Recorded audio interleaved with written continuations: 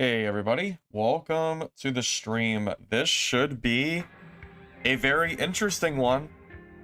All right, we are going to take a little bit of a detour from Dark and Darker today because I want to talk about the very interesting is a word.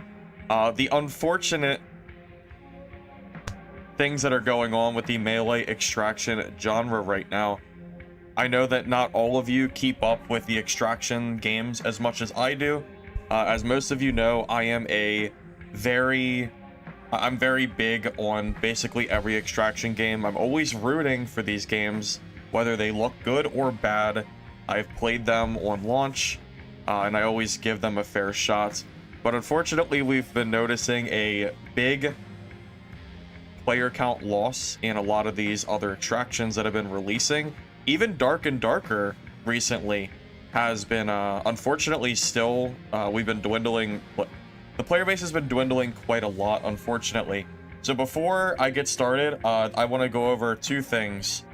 One, I want to go over the games that I want to look at today, and I want to kind of go over and discuss what I think is going wrong, and or kind of what you guys think about what is so unappealing about these games. And if you think it's a genre issue, do we think is it the melee extraction genre that's bad? Or is it something else? Is it just the games that we're getting are just garbage? So, mind you, the musical pause just because Midnight Walkers is kind of weird.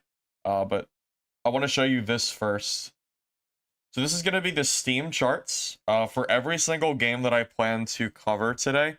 I'm not really going to talk about Dark and Darker, but I do want to talk about Dark and Darker as well, just because I have been noticing even that game has been having some issues as well recently. First of all, welcome Sharpie. Hey Aaron. Hey Terrell's Doom. Hey True Lost. Hey Obsidian. Hey Red. Hey Skeleton Footman. Hey Ouija. Hey Aaron. Hey White Oil Otter. Hey Jim. Welcome everybody. Hopefully I can make this stream entertaining for you guys. I personally, this is something that I wanted to do for Dungeonborn. And around that period of time, I was not streaming actively. So I never got a chance to do a final Dungeonborn stream like I wanted to. And I've always regretted it, because I always wanted to do one last send-off for that game before it died off. So I am not gonna let it happen this time. Because if you don't know, Eldegarde is officially shutting down on March 31st. This is gonna be the first game that is officially closing down out of the list we're gonna talk about today. Midnight Walkers. We're gonna talk about this game first because it's the game that is not technically dead, but it's dying. So when Midnight Walkers released, released it without 2.6k players, and I personally was very excited for this game. The reason was it was gonna be, it's supposed to be like a Dark and Darker like game, but it's a zombie extraction title rather than, the fantasy like D&D based game. And I personally thought that idea would be pretty cool. Unfortunately, this game does not seem to be doing super hot. If you look at the charts that we've had for the most recent update, which was the seasonal wipe, they only had about 600 players total at peak. So, yeah, Midnight Walkers, I think, is on its way out at this rate, unless the devs can pull out a miracle. I don't know what they can possibly do. But yeah, we're going to talk about this game first.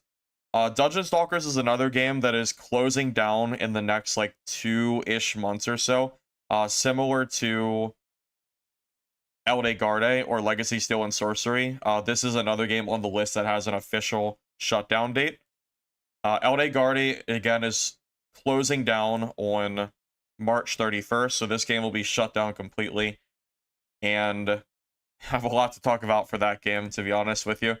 The Cube Save Us was a game that released recently. I played it for a total of 3 hours. This game was hot garbage. So I played it on March 18th, a week ago, and I even said on release, I said in 1 week, it's gonna lose most of its player base, and it's going to already be dead. And that was when the player base was at 5k. And here we are a week later, and they're already down to 500. I have some things to talk about this game too. It's brand new, but they did some putrid shit.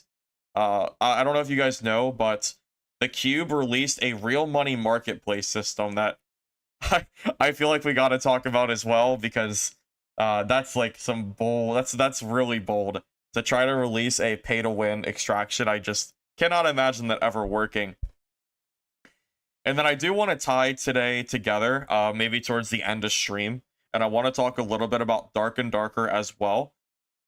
So, I of course have the most to talk about, specifically for Dark and Darker, because this is currently the game that I'm actively playing, and I think this season for Dad has been one of the better ones that we've gotten, but we're still seeing not really any player growth. We're still seeing a decline in total players. Even from season to season, we're still seeing a big decline. So, I know the most about Dad, obviously, here, but we're going to save this for last, because I want to go over the games that are actually dead and dying first, and then we'll talk about what the hell's going on with Dark and Darker, because I am very sad to see the player count is going down for this game too.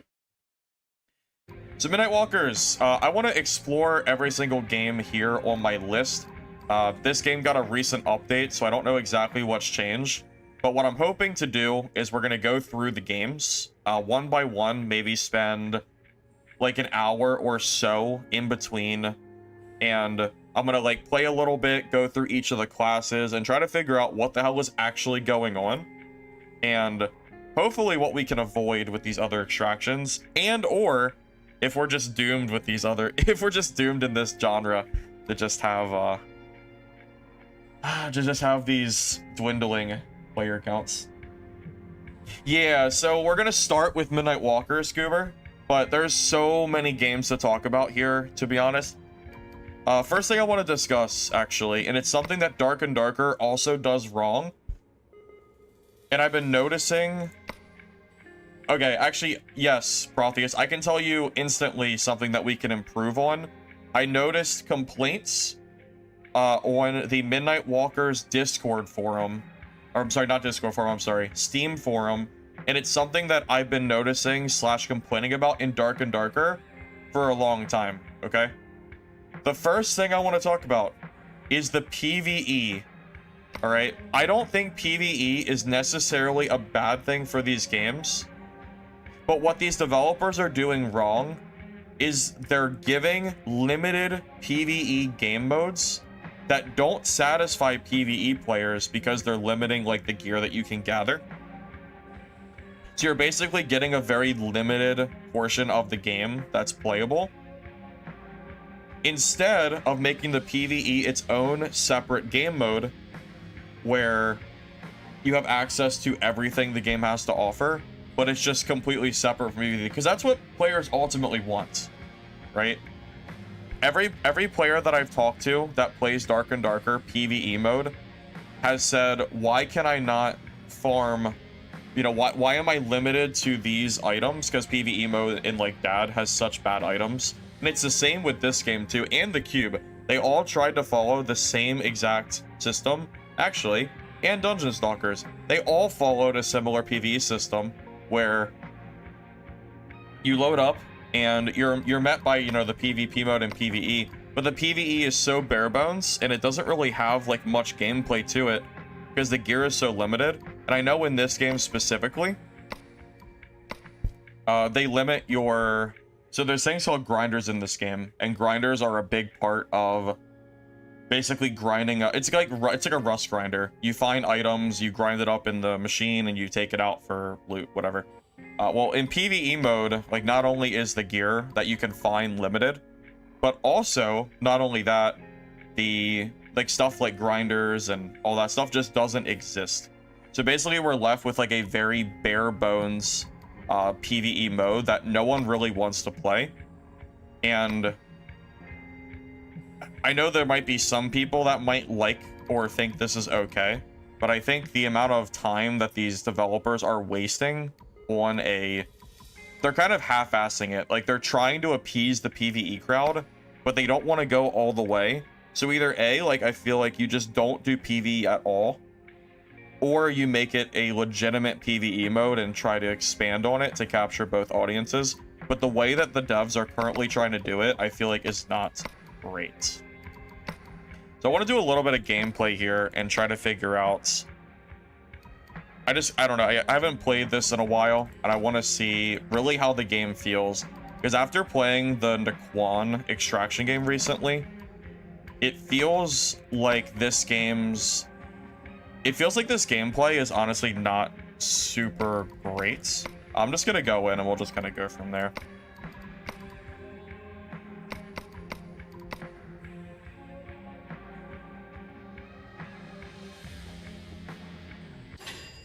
Tarkov has it where it's a separate game mode, but you can access all content in PvP mode.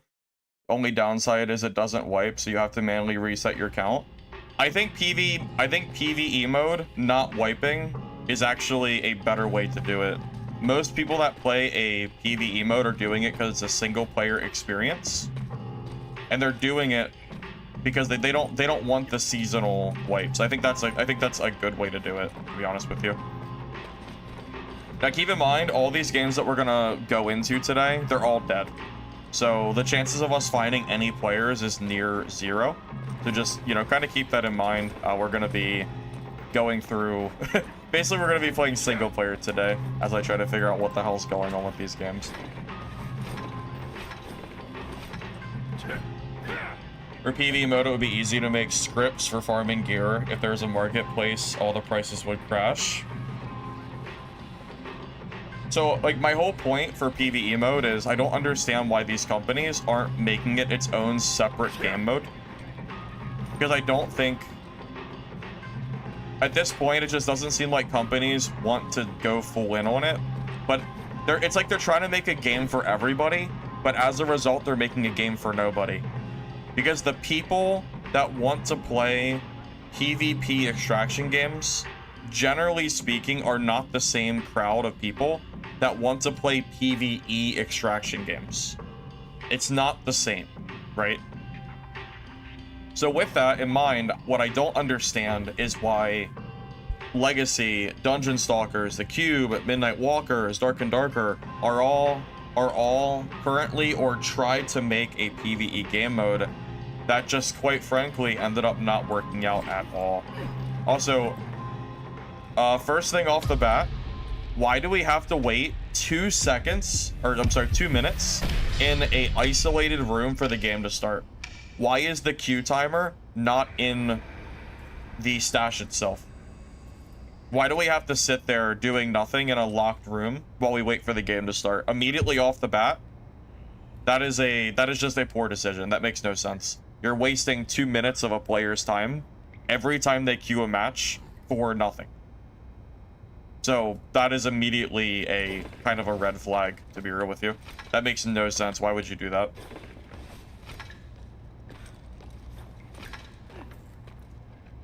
So I have played a little bit of this game before. One thing I will mention is I know that PvE, I know that the loot is pretty bad here. So I'm not going to be able to really talk about the rarity of stuff because I know it's like pretty garbage. But I do have the advantage of, since I played this before, I can talk about how the looting is in this game. So one thing that I actually dislike about this, the looting, and I'm not super surprised that it's having trouble, is Midnight Walkers is a lot different in the gear that you can find versus something like Dark and Darker. I feel like in Dad, most of the loot you find is useful. Either you find gear, you find like treasures, or you find like monster or like, you know, enemy quest items that you can either use for quests or trade with other players, whatever have you, right? In Midnight Walkers, a lot of the loot in this game is like this. It's like this random thread that's used for crafting, and you might think, okay, it's fine if you find some items for crafting here and there, but no. Midnight Walkers takes it a step further, and you'll see when we get towards the end of the match, it's like, it's inventory bloat. The amount of random items you can find in this game is very excessive, And I think there was a point in time where there's such a thing as too many items. Does that make sense? You know, because if you have, you don't want too few items, because if you have too few items, then the looting feels boring and it feels like you're looting the same thing over and over again. But at the same time, you also don't want there to be too many items, because otherwise what happens is you end up with inventories that look like this, where you find like a random lock, some scrap, like the amount, it's just, that's all I can really say. The amount of items that I remember that you find in this game is, it's pretty poor, to be real with you. I don't completely understand why they decided to go this route. And Midnight Walkers is on the bright side, actually one of the few games that could come back. Most of the games today are already dead, or like, you know, on their way out. Midnight Walkers still has a chance to come back. So, you know, I would love to see maybe maybe they can still figure out how the hell to save this game. But yeah, the loot is pretty boring. A lot of it is random junk that no one really cares about. Another thing that Midnight Walkers has or doesn't do that I think is important to mention is the zombies are very easy. So anyone that watched me play Naquan it probably remembers that I gave a like positive feedback that I'm happy that the PvE has more weight to the game than the PvP. So I don't know, I mean, I know a lot of you guys might not play every extraction game out there, but I'm sure a lot of you guys would agree with me that Dark and Darker is it's almost like a PvP arena game. Like once you get past the early game and you learn how to play Dark and Darker, most of the end game, like HR gameplay, is go into the match, speed run clear the mobs, and then PvP for the game. It's exactly, Sebu, exactly. It is a glorified PvP arena. That is exactly how these games are working, like Dark and Darker. I'm just using Dad as like the good example because, you know, it's like the most active extraction right now. And what Naquan did differently is it takes away this glorified arena gameplay, and instead we have, sorry, volume's a little bit low for me. Instead we have, you know, zombies that actually feel scary, impactful. Have you noticed since we've started playing this PvE mode that I haven't gotten hit by a single zombie? Look how easy this is. How are you supposed to keep players engaged in your game if zombies are this easy to fight, you know?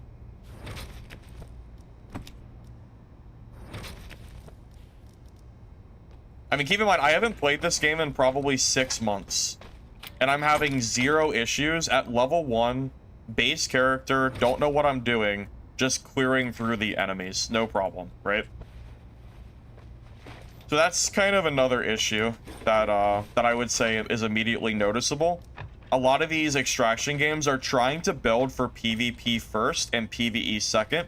As a result, the PvE is just extremely easy, and without a challenge, of course players are going to get bored. You know, like this is like I wish I could express to you how boring this combat is, but you can probably just tell from watching me. This is not interesting at all. You know, fighting these zombies and just killing them for free, like one at a time, this is not scary. I'm not in fear for my life at any point. We're just kind of playing the game, you know? And ultimately, that is what, you know, that's what I think extraction games are doing wrong. I think extractions need to be going more into, I'm not saying that extraction should be a PvE game, but I think extraction should be spending more time to make their PvE fun and interesting, so that way the only thing that is fun in your game is not just PvP. Because when I play Dark and Darker, if I'm not PvPing, the game is boring. When I play Midnight Walkers, this PvE, these zombies are boring. Nothing about this is fun. When I played Naquan, the zombies were kicking my ass. You know, there's a shit ton of them. They come out of nowhere. The alarms, there's like ways for players to like summon zombies at you. There's a lot of things that you can do in that game. I would love to see games like this incorporate. Now, just to be clear, I don't have any damn clue if Naquan will even be good. That game could end up being shit when it releases. Just to be clear, I'm only specifically talking about the PvE difficulty of the game. I just want to be upfront and open because I'm not sponsored by Naquan. I don't care if the game, like, I don't care if you play the game or not. I just want to specifically talk about the difficulty aspect of PvE because I think it's very important to discuss. And honestly, I don't have any other good example to give you that's extraction that does PvE correctly. So yeah, from what I can tell, Midnight Walkers basically tried to make a Dark and Darker mimic clone-like game. Like, it's not a direct copy of Dark and Darker, because I hate when people just call a game a copy. But very clearly, Midnight Walkers is trying to make a Dark and Darker-like game in a zombie environment. But as a result, it's a game that just feels lackluster and boring, you know? And also, another thing that's just general topic discussion. We already talked about PvE mode being you know, it has the worst drops in the game, right? So if you want good gear, you have to go to PvP. So what I want to ask you, and what I want you to, so I want to ask you guys, what reason is there for a PvE player to want to play a game like Midnight Walkers, where the loot is unfun, they nerfed it on purpose, there's no grinders, so you can't even interact with the game systems? But not only that, the game is so easy, there's no stimulation. So, like, my question to you is, what is the point? Why are these extraction games making these super easy, boring modes that no one wants to play, right? So again, I mean, like, it's all the same. Keep in mind, I've explored most of this floor at this point.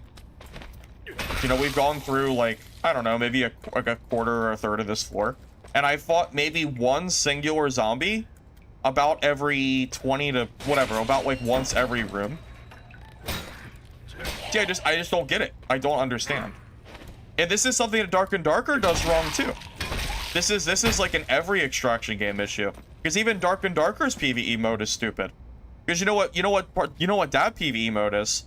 It's people speedrun clearing PvE with super high gear to boss farm, and everybody building high resourcefulness kits to like grief people and looting, so that way they can make money for PvE mode.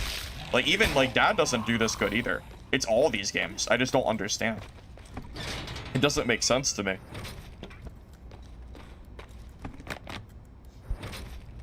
So there were a lot of people asking for Dark and Darker PvE mode, but that's not the issue. I don't think having a PvE mode is bad. The issue is that the PvE modes are easy, and they're lackluster / half-assed to the point where nobody wants to play them. So then it's more of a result of, well, no one wants to play it. Like, who wants to sit here and play this PvE mode? Obviously nobody does, because the game has 200 players. And that's not, but it's not reaching a casual player base. It's not doing it though. That's the problem. Because they're limiting the game mode to such a degree that even casual players don't want to play. Because if it was truly reaching casual player base, then the player base would be higher. The player base actually went down from the initial release and has only continued to drop, even with the release of this PvE. What it feels like is these developers are trying to appeal to casual players, but they're not releasing good PvE modes. They're kind of just throwing something together that doesn't work for their game, and they're just kind of calling it a day, you know? No, I get it. I agree with you, Aaron. The intention is to reach casual players. I understand why they're doing it. The problem is it's not working. nothing about what these guys are doing is working for trying to reach casual players for PvE. Because PvE players want they want actual progression. There's no progression to be had in these PvE modes. What is there to progress? The loot has been nerfed to the... Like, look at the loot I've been collecting. I got this random hammer. Acting like it's all trash. And if I kept playing this for a few hours, you would see my stash would be filled with nothing but scraps, you know? And that's really the issue, is that you're trying to appeal to casual players, but you're not doing it in a good way. You're doing it in a way that the casual players don't want to play your game. But now the PvP players are also being hurt because you're wasting time on PvE modes that are just bad for the game. So now again, you're trying to make a game for everybody, but as a result, you're making a game for no one. Because the PvE players don't want to play Midnight Walkers, the PvP players don't want to play Midnight Walkers, and now everybody just moves on, and eventually this game is probably going to die, you know? We're at this like weird spot where Midnight Walkers is still technically an active game with like 200 players or something, but it's not going to be long until this game is probably like has a shutdown date, you know? So yeah, that's kind of my long ramble on my issues with PvE modes in this game, and I'll probably have this discussion on the other games as well, because the other extractions all have the same mistakes. Am I currently playing? Yeah, Hassan, we're gonna be playing all of the dead extraction games. We're gonna be visiting them today. This is gonna be a little bit of a different kind of stream. I thought it would be interesting to kind of look at and see what these games are all doing wrong. Because so many extraction games recently have been dying off that I think it's a real shame. And I think it would be interesting to kind of like discuss and talk about it. So we're gonna look at Legacy, Steel and Sorcery, Dungeon Stalkers, The Cube, Midnight Walkers, and anything else that I can think of. We'll go over like a little bit of the gameplay and we'll kind of discuss like kind of what went wrong. Yes, I will be playing Legacy today as well. Or Eldegarde, whatever you want to call it. Yeah, we're gonna visit everything. Dungeon Stalkers is closing down, but it's still up until June, so we will be able to show off gameplay before it closes. Eldegarde fully closes on March 31st, so we have about 6 days before that's gone. Yes, you can play Legacy because it's up for another, yeah, it's up for another week. So if we didn't do this stream today, after not too long, we wouldn't be able to do it anymore. I even said, you might not have been here when I mentioned it, Zell.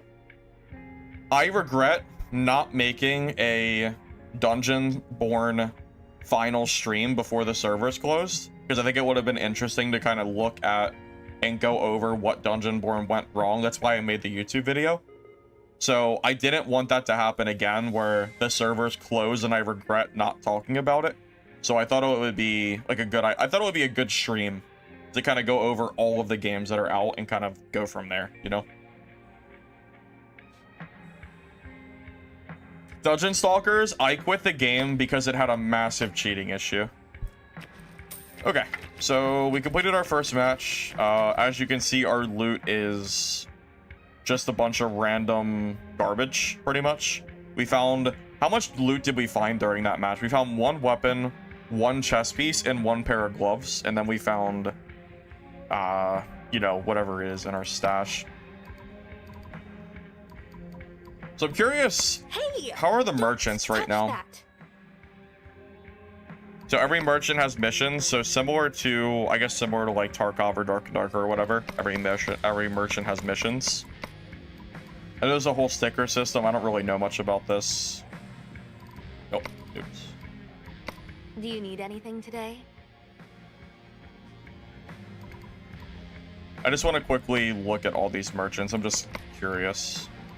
What can I get for you?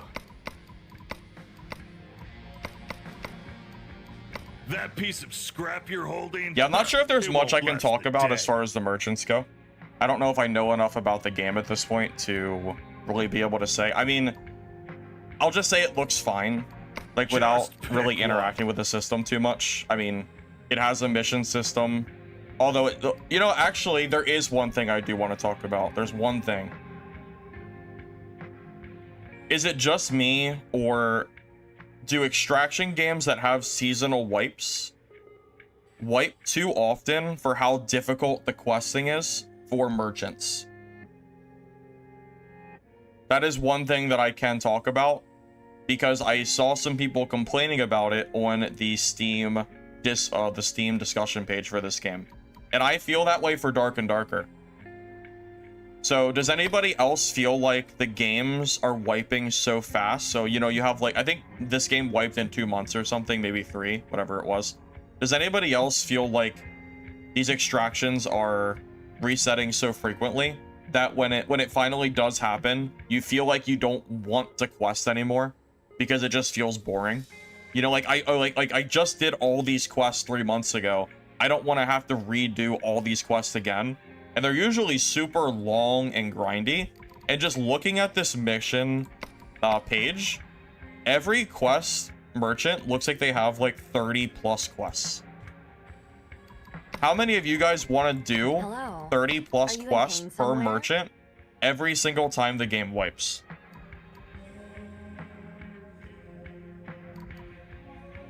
And you know, I don't exactly know a good solution for this, because you have really 2 options. Either A, you don't reset vendors, but if in that case, you don't really have the same feeling of having a fresh reset.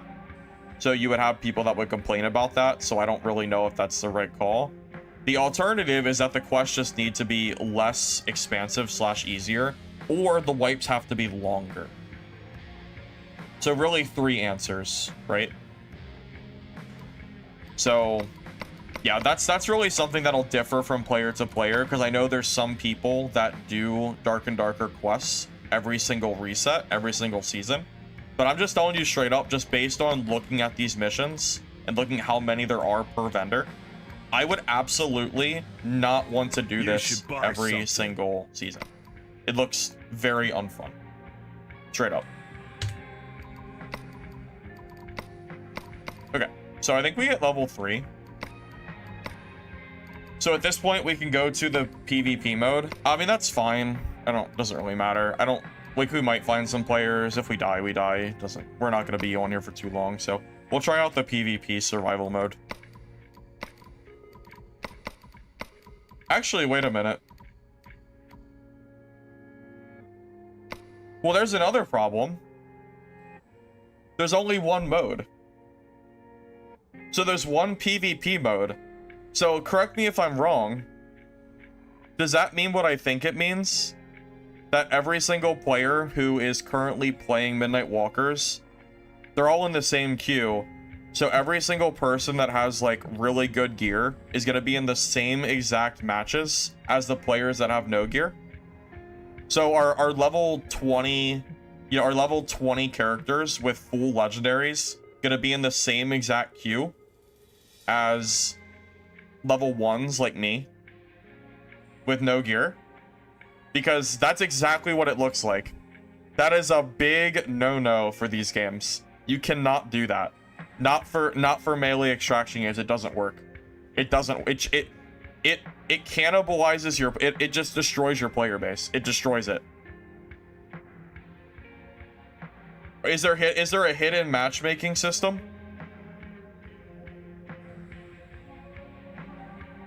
Well, I don't know. I don't see a matchmaking system. I don't see a gear score system. It's at least not inherently obvious. If there is one, it doesn't show up anywhere.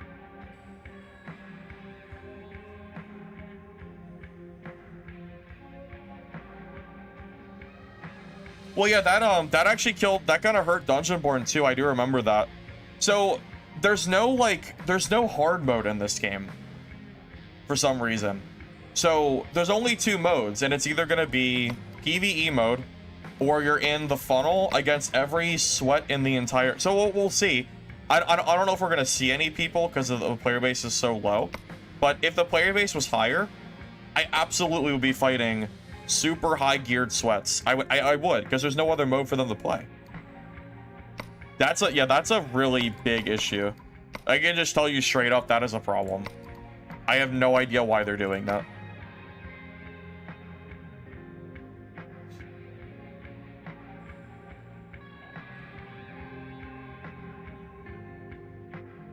Well, the reason you're probably not seeing like super high level geared players most likely is because the game is such low player pop. If the game had a reasonable player pop, that would 100% be a big issue, I promise. Speaking from someone who played Dark and Darker at a time when normals was all gear was allowed, and it had a big player pop, I would very frequently run into full legendary geared players against Squire gear in old Dark and Darker, which 100% like was not okay.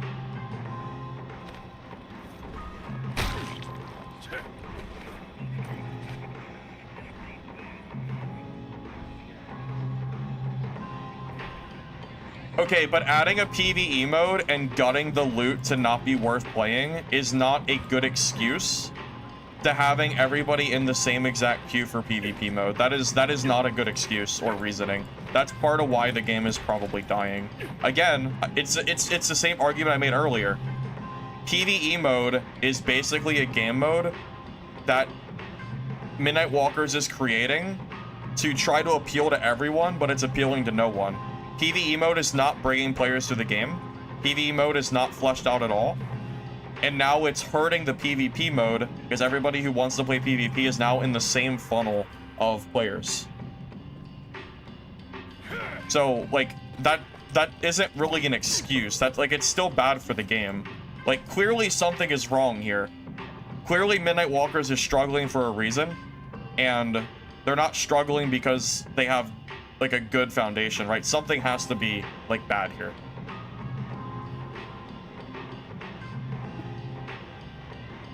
Well, the PvE mode is like, it's easy. That was like, it was just, I don't even know what else to say. The PvE mode was so easy. So I don't even really understand the point of playing there. Even if you only like PvE, I don't know why you would play it, because it's not going to give you a challenge.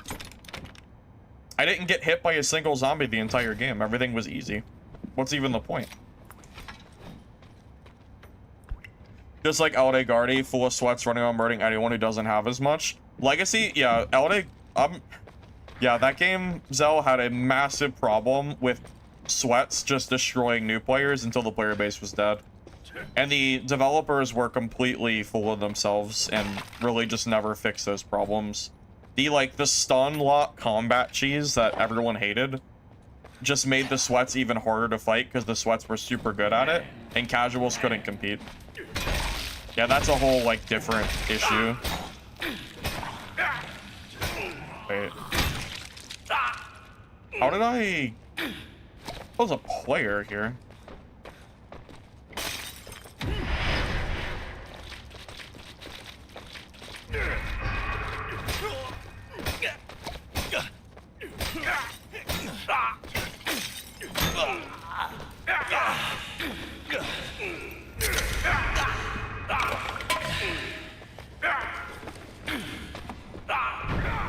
Oh, doors just shut instantly in this game. So it has the same problem Dark and Darker has. Why are doors shutting instantly like that? Did you see how quick that shut? There was no animation. That was an instant close. That was kind of garbage, right? You see that? There was no interaction time. That dude ate like 7 melee swings and then instantly shut that door and was gone. What is up with these developers and creating these stupid door mechanics? What is it about this? I don't get it.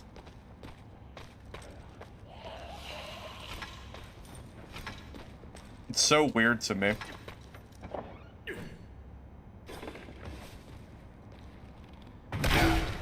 You can break doors. I mean, I guess that's a solution at least. It is always funny to me to see, like, it's still very confusing to me why you would ever have a door mechanic like that.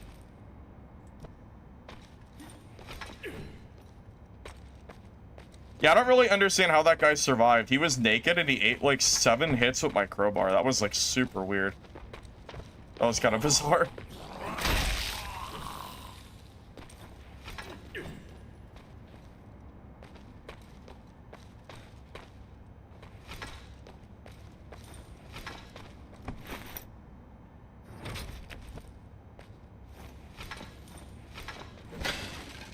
Nuna is looking weird. Yeah, we could call it that if you want. I guess. Yeah, something like that.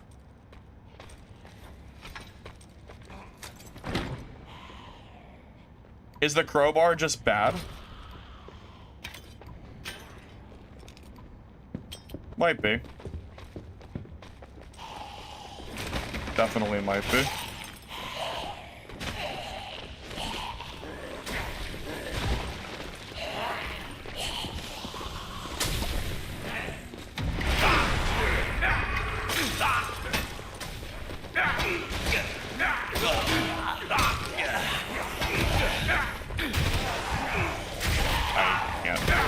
Alright, well, I'm done. Alright. Alright, well, it's fun.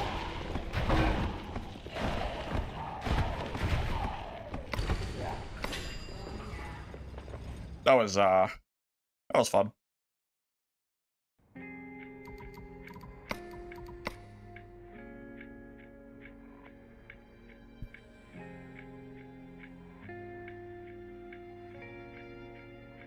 Yeah, that naked guy spent the entire game just throwing drinks at me, and he just ate. I feel like my weapon did no damage. That was like super weird. Is he taking no damage? Would that be funny if he was cheating? I doubt it, right? Is this the last? I actually quit this game on release because it was full of cheaters, but I don't know if he's cheating or not. I doubt he is. Not really sure exactly what was happening there. Maybe that weapon is just garbage and doesn't do any damage.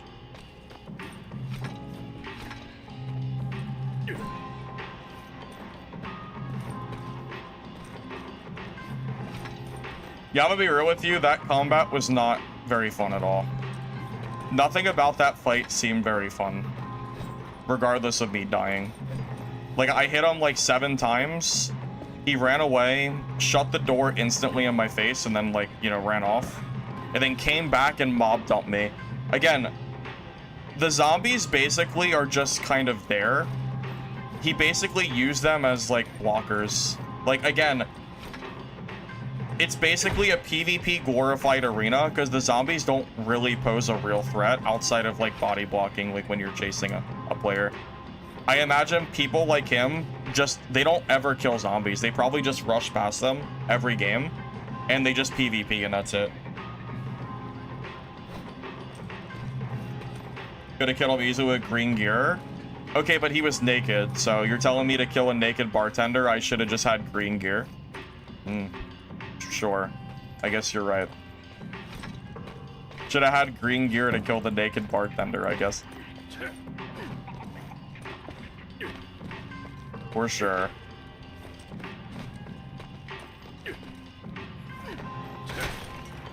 Yeah, that weapon seems like ass. That thing, I think I hit him like 7 times and it just didn't do anything.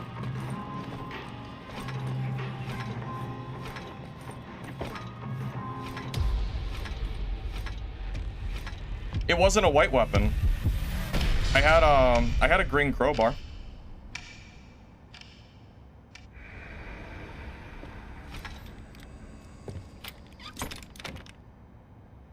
But yeah, regardless, that fight did not seem like fun or interesting at all.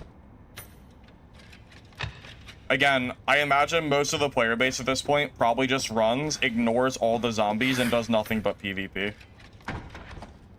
Like, this is not fun gameplay. This is probably why the game is dying. I don't see how anybody is enjoying this.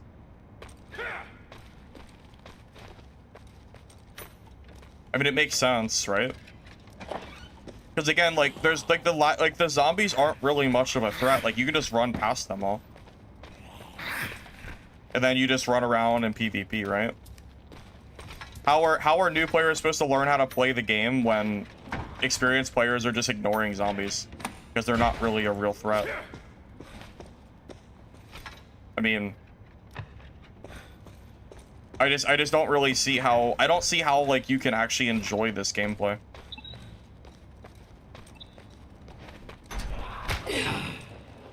And honestly, I don't blame the players. The zombies are so boring in this game, I don't see why you would bother to do anything but PvP. I mean, it's not like they drop any good loot or they're a challenge. They just, I mean, they body block you, so I guess in PvP they can screw you like I did in that last fight, but outside of like the body block from PvP specifically, I haven't noticed like any issues with fighting zombies on like a normal like base. It's not like they're hard.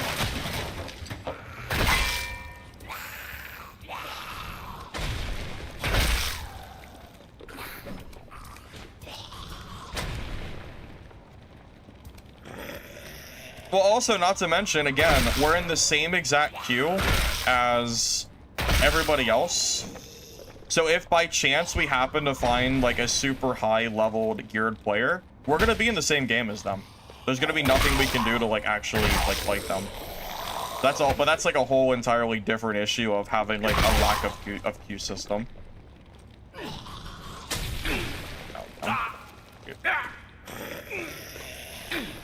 Wait, I guess this guy hurts at least, because I had no space to like move.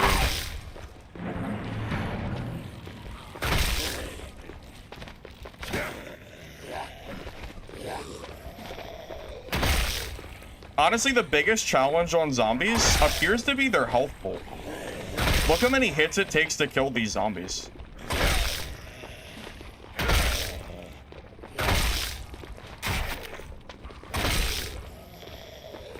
Like 20? I guess I'm gonna die here just because I guess they two-shot you. So I guess that's the risk of zombies. They can like two-shot you.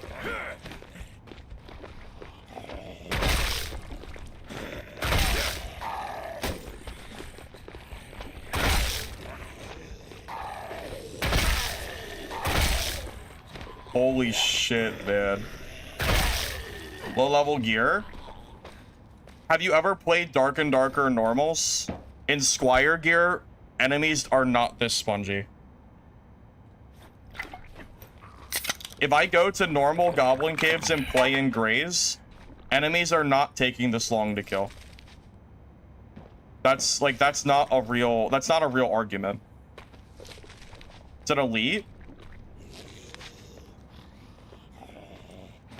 Even elites, I would say, don't really take that long, right? In Dan? Think of like a normal centipede. I don't think they take that long.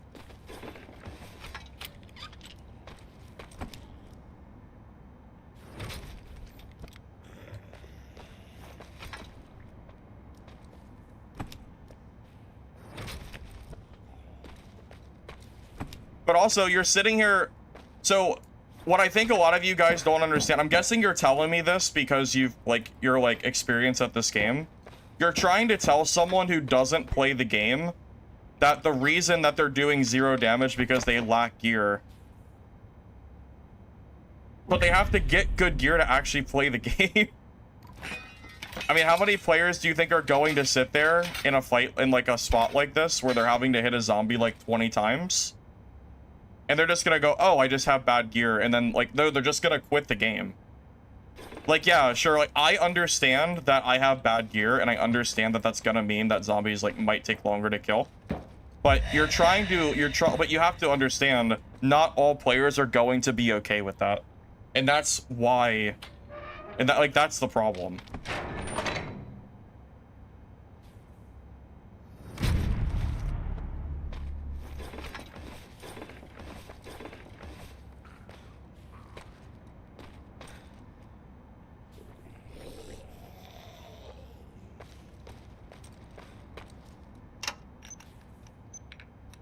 Well, I'm stating things from a new player perspective, and clearly that's why the game is dying. Because the new player experience is not great.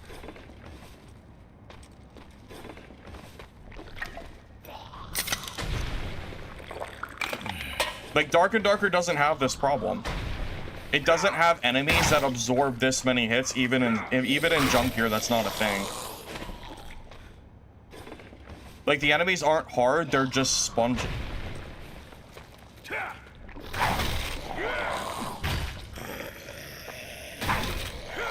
Like, there's a reason Dad has, you know, 20 times the player base as this game does.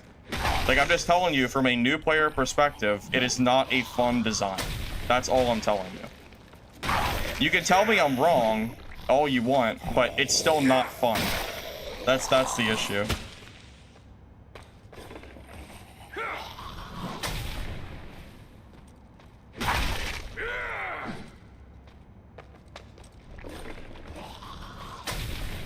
Yeah, but Dark and Darker never had a player base as low as Midnight Walkers has.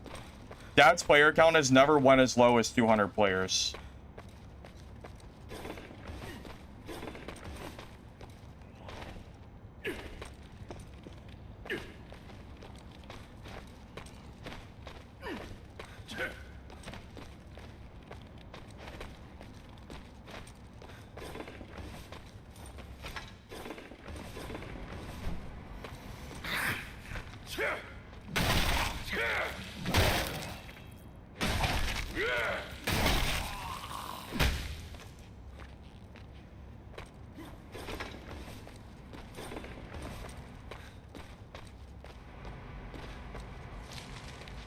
Yeah, I feel like some of you guys are trying to sit there. You guys are acting like I don't understand that I have bad gear, and that's part of why the zombies aren't dying. But I'm telling you, from a new player perspective, it's gonna be why you can't maintain players.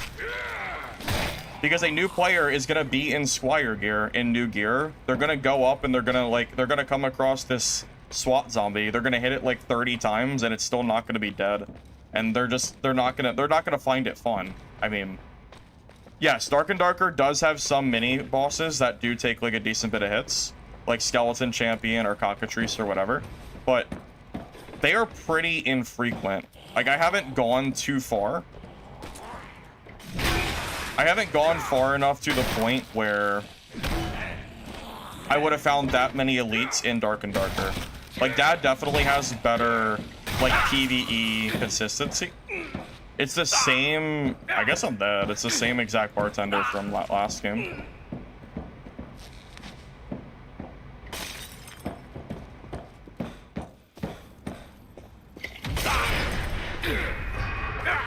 Is this the game? Is this the PvP? Naked bartenders running around just... This is actually so... How could anyone play this game? This is so stupid.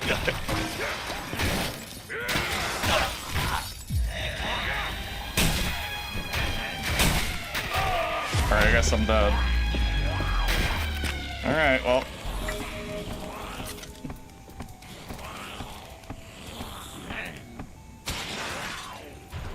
Well, there is nothing fun about this PvP. This is actually so stupid. Is he cheating? Like, does he have infinite health? I feel like I keep hitting him and he just doesn't take any damage. Am I tripping?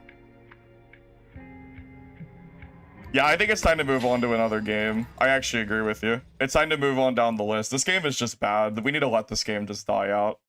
That guy can feel free to do. I don't know what's going on there. Yeah, we're just gonna leave. This game is bad. This PvP, like, go next for sure. All right, well, that's Midnight Walkers. I don't know if that bartender is playing legitimate or not, but I hit him like 7 times in the last fight and he didn't die naked. And then I hit him with 3 hits with the shovel in the head or upper body and he still just like didn't care. I don't really know what's happening, but yeah, we're gonna move on from this game.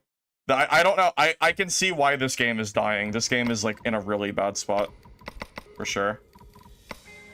We could quick recap. So PvE is not fun. The loot is bad. PvP mode, it throws all players into the same map pool. The PvP doesn't feel great. I don't even really know what to say at this point, honestly. We're just gonna move on to the next game. I can clearly see why this game has such a low player pop. Yeah, it's very, like, obvious. Alright, what's the next game on our list? What do you guys want to check out next? So we have Dungeon Stalkers, we have Legacy, Steel, and Sorcery, we have The Cube, which I will say we'll do last since I streamed it last week, but I am a little bit curious if the game looks any different, but I know it's going to be terrible. This will be like a short and sweet one. Really, Dungeon Stalkers are Legacy, Steel, and Sorcery. What are you guys thinking? Legacy, Legacy, Legacy. Well, I see like 5 Legacies, so we'll move on to that game. You got it.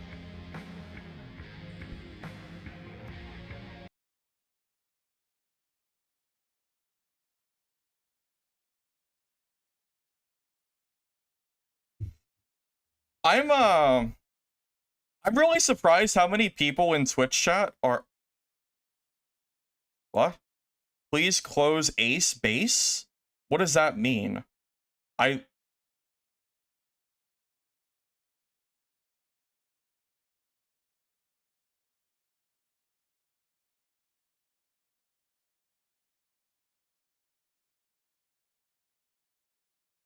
don't know. Maybe Midnight Walkers was open or something. Yeah, I don't really know what happened there. Okay.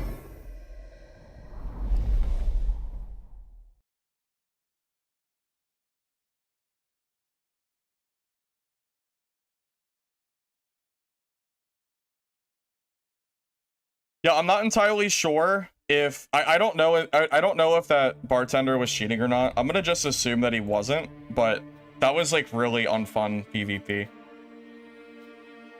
So basically, the entire fight was him running around naked, so he was fast, so he was like, I guess, max movement speed, and just throwing drinks, dealing damage, and then he would just ignore all the zombies and do it over and over again.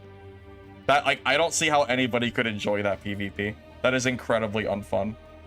And I'm not surprised to see that either, because Bartender's always been, like, busted as hell in that game. So that doesn't surprise me. Class was broken even when I played it in the old playtest. But yeah, I'm really surprised that anyone can even defend Midnight Walkers. That game, like, you shouldn't be defending it, because if you want the game to not die, it needs to change. I mean, the game is probably going to be closed down in the next few months at the rate it's going. But we've seen it with all these games. I mean, I don't really know what to tell you. I mean, you can sit there and defend like Midnight Walkers all you want, but it's not going to do it any good if it shuts down.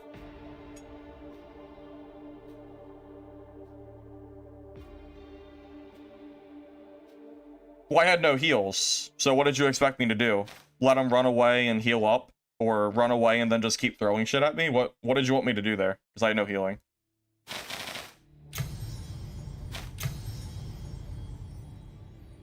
Do you think it's fun PvP for a naked bartender to run around ignoring zombies while he chucks damage-dealing poisons at you over and over again, and that's the entirety of the PvP? How is that fun for anybody?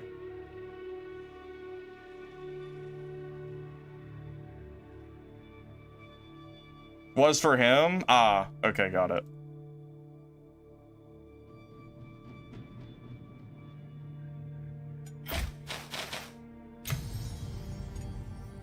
Alright, so Legacy, Steel, and Sorcery is shutting down March 31st. It will no longer be playable in a week.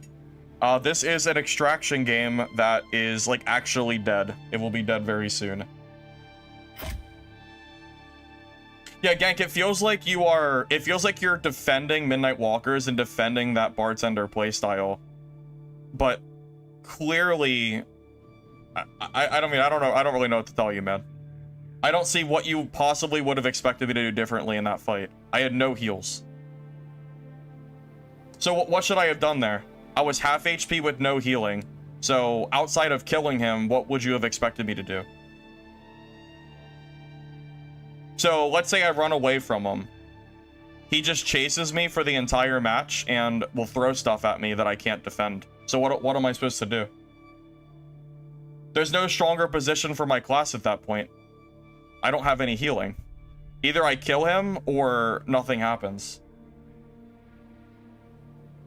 I'm moving on from this conversation. I don't like Midnight Walkers anyway, so it doesn't really matter. We can agree to disagree and move on. That game sucks anyway. So. I mean, it's fine. I'm not worried about it. It's really fine. I don't need to be right here. Like, I'll just say you're right and we can move on, because I really don't care. I don't care about Midnight Walkers. It's fine. You're right, I'm wrong.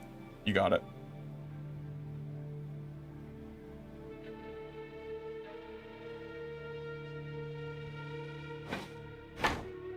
Alright, so Legacy, Steel, and Sorcery. If you guys are not aware,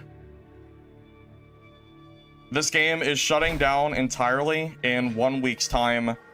This is a lot. Anyone who has been around in the Legacy Discord / community for a while now will know that the developers are always bragging about how they were ex-Blizzard developers, and they kind of use that as like the foundation of the choices of their game.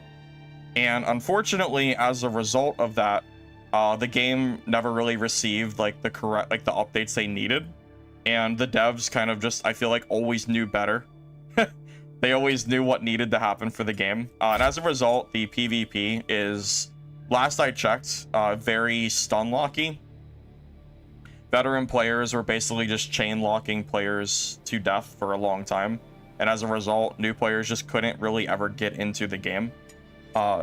Legacy then decided to release a PvE game mode, and it has the same exact issues as every other extraction game has, where the PvE mode has terrible loot. If you want good loot, you have to go to PvP mode, and PvP mode in this game is all players are in the same matches. So regardless if someone is level 1 or 15 or 20, legendary gear, purple gear, whatever, it doesn't matter.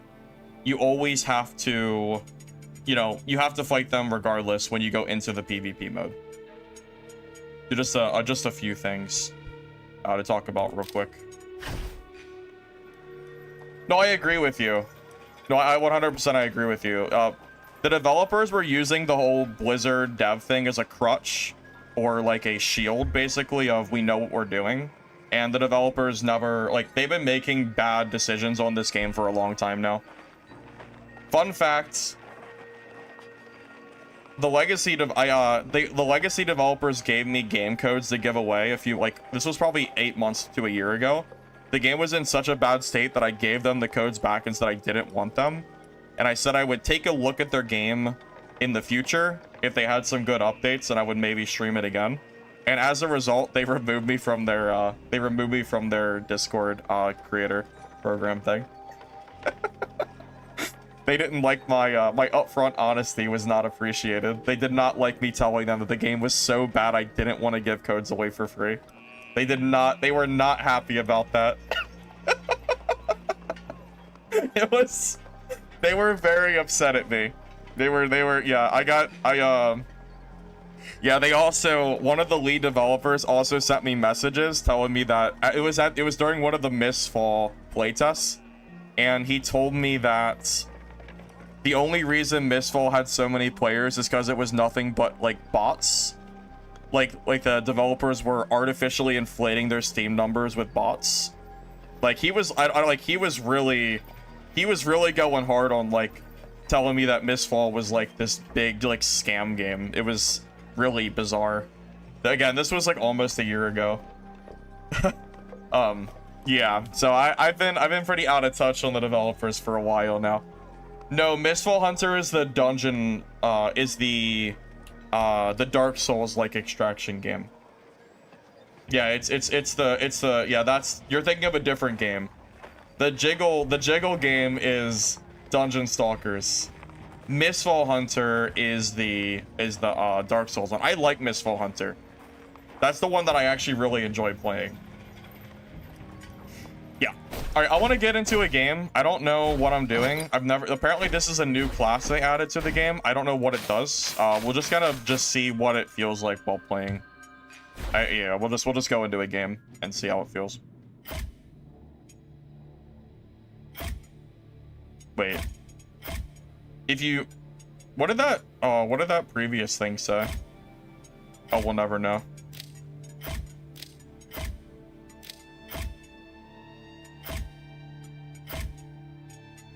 We'll never know what it said.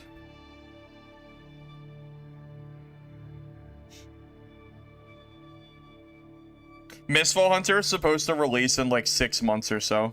Around July. Or no, I think it's around July.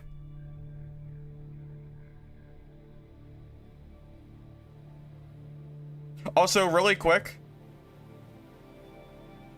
I enjoyed Midnight Walkers during the old playtests. But I think the game has gotten a lot worse. Like, I think the game has gotten a lot worse since the old playtest, so I don't really know what the developers for that game have been doing.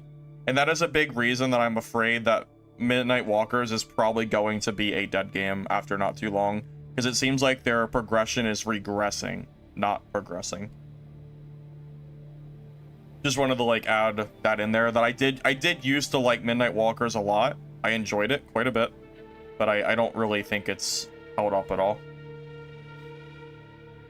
Is this game gonna work? The developer said the game will be up till the 31st, but it sure don't seem like it's working. Okay, we actually did get in. I thought it was gonna not work.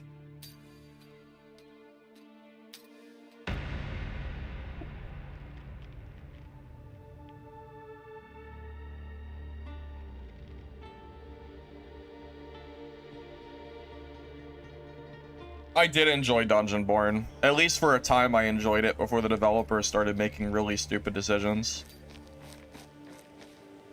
Alright, so right off the bat, let's just talk about the environment, like the scenery of the game.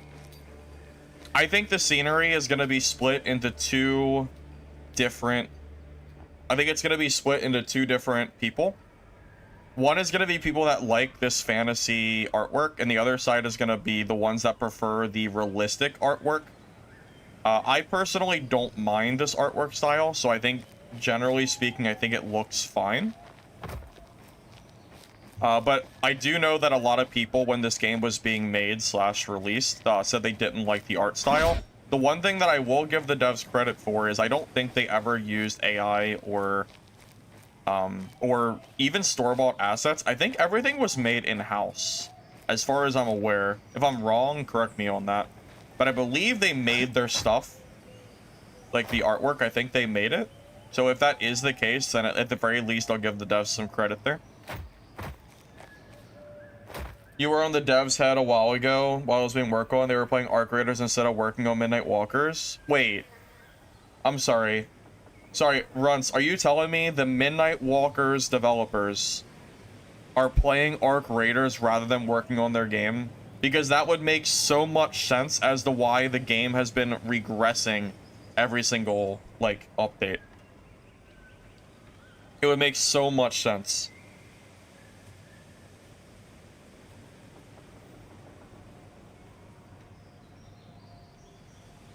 Legacy is back? Who's gonna tell him? Who's gonna tell him, boys?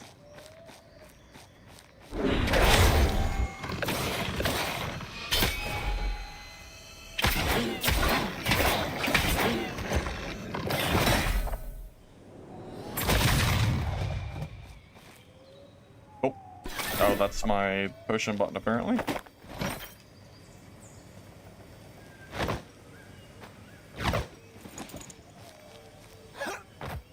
Who's gonna tell him, man? No, Legacy is dead, man. This game's shutting down in a week.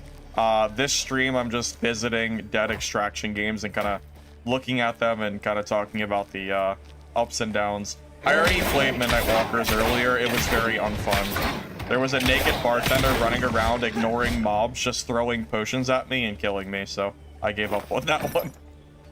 Yeah, we've moved on from that.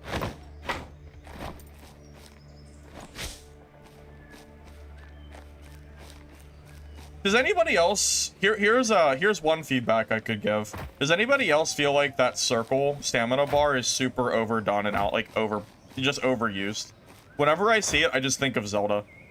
I feel like having that bar in your game makes it feel like it's not very unique or original. It just feels like a used asset from another game. Does anyone else kind of feel that way? Like, it works. It's not that it's, like, the worst thing in the world, but I don't know. Something about that bar makes me think too much of too much of Zelda, or yeah, what is it, the Breath of the Wild or whatever. I definitely feel like I definitely feel that way.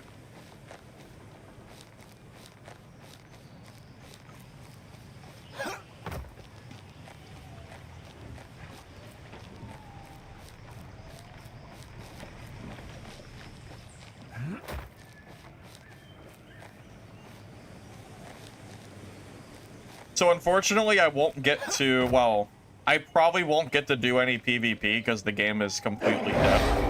But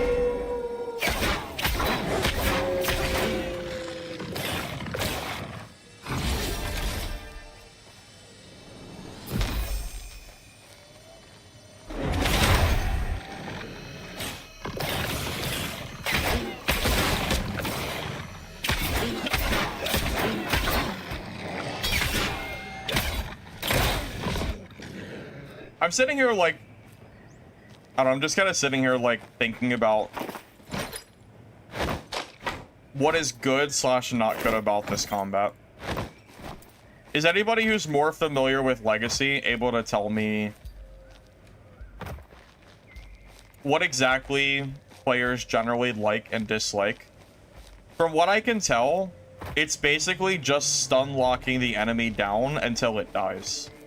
Like this, so like this goblin here, for example, you spam left click, and eventually it just dies because it keeps getting stun locked over and over again. So the PvE is mostly just, I mean, it's just stun lock gameplay, right? Am I tripping on that? Does anyone have any, I don't know, feedback for that?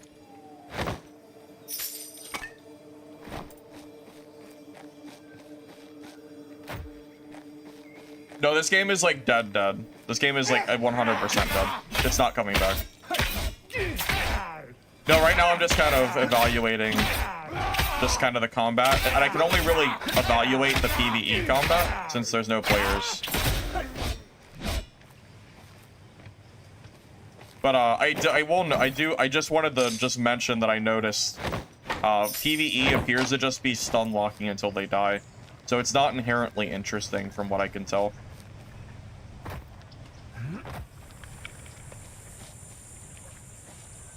This looks like Steel and Sorcery. It is Steel. It is Legacy Steel and Sorcery. What do you mean? That's what this game is.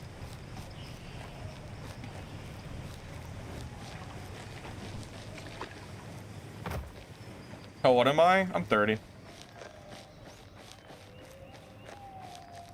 This is the game that I played when you followed me? Real? That's crazy. Because I don't feel like I played this game for very long.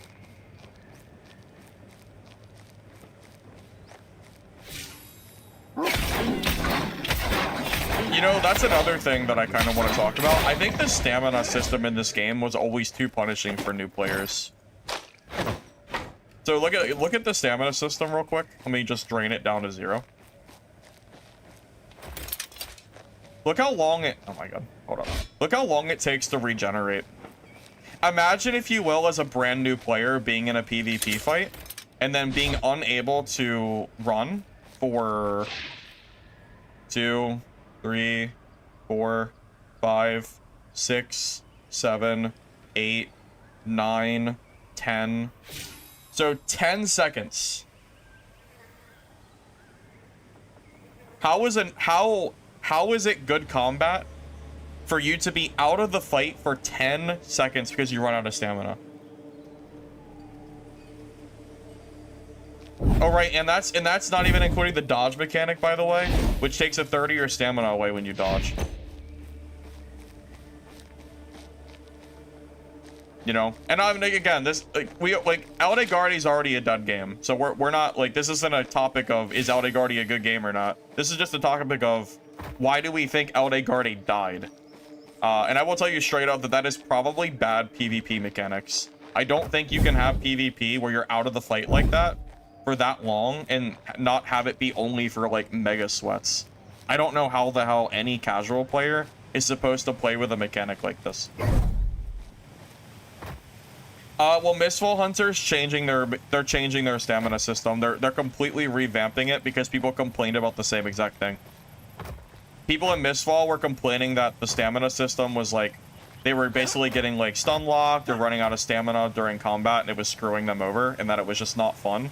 And as a result, Mistfall said, okay, you guys don't like this system, we're going to delay the game by 6 months and change the system entirely. So yes, Mistfall Hunter has a system like this, but it's not going to be in the game when it releases. So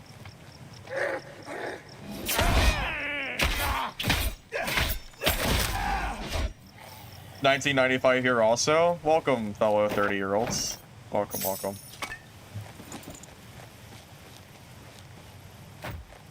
I don't even know if Eldegarde is worth making a video on, to be honest. We'll see. But no promises on that.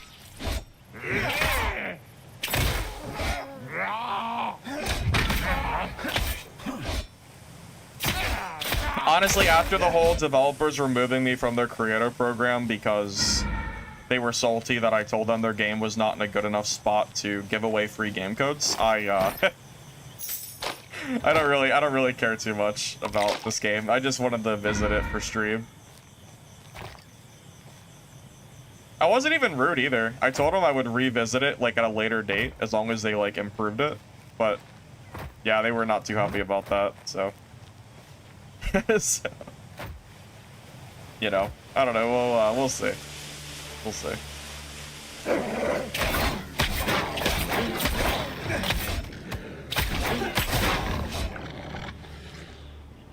Oh, you're pressing the wrong button. Used to my dark and darker buttons.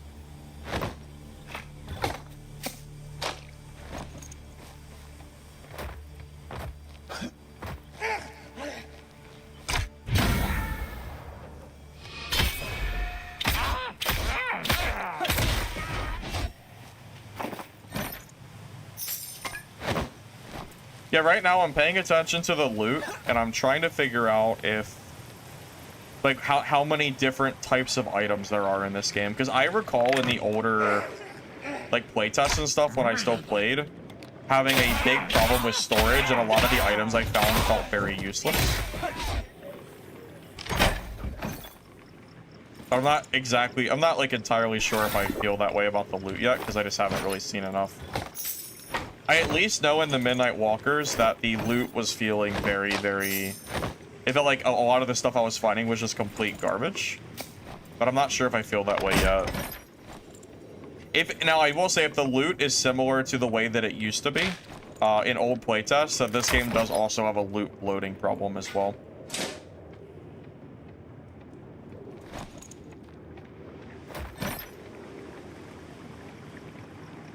Honest feedback blacklisted? Yeah, exactly. I mean, yeah, that's how it felt.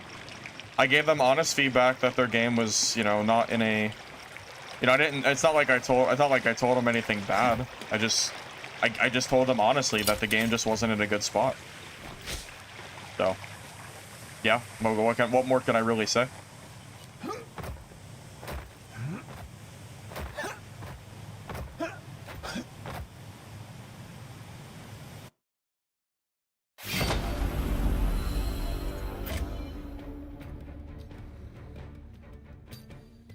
You know what? I can give some feedback on, like, gear and stuff based on the, you know, just based on my previous play. So one thing I do recall is early on, I'm talking probably almost 2 years ago, whenever the game was at, like, really early alpha, I asked the developers two things. One, I asked them if we were ever going to get a sort stash tab. And two, I asked them if because like this game has too much loot and your stash chases fill really fast, I asked them what their plans are for, you know, when players like loot table, or, you know, when their stash fills up, do they have any plans to try to make it a little bit less bad? Not only do they never add a sort stash tab, which they said they would almost 2 years ago. Sounds like Dark and Darker a little bit. I've been asking for sort stash and dad forever. But also their stashes are so limited.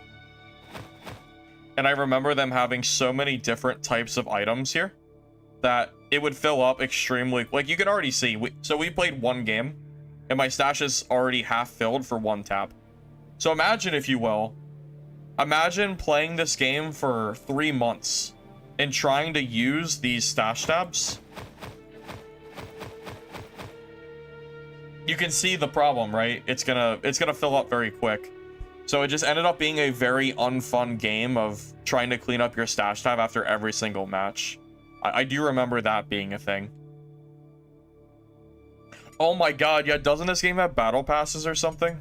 I think this game, yeah, doesn't, it has something like that, right? Yeah, so you can buy cosmetic packs, right? What is it? So it's $1 for 10 teeth. So yeah, if there's one thing they did manage to add, yeah, don't worry. The game might have been suffering, but at least they added paid cosmetics. Yeah, so they added like skins or whatever, which is fine, but I think there's a battle pass too. Pretty sure. Where's it at? Quests. Yeah, here it is. Campaigns. Yep. So this right here, you have to complete the quests. You have to complete through everything here. And then you also have to purchase for $6 the pass itself. And then you get to unlock the cosmetic. I always thought this was a really weird way of doing things. Like, you can complete the pass without it, but in order to get the item, you do have to purchase it.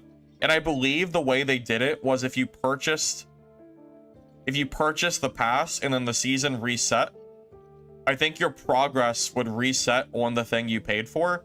Either A, you'd have to redo the grind next season, or B, you would lose the money. I'm assuming you didn't lose the money though. I think they ended up doing it to where it would reset, but you'd still have to redo the quests to get access to that cosmetic, I'm pretty sure. Yes, exactly. Oh, hi, Lich. Yes, exactly. So yeah, this game's battle passes were set up to, you had to do the battle pass, do the quests, and then you still had to buy it. It was really, and this is a paid game, by the way. This is not like Fortnite where it's a free-to-play game. You should not have to pay, what was it, like $40, $30 or something, in order to get access to paid battle passes where you have to do them. It's just really weird. The way they did all of this was very strange.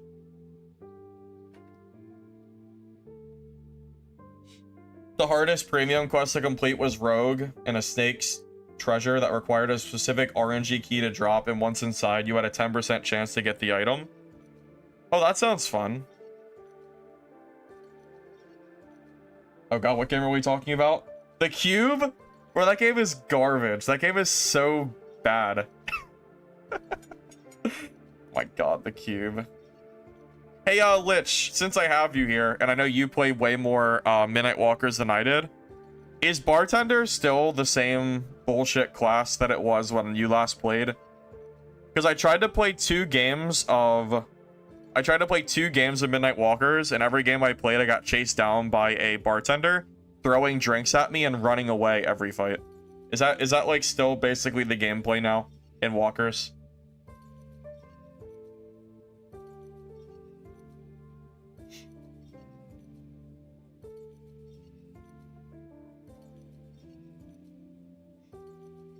You never say this, but the Cube Save Us is a scam rug pull. Well, it's definitely a bad game. You're probably right, honestly. Even though it's a free game, I imagine all the money anyone puts into that is going to be completely gone in like 2 weeks.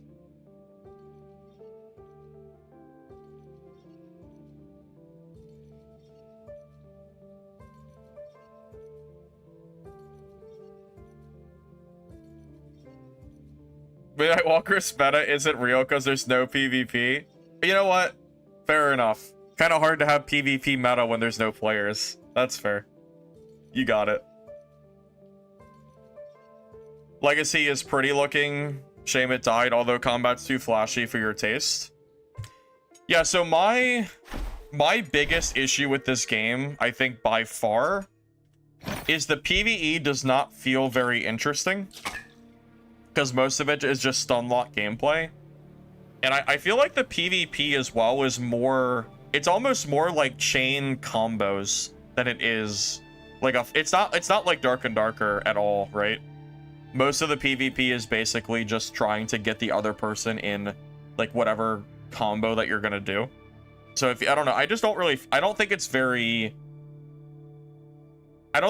reachable for new players to compete in PvP with how the combat in Legacy is. It's almost like the developers made the PvP in a way where it was like, okay, you guys just have to get good. Like, we're not gonna make it easier. Like, you guys just gotta have to deal with it. And as a result, like, I feel like all the new players that tried to play the game just ended up quitting because they didn't want to deal with, like, the way the combat was.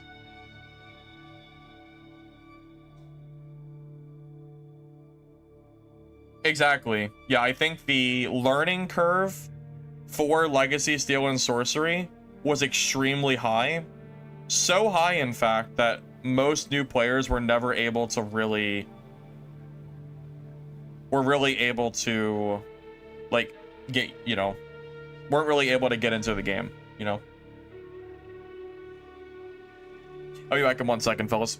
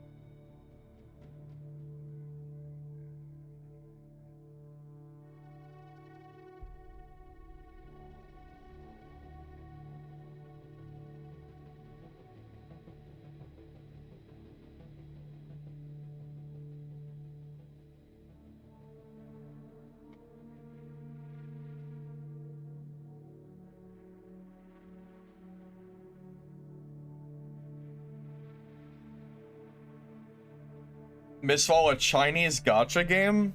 No. I don't even know how you're saying. No, it's not a Chinese gacha game. It was only playtesting.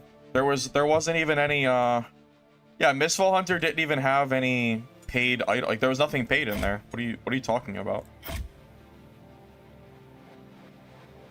You know what? I will say, the PvP into Quan was pretty garbage. It really wasn't anything special. But what really shined about Naquan was that the PvE was fun and engaging. And I mentioned this earlier in the stream, that's what I think a lot of these extraction games are missing. For example, like you see the PvE I'm doing in Legacy, right?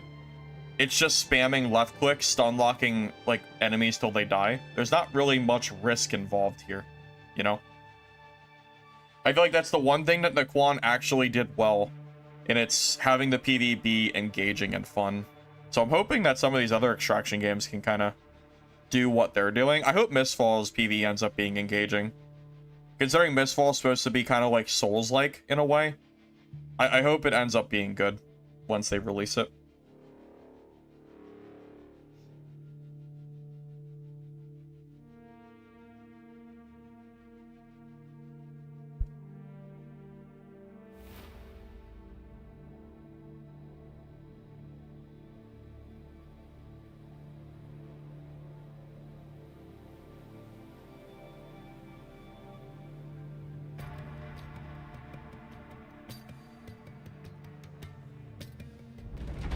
Once you won a code from me, you gifted it to a friend who was interested with it, but he quit fast because it was just experienced gamers running him down with stuns and range.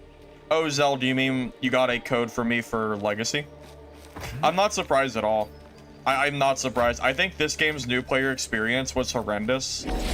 And then them trying to add PvE mode to the game, but it ended up not really being what PvE... Again, it's the same thing I mentioned earlier.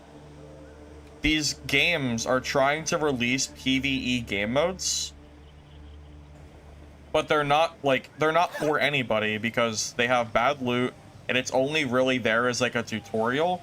But PvE players want an actual PvE mode. They want like a full-fledged, like they want to do everything in PvE. They don't want to be limited, right? So as a result, they're basically trying to release PvE for casuals, but it ends up being for nobody. And then the game just has a PvE mode that nobody's playing, because why would they play it? The cube was terrible. Lich, I saw you in the cube, by the way. I don't know if you noticed. When we were in the pre-screen, I was like running at you. You were using like a campfire or something, but you might not have saw me.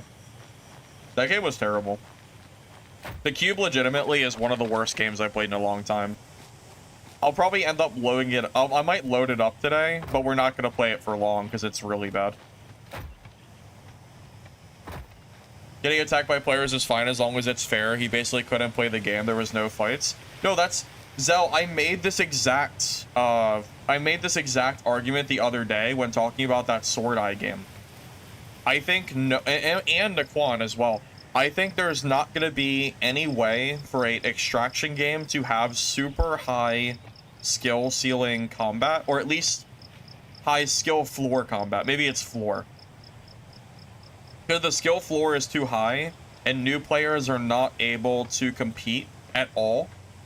They just quit the game. That's it. That's all it comes down to. It doesn't matter if you like legacy combat or not. It was not achievable for new players to play, so the game just suffers for it, and that's it. Ultimately, new players are the lifeblood of your games, and if you can't convince new players to give it a try, eventually your sweats are all going to leave, and the game is going to be left to die.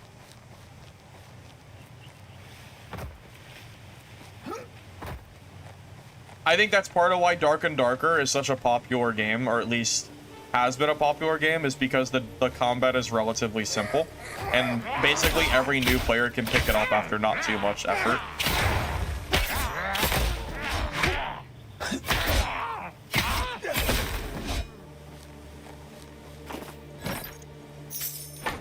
Extraction games aren't really made for MMR matchmaking. That's not really a thing for games like that.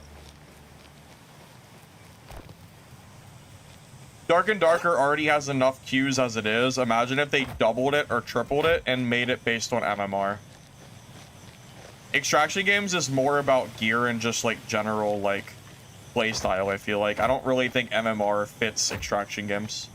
If you want MMR and really high skill ceiling gameplay, just go play a game like Mordhau or a similar type of game. Because I think that's what you're looking for. I don't think extraction games can really survive with super high, you know, skill floor PvP. I just don't think they can. It just comes down to the casuals not being able to compete. Eldegarde is new, released in January. They took inspiration from Legacy. So Cheese, I don't know about you. I personally think that them changing the name of the game from Legacy to Eldegarde was their way of, like, I almost feel like they knew that the game's image was terrible, and they did it as like a last-ditch effort to try to sell more copies when the game released. Am I on base there, Legacy players? Because that's what it felt like to me when I saw they changed it. Because otherwise, I don't see what reason they had to change it in the first place. I mean, I guess Legacy was kind of a bad name, but I don't think Eldegarde was a good name either.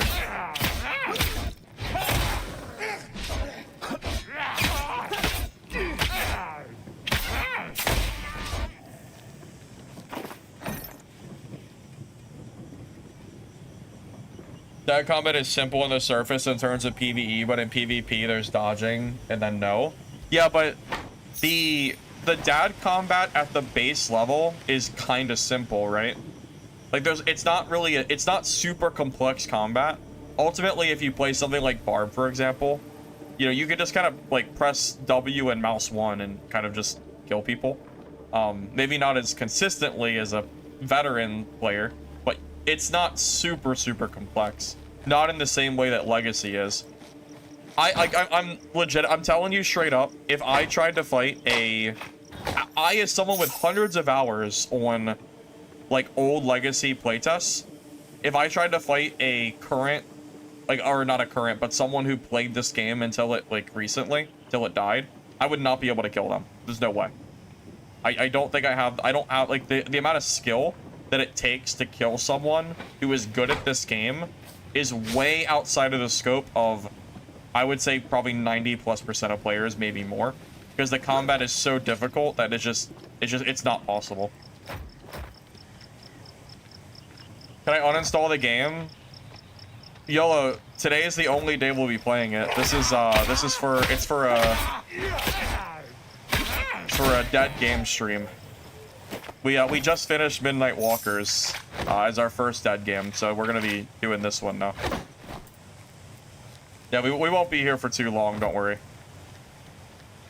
We're really just kind of talking about and discussing what went wrong with Legacy. That's really the main point of this.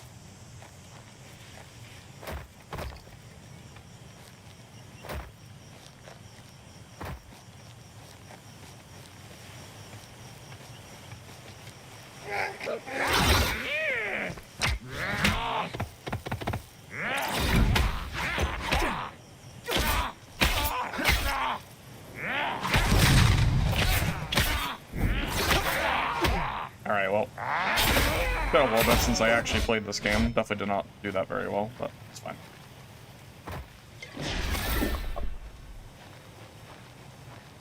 This stream has more Legacy players in the game. Bro, Legacy has 3 players. Anybody could stream and have more viewers than Legacy. This game has no players. Of course. Yeah, come on. We all know this.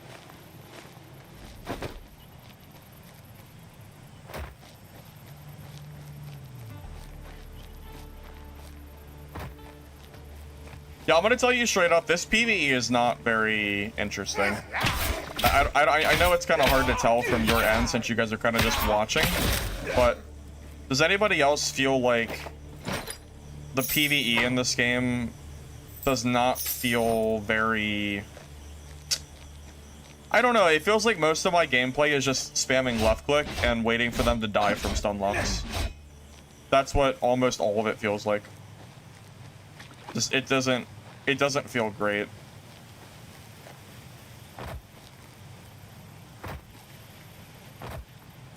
So there are higher tier enemies to fight, but I have the advantage of playing this game before, and I will tell you, even the higher level enemies, most of it devolves into range cheesing. Like, unless it changed, classes like Hunter and Wizard are able to free kill basically every mob in the game with no risk.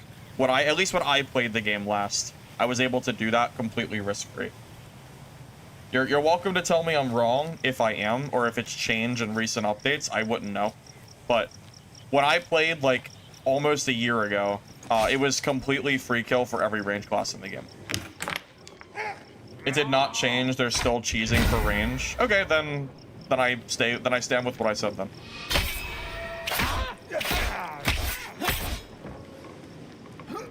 Yeah, I really wasn't like 100% sure. I only chose Paladin because it was a new class that I never touched before. So.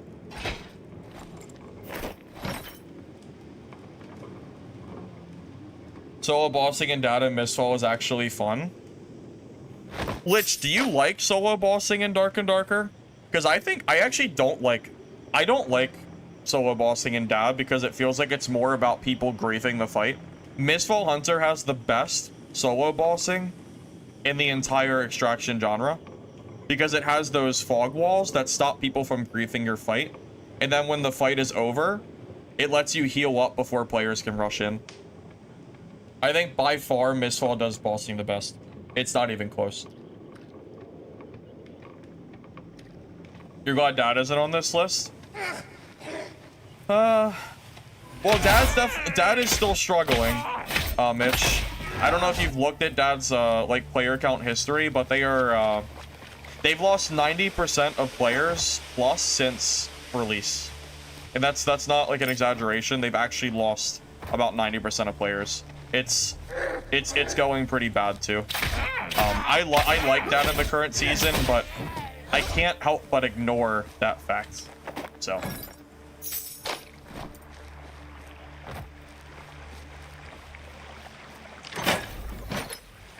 Yeah, you know what? After this game, I'm gonna open up my, I'll open up my, website that I have, the Steam chart site, and I'll show you some of these player count numbers. It's pretty sad.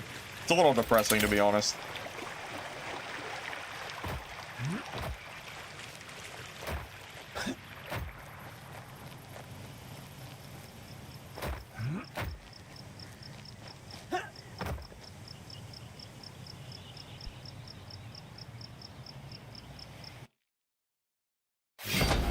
It's very sad, man.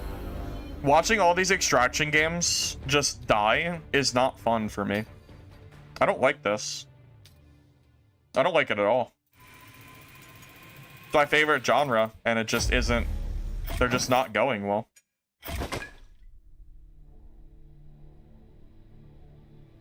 Yeah, so... Here. So, Legacy right now has 3 players. 3. Not surprising, considering the game is shutting down soon, but, you know, regardless, you know, it's completely unplayable. Like, you'll never see another soul on this game. Midnight Walkers has 200 players, so this game is more or less dead. Like, it doesn't have a technical end date, you know, like a closing date, but at the rate Midnight Walkers is going, their recent season had a cap of 600 players. So they peaked at 2.6k. They've released a new season with 600 players. So I can't imagine this game coming back from this, so this is effectively dead. Dungeon Stalkers has 42. Actually, Dungeon Stalkers has 14 times the players of Legacy. But Dungeon Stalkers is closing down in June, I believe. Cube Save Us is down to 5. I'm shocked it even has 500 players. I'm guessing it's just because it's new. This game is like really bad. And I know we were talking about Dark and Darker, Milch. I don't like that this is the case. I don't like it, but you know, we peaked at 57,000 players way back in June of 2024. We're almost 2 years since release, and we have lost 90+% of our player base. What is that, 90? Is that like 95%, 94% or something? That's like, it's sad.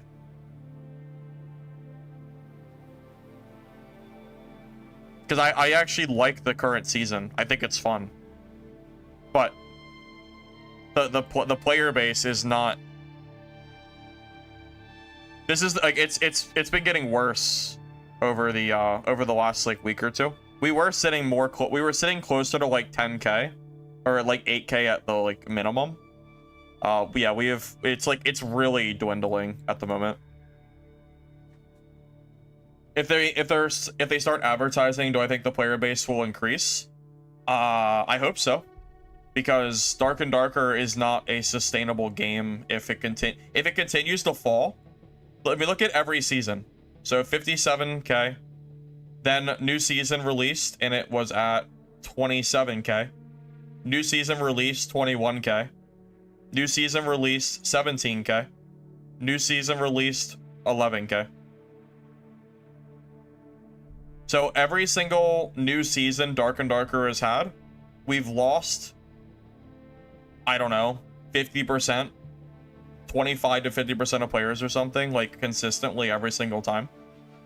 Lost like half the players from here to here, and then we're losing a few thousand every season, like maybe 5k or something. At this rate, next season we might not even peak at 10k. It's possible. Games aren't going to thrive in this genre without big money behind them for advertising. You've never seen an ad for Dad. That is a fair point. Dark and Darker, the devs have mentioned advertising next season. I really hope it works, because I actually currently like Dark and Darker quite a bit, and it really pains me to see the game dwindle to the point that it's at. I definitely do not like... I don't like talking about this, unfortunately.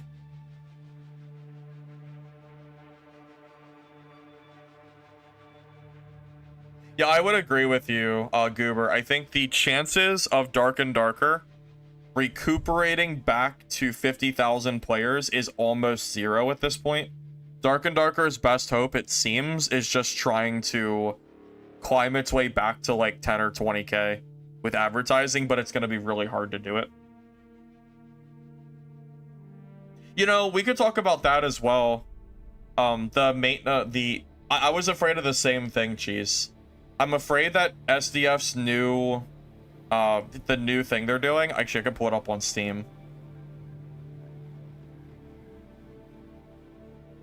I'm afraid that SDF's new project that they're doing is going to end up taking resources away from the base game, like money, you know, money, resources, and time. And it's going to end up in slower development for Dark and Darker in the long run.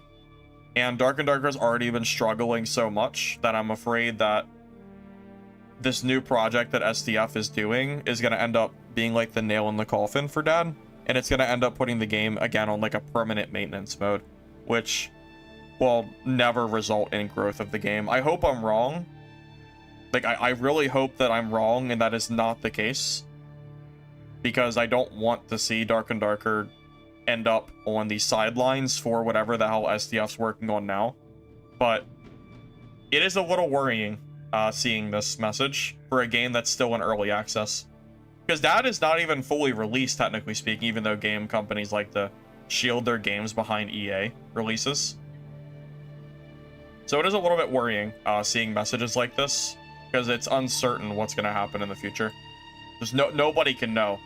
I mean, I could be wrong or right, but no one can really prove that until the future happens. So we're just kind of sitting here just waiting to see what happens with this new project SDF's doing.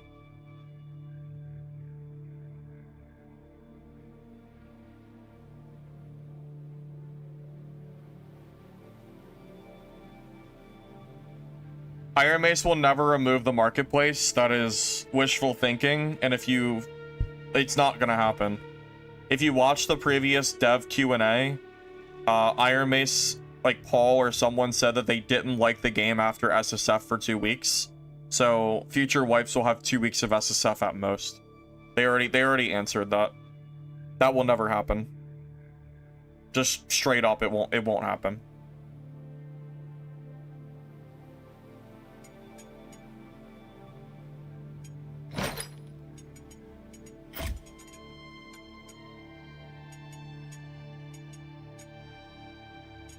Wait.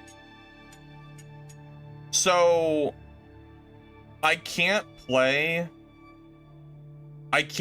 Greenwood Day on PvP mode? I can't even play Greenwood Day at all? Wait, what even is this? What is this bullshit I'm looking at? I can't even play the map I want? What is this?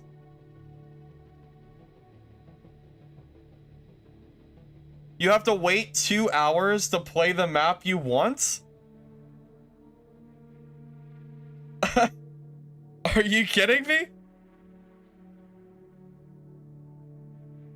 It's a dead game? Yeah, but this probably happened before it was a dead game. I'm assuming this happened months ago when the game had released, right? I mean, if you want to ensure that your game remains dead, this is a great way to do it. Nobody likes waiting for maps to come up. Dad used to do this? Yeah, and it was terrible, and they got rid of it because everyone complained. You can't play unless you have a green kit? What do you mean you can't play without a green kit? Wait, I can't play PvP mode because I don't have a green kit?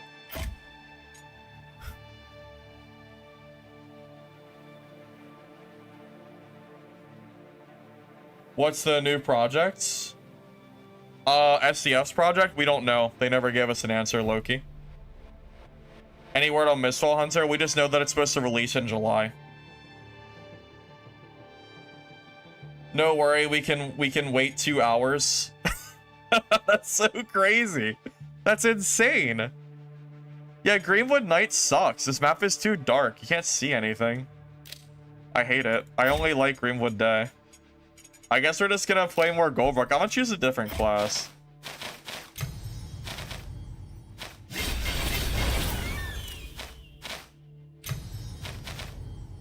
I'm actually curious if they've done anything with Wizard.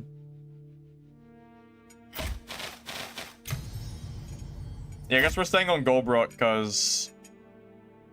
Oh, the maps are also locked regardless of... Like, it's based on your character you're playing, too. So if I have a character at level 20... I guess it's only level 2, so it doesn't matter. No, I guess it does matter because of these... The Ring of Blood and stuff. Whatever. It doesn't matter anyway. It's irrelevant, really. Just ignore me. It doesn't... at the end of the day, it doesn't matter because the game is dead, but... Very weird decisions that they've made here for this queue. I can't, like, ignore. It's really weird why... I don't know why the hell they did this. So, I literally cannot play PvP mode. I can't play PvP. Because I don't have the gear to play, and the map queue won't let me play the map set. Like, that's crazy. What were the devs thinking? In what universe is that a good idea? Are they crazy? They must be crazy. Because that is one of the worst systems I've ever seen an extraction game do. That is horrendous. No wonder the PvP players are mad. Because the PvP players can't even play the game. Because they're forced into PvE modes until the map rotates.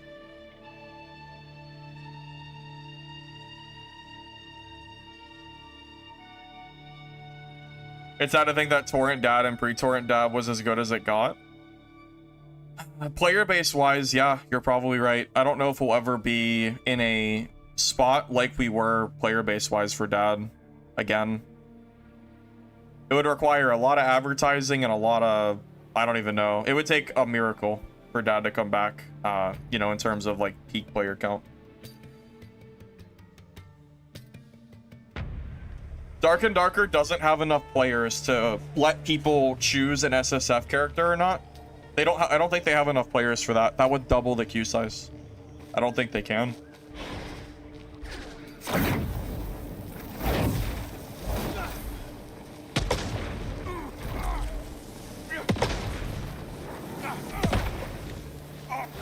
And that's crazy. So basically, we're stuck on.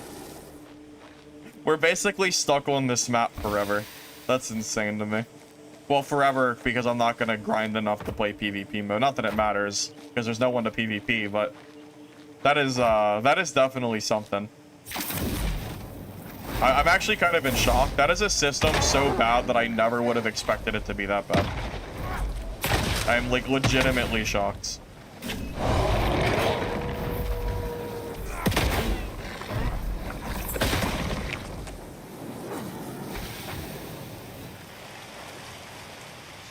Game developers don't seem to realize that you get one chance to make a first impression. Yeah, I agree with you. That's true. Yeah, there are so many games, like extraction games, that are releasing too early, and they're just dying, and they're just dying because they're not ready to be released. Legacy released way too early. So did Midnight Walkers. Walkers released probably a year too early, maybe more. I couldn't believe they released so quick. It was insane to me. In what universe was Walkers even remotely ready to be released to the public in a full game launch for money? I don't know. Like that ain't the play, man. It was never the play.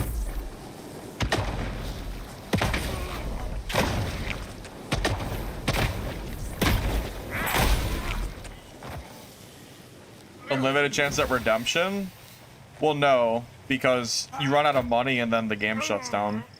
As you've seen by all the other extraction games that have come and gone.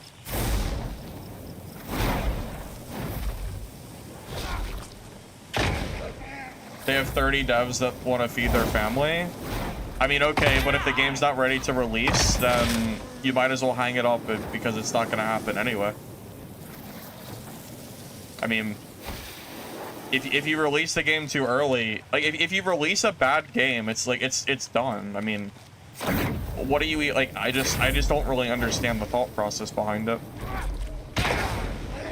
Would you rather release the game early and have to shut down the game permanently, or would you rather wait a little bit and hopefully not have to shut your game down forever? I mean, the choice seems obvious to me, but Also, weren't the legacy developers bragging about how they had all this money funding from other angel investors?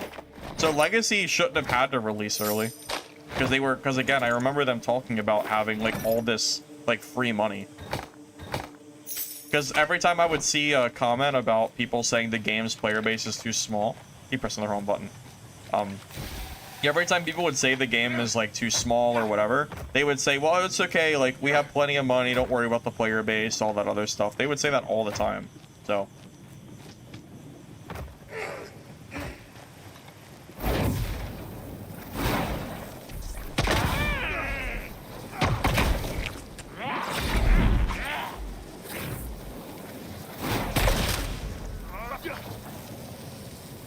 well, yeah, I distinctly remember Legacy developers talking about not caring about the player count at all because of the game being in early access. I remember that.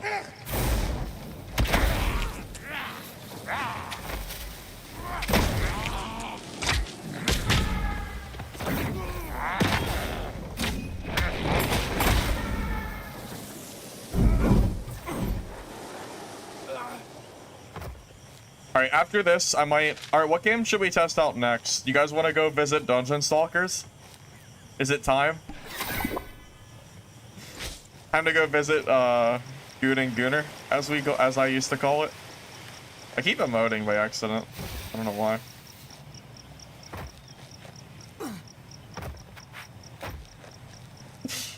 I think it's time for Goon and Gooner, boys. No, it's dead. It's got four. No, it's Valzatron. Do me, or not Valzatron. I'm sorry. Mark Wins. Do me a favor and read the title of the stream, and then you'll probably have an answer to your question. Now, guys, forgive me if I play bad, because I might have to play with one hand for this game.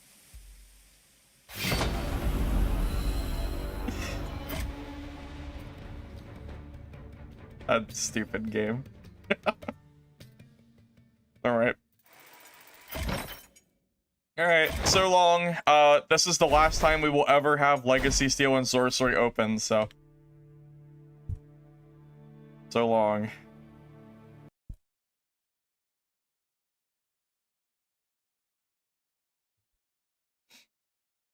It is wild. I saw someone else say it, so I thought it was funny. I did think it was quite funny. Both hands above the desk. Sorry, you're right. I'll make sure I have the proof up here. I'm the only one streaming it? Bro, I'm the only one streaming any of these games. All these games are dead. They're all dead, dude. It's, yeah, we're going through the extraction graveyard.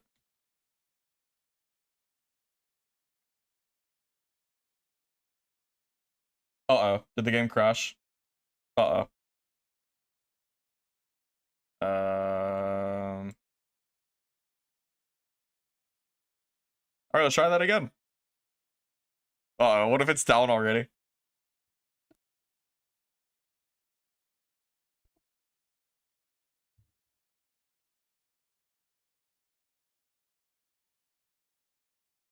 Minion Master Extraction game? Vault Breakers? Maybe?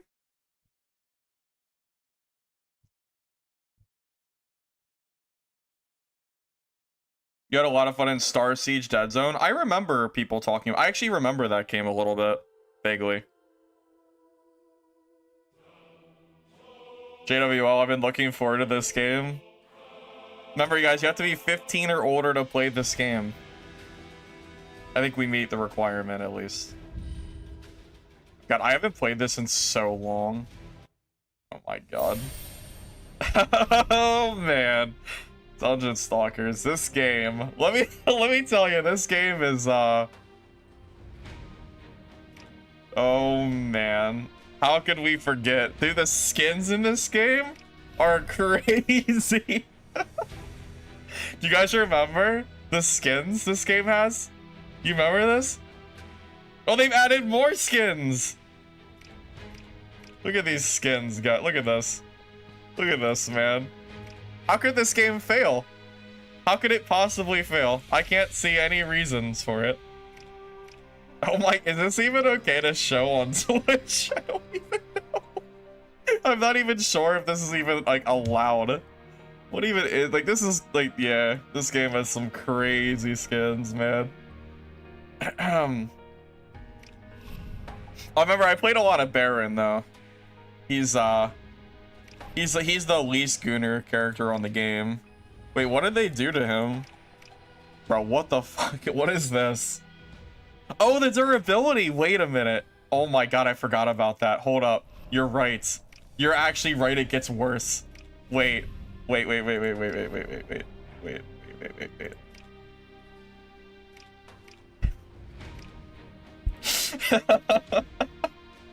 Yeah, so in this game has a mechanic where your armor breaks and you lose armor.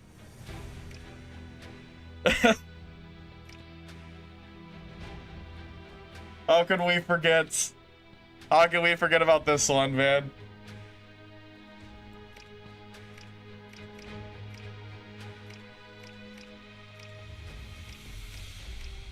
Yeah, you know, the usual.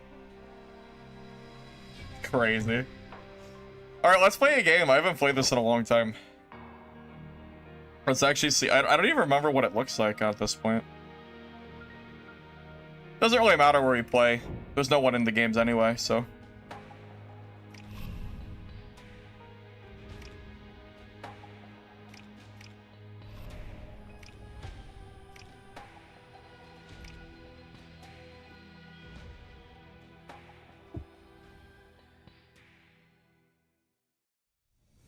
Yeah, this game was fun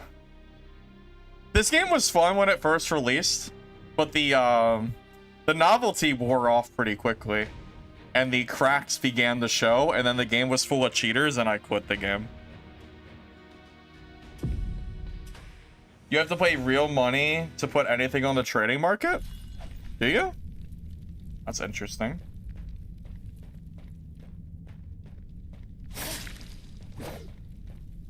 Remember, there's not going to be anyone in our game. Yeah, this game... Oh my god, the best character in the game, because you can have 3 girls, not just 1. Best character in the game. I mained her for a while, for no reason, really. She was just really strong, so...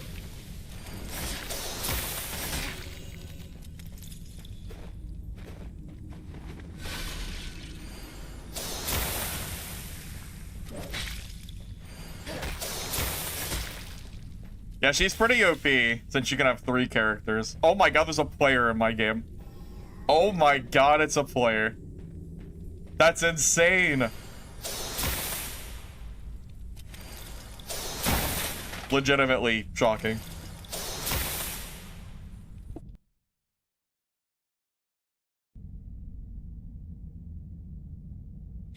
What was this game's downfall? Honestly, gameplay wasn't very good. And you're gonna understand why as we're playing. They basically spent their entire budget on Gunner skins, and all of the rest of the game was just super, like, minimalistic and just kind of bland. It's really all it came down to.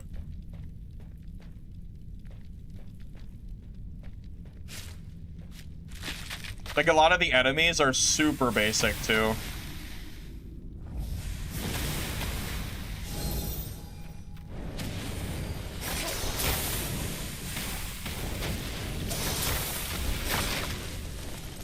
I mean, it's okay. I mean, there's a reason it died, though, and it's not because it was a good game.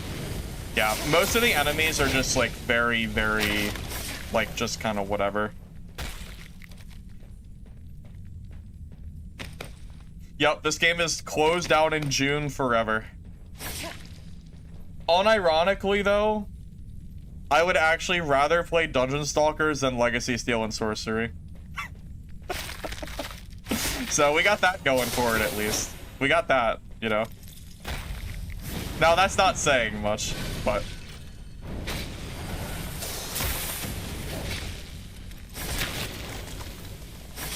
But yeah, generally speaking, most of the enemy AI in this game is not super great. So the game, after not too long, ends up just feeling not It just ends up not feeling very fun. Ends up getting boring after a while.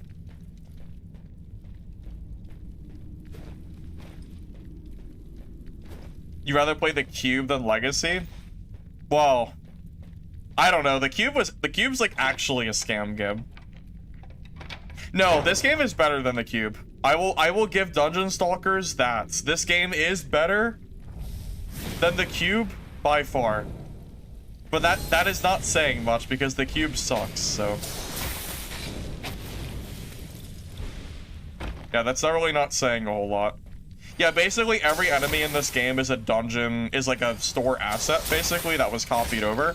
And again, most of the development time, I think, went down to how can we make the skins as flashy as possible, we can call it. It's really all it came down to. Yeah, Dungeon Stalkers was a fine game that never really had a chance to. It was just fine. It wasn't that great. That's yeah. That's I don't know how else to even say it. It's just a fine game.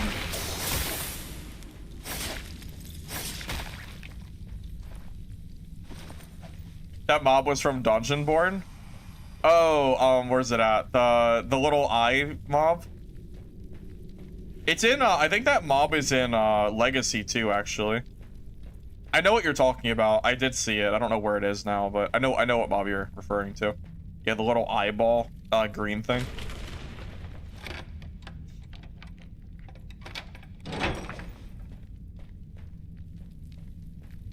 Dark and Darker needs a stamina bar for parries like Chivalry. I don't know if Iron Mace can make any significant combat changes like that without killing their game off. Because if the change is not welcomed, all the veterans are gonna quit, and then you're left with actually 0 players.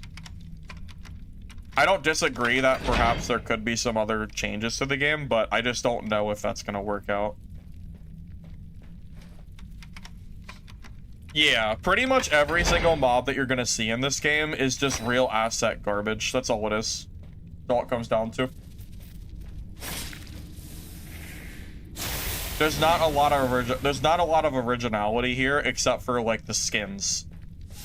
By far, I'm telling you straight up, by far the most development time went into how can we make our characters as gooner bait as possible.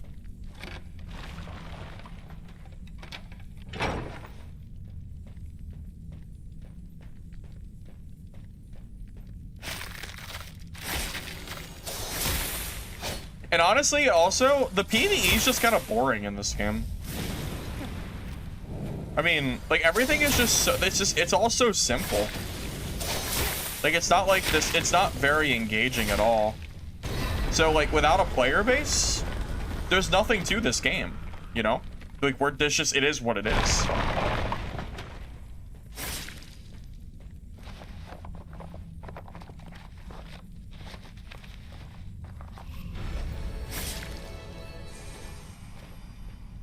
I need to check out the marketplace, too. If this game has real money marketplace, that's insane as well. Is that true? I gotta take a look. I'm curious.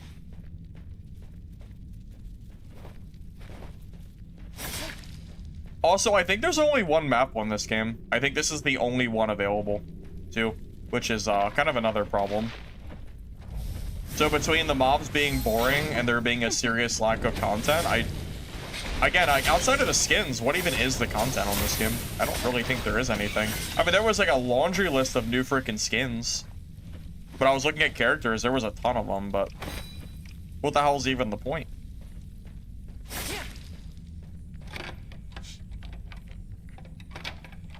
Sword Eye? Yes, I did see that Sword Eye is, I do know about Sword Eye. I didn't know there was a playtest tomorrow. I knew it was sometime soon. I'm a little bit worried that Sword Eye will never be able to be successful, which is unfortunate, but I think it's just too hard of a game. I like it, personally, but I am a little bit worried that Sword Eye will never be able to obtain any players, because ultimately, if a game is too hard for the average player, the game like just doesn't do well. That's what it comes down to.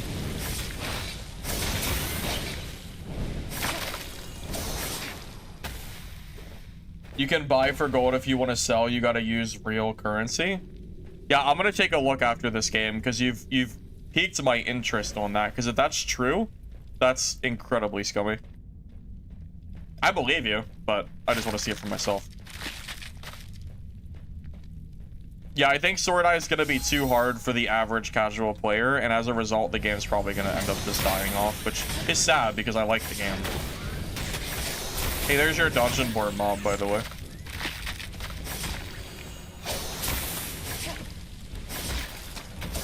How does leaving work? Can I just use this and leave?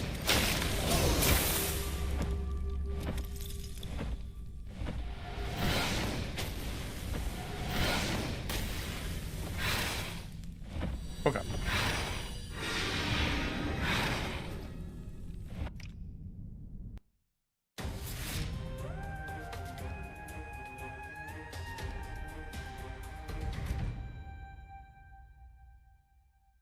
I wish I could disagree with you guys.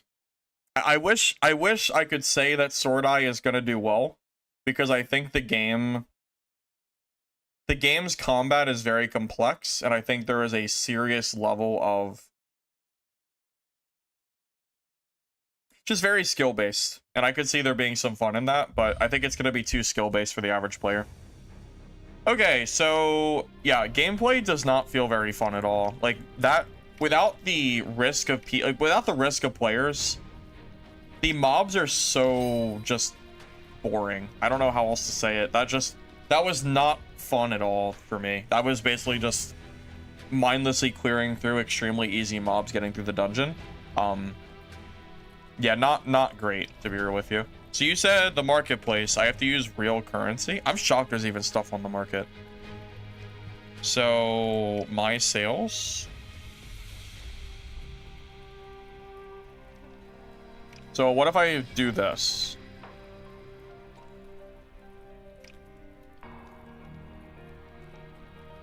Market deposit fee is waived every 2 hours. Wait. So it costs premium currency to sell items? That was not a thing on release.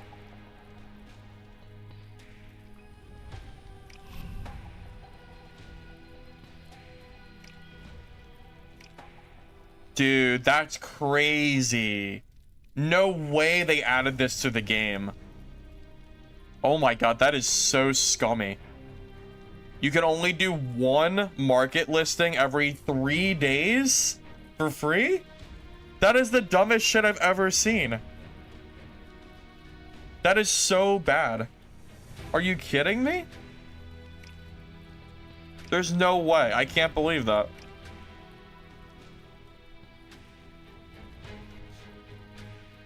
Yeah, that is disgusting.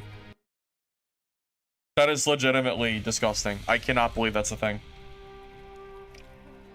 No wonder this game died. Yeah, who the hell wants to play with a system like that? How's there anything on the market? Dude, that's what I'm wondering. Are people really paying real money to sell stuff? Okay, to be fair, there's only 3 rows of items on the marketplace. And it's possible that the only stuff that's on the market for real money, or I'm sorry, it's only people that did it for free. But regardless, that's insane. I can't believe that.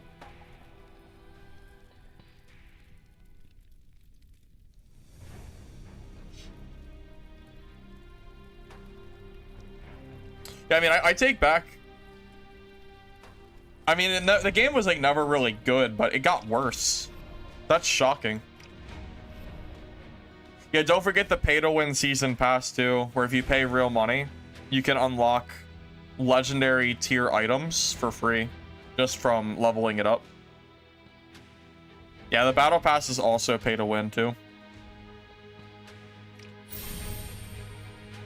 Like, you literally get legendary weapons by buying it. Just straight. It would be like in Dark and Darker. if there was a season pass that you could pay for with money and it would give you like a full gore. It's the same difference. Very, very stupid. Yes, Dungeon Stalkers is shutting down in about 2 or 3 months. Yes. You're on Sword Eye? Yeah, but I don't think it's technically open playtest until tomorrow or something.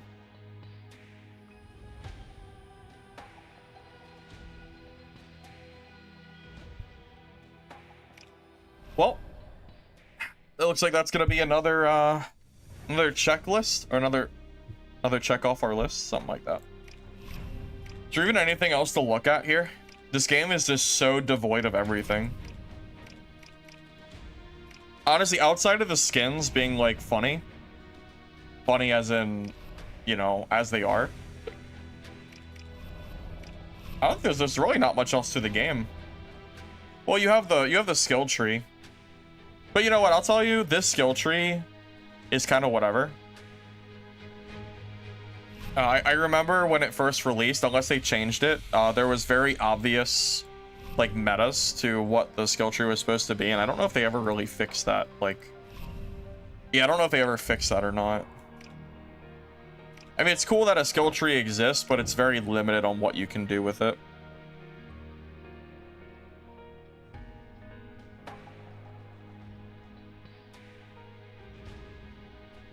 Oh, this game by far has the absolute worst armor system I've ever seen in a game. So if you're not aware of how it works, in your inventory, you have so you have your chest piece that has a armor durability. When that breaches 0, you have to use a very expensive armor repair kits to heal like 40% of your total armor. Last I played, the meta was to keep additional chest pieces in your safe slot, and you would swap them throughout the match, and that's the way that you healed your armor. So if you compare that to something like Dark and Darker, where whenever you take damage, you just kind of heal it with potions and bandages, it's very different. The punishment for getting hit with your base armor, it was just not very fun, to be real with you. The way they did it was not great. I always hated the armor system. Oh, the updates made it easier to get repair kits. When the game first released, repair kits were not easy to get. I guess they might have changed it a little bit. You lose all the stats for chests, so you didn't want to roll HP, etc. on chest piece. Yeah, pretty much. Yeah, I think the whole like system that they put in place just wasn't great. What is this lobby character positioning? What do you mean? This game marketed itself as basically a game for... Well, I think you already know what kind of players were, I think you already know what kind of players this game was marketing itself towards. I don't think I have to really, answer that to you, honestly.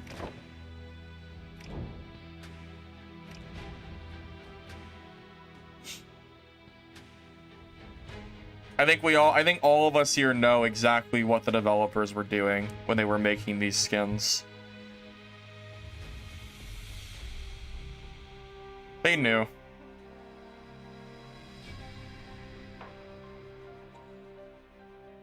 Could answer it anyway for those in the back. But even those in the back know. This entire game was just made for...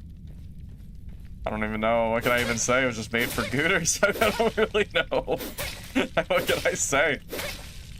Similar demographic to those that probably play like those, you know, those games on Steam.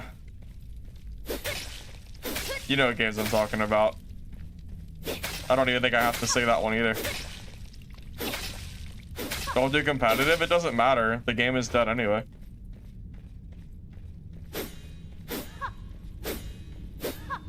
Tell us? Tell you what? What games do I recommend? Nothing that I'm playing today I would recommend. If you really want to play a good extraction game, just wait till later this year until either Mistfall, Hunger, or Naquan releases. Those are like the 3 that I'm looking forward to. Am I the only player online? We're probably one of 40 players online right now, last I checked. Yeah, there's 40 people. Oh, wait. It's a new map. They did add a new map to this game. Oh, I've never seen this before. Wow, I'm actually kind of shocked. I did not think they added anything new.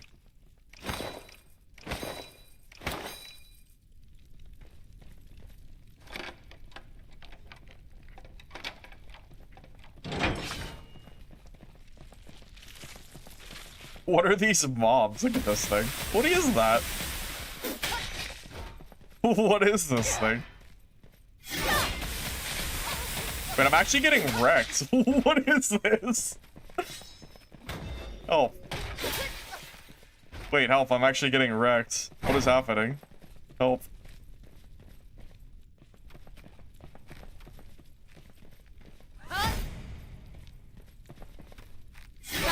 Wait, this is actually so this is actually crazy. I'm getting destroyed.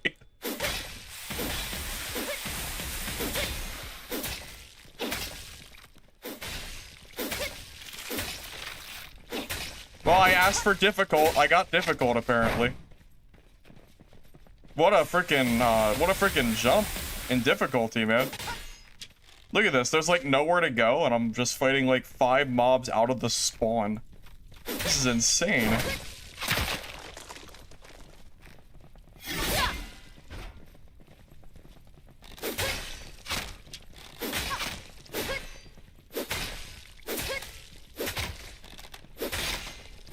I'm shocked I'm even still alive at this point.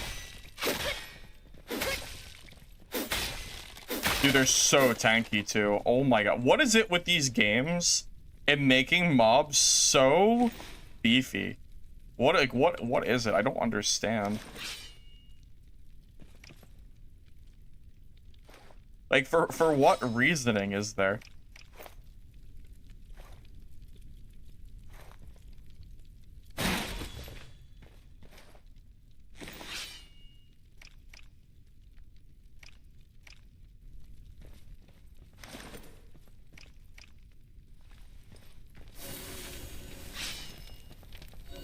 Oh, campfires work while you're standing up? Honestly, I almost kind of wish Dark and Darker campfires worked when I stood up. Maybe that wizard wouldn't be as annoying to play. Yeah, our backup armor? Yeah, that's the mechanic. You basically trade out your armor while you play. It's really strange. Probably one of the most bizarre game mechanics I've seen in a while.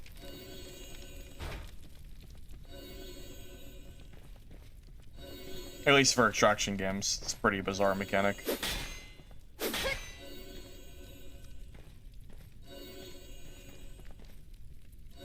What am I most looking forward to playing to between Mistfall? Probably Mistfall Hunter, but Naquan is looking pretty good too. I've never played Hunger, so I don't really know whether to look forward to it or not.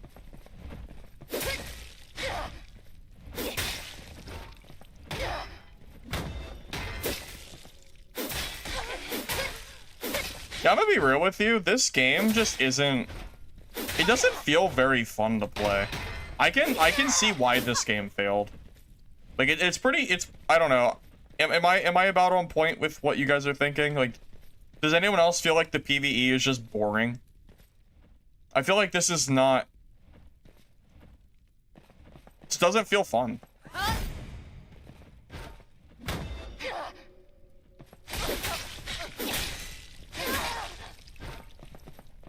Like, the mobs are also super weird, too. Like, the way they're moving is so strange. Like, hell, even Dark and Darker's mobs are way more polished than these are. This is, like, really weird.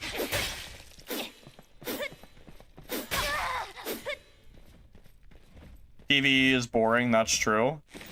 Yeah, the PvE in this game is definitely very much not... Like, it's super simple, basic, and it's just not fun. Like, there's multiple parts of it that just don't feel great. I do not agree with that. I think third person in Extraction is perfectly fine. I think that comes down to personal preference. Third person is not strictly worse.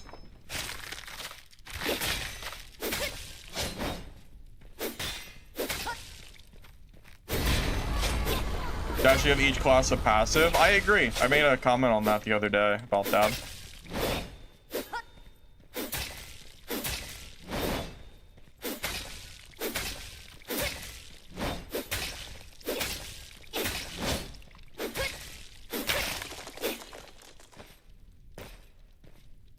Explain? Oh, are you gonna end them or me? I don't think I need to explain. I just, yeah, third person is just, that's just a personal preference thing. I personally don't mind third person depending on the, like, how they do it. Like, Mistfall Hunter's third person I think works perfectly. I would not want Mistfall first person. Dark and Darker makes sense for first person though. So it really just, it strictly just depends.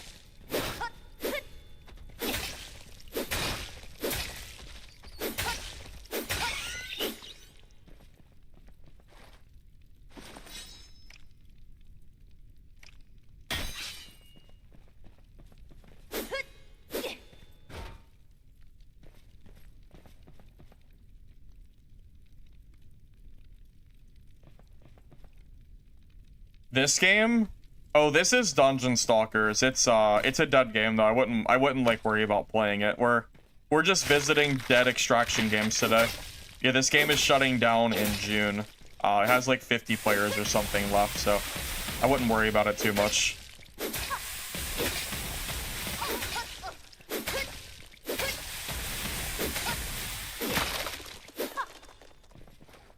Yeah, I wanted to revisit these games today and just kind of see, I don't know, just kind of see how I was feeling about them and see like kind of why they died. After playing through Legacy, Midnight Walkers, and now Dungeon Stalkers, I can very easily see why these games ended up dying off. I'm not surprised at all. A lot of these games are just, they're just very boring PvE wise. And I think that really ultimately is a big problem that these extraction games are having.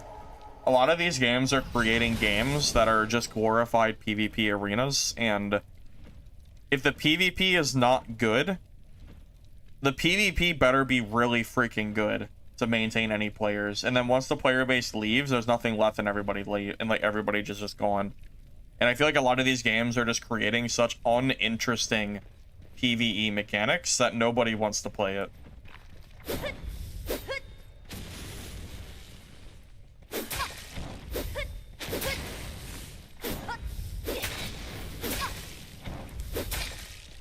Oh, I like Mistfall a lot.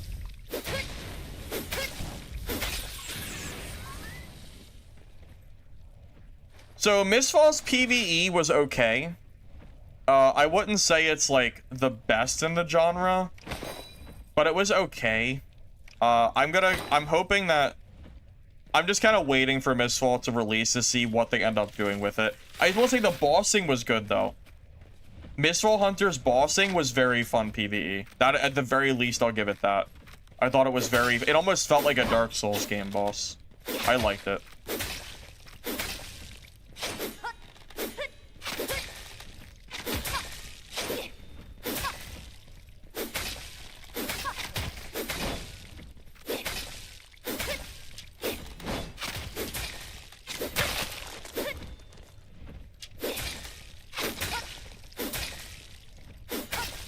Yeah, basically all of this combat is me, I'm just holding left click, just weaving in and out, just waiting for everything to die.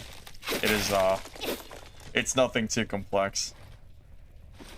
Yeah, bossing in Mistfall Hunter felt like a real legitimate boss. I thought that was really nice. I like that a lot.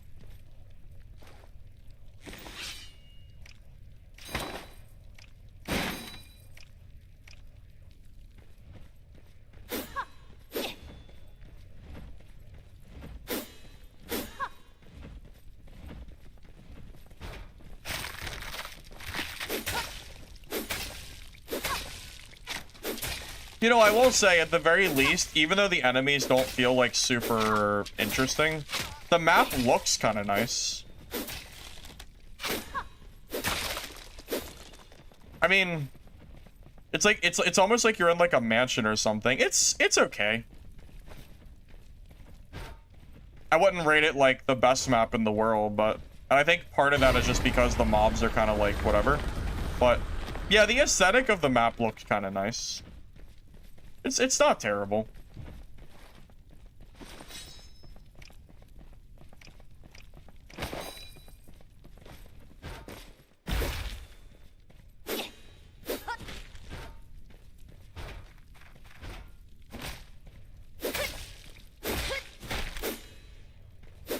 But ultimately, it doesn't matter what the aesthetic of the game looks like if the enemies are just kind of all the same. Basically, every mob I fought is just hold left click and just kind of move and weave a little bit, and everything just kind of dies.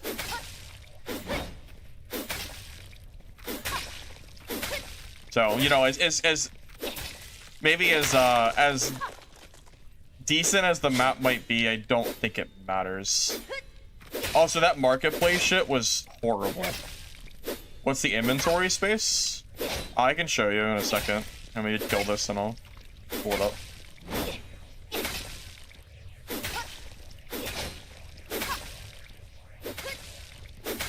Oh my god, they're so spongy too. What is it with this game and having the spongiest enemies? Holy shit. Yeah, it's just everything just takes one slot permanently. It's kind of weird, honestly, how they do it.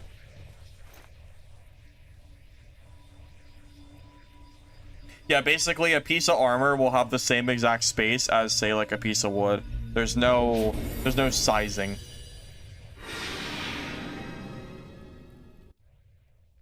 I've played Sword Eye before. I played it like a year ago or something.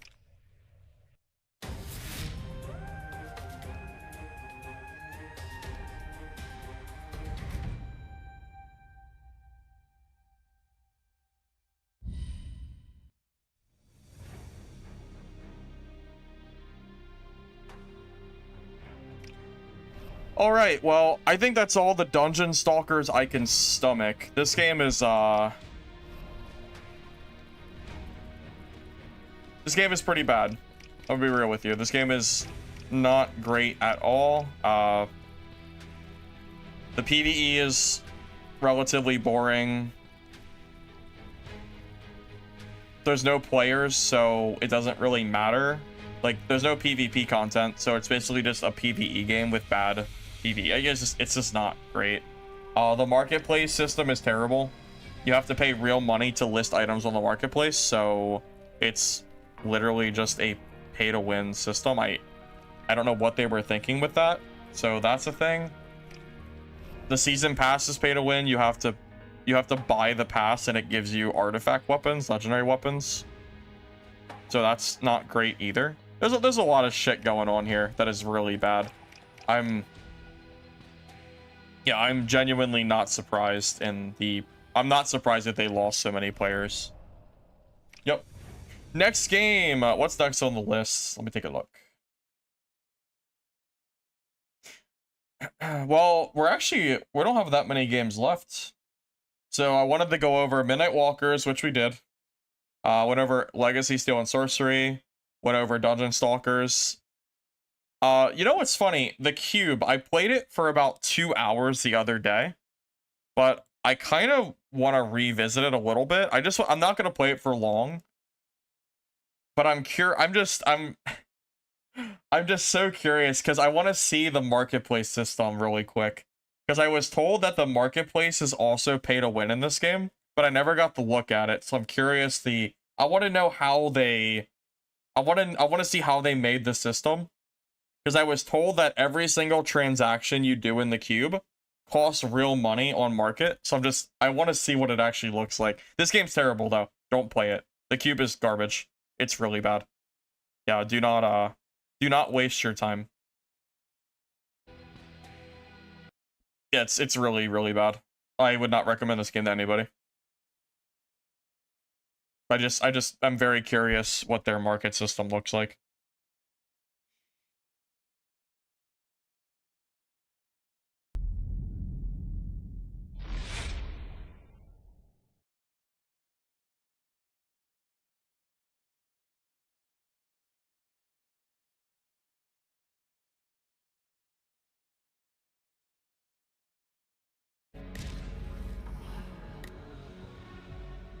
I mean, there's really no point in... This game is already down to 400 players. There's not going to be much to do here, man. It didn't even let me pick a server. All right, well, I guess we're playing whatever server it gives us. Okay, where is the marketplace at? Where is the market? You know, that's something this game, I feel like, did not do very well at all. Let me put my game capture back on. So this game, for whatever reason, it has a hub system. Oh my god, look at this shit. Look, the game is dying. And the first thing we're greeted by is a gold seller. Jesus Christ, dude. That is so disgusting. Of course. Of course, of course. Look how empty it is, man. The first day we played it, this place was full of people. There's like 4 guys here, and that's it. Shoot, I wish I knew where the market was. Only thorough training will keep you alive. Keep yourself busy at all times.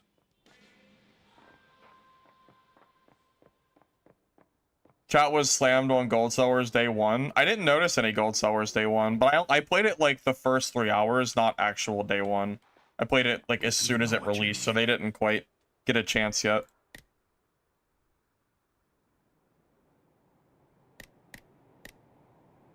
I look forward to your next visit.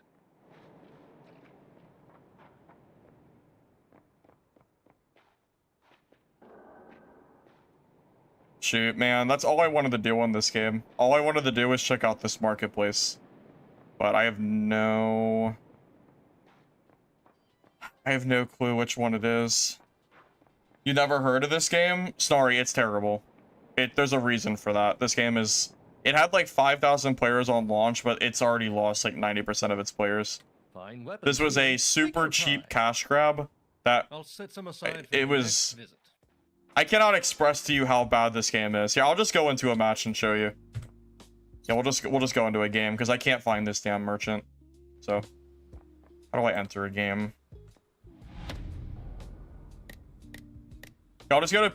I mean, we can go to normal mode if you want. It doesn't matter. But yeah, you have to see, man. The enemies are so generic and bad in this game. It's almost laughable.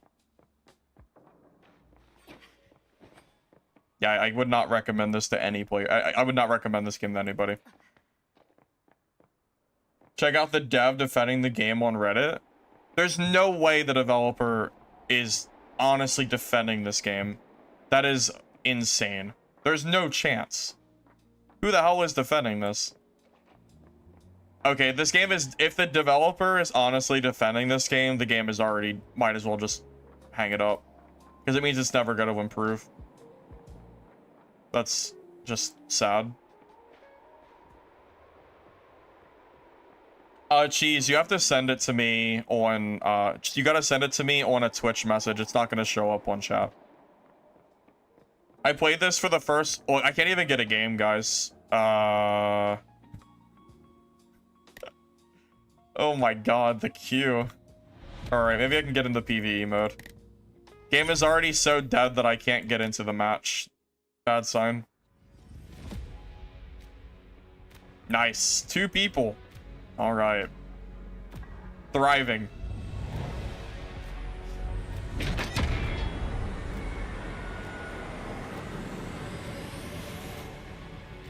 Hunger's not out yet, unfortunately. If Hunger was out, I'd be playing it.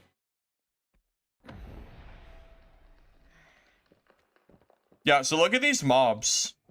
Every mob is basically the same.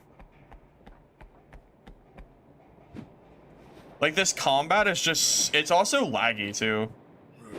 This game doesn't really... It's not optimized at all. Every mob is basically the same as this guy is. You just kind of, like, walk around and hit it a few times and it dies.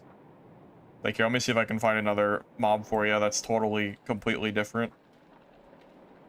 Oh, well, they're actually all this... Okay, like, here's another one.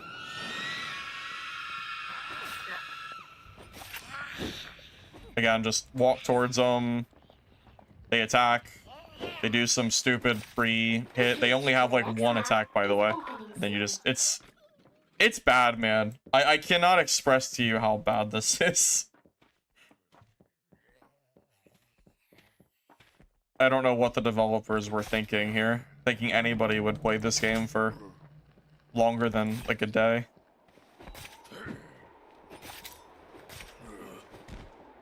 Hunger playtest? I did, but I couldn't get it to work. So technically I have it on my Steam, but I never got to play.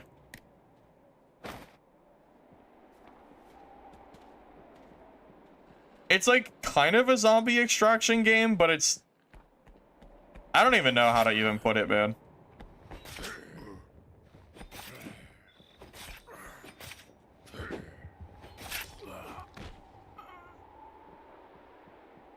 Yeah, this is the entire game. You loot it, you loot chests, you loot these enemies, you kill a bunch of stuff that's just like these. Like they're all not hard.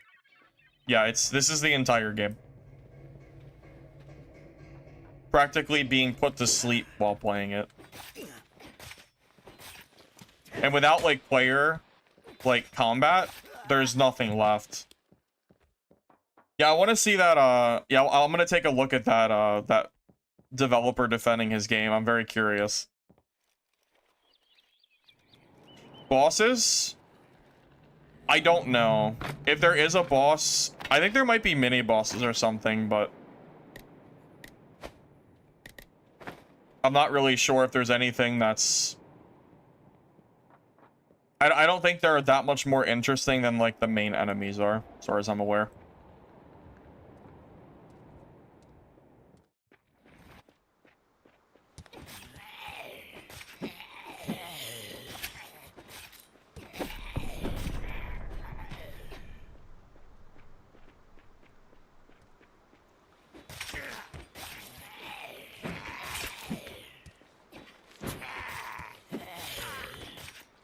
Well, this is the last game I wanted to show. This is the last game I wanted to try on stream. I might end up swapping back to Dark and Darker. I don't know how long I'll be on though.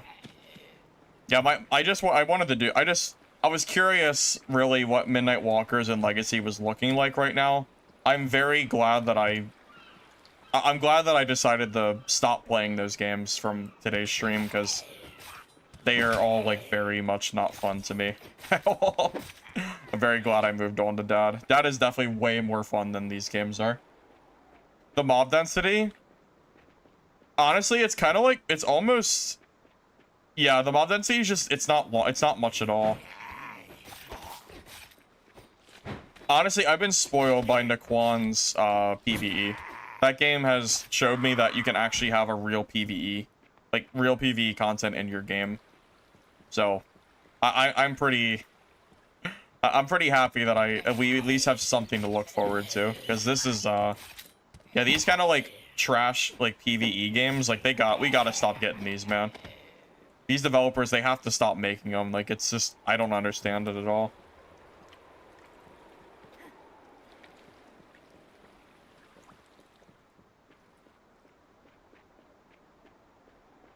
Midnight Walkers is already down to 200 players. I would hardly call Midnight Walkers holding on to anything. At the rate Midnight Walkers is going, I think the game is going to be, like, shutting down soon. I don't see how Walkers can survive. It has the same problems all these other dead extraction games have. It's the same issues. I just don't see how it can... I don't see how it's gonna magically gain players.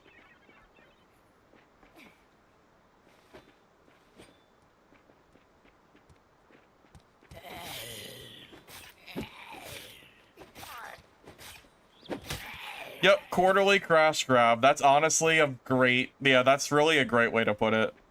That's all these games are. They're like trying to cash in on this genre, but they don't know what makes the genre good. So it just ends up being like a bunch of slop games. Exactly.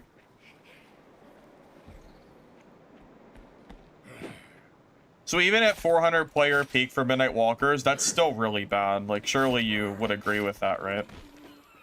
For a PvP extraction game, 400 players is not... Like, that is dying game territory for a PvP game. The gate is open. I mean, do you disagree with that?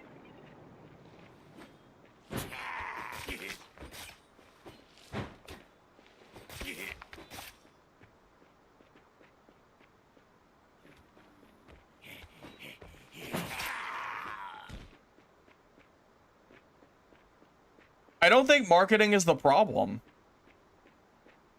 I legitimately don't think it's a marketing issue. I think these games are just bad. You can market the cube all you want. Like this game, you can market it to your heart's content. It doesn't make it a good game. I mean, I don't think marketing is like the only issue here. I think it's a gameplay issue. Even if Midnight Walkers got a bunch of marketing, I still don't think the game would do well. Maybe I'm wrong or too pessimistic, whatever you want to call it, but I don't think so.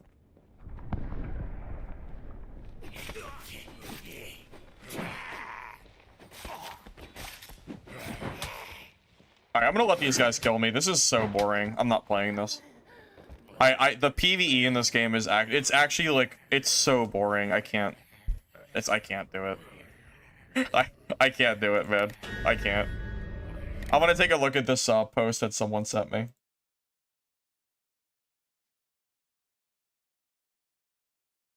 Who sent it to me? Was it Cheese? Yeah.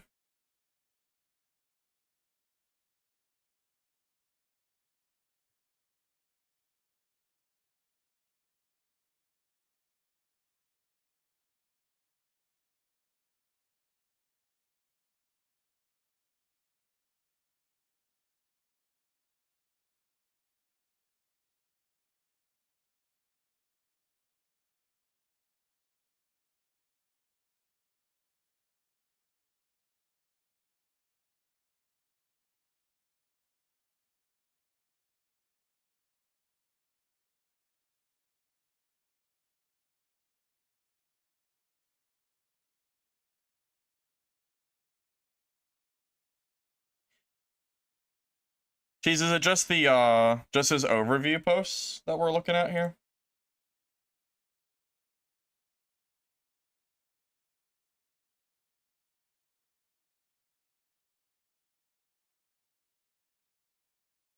So this is the developer here, this indie dev guy.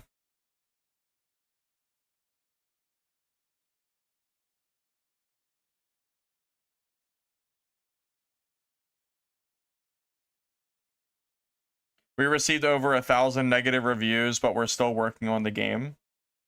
The game still has many issues that players have reported, but we're not giving up and are continuing to work. So this is the developer.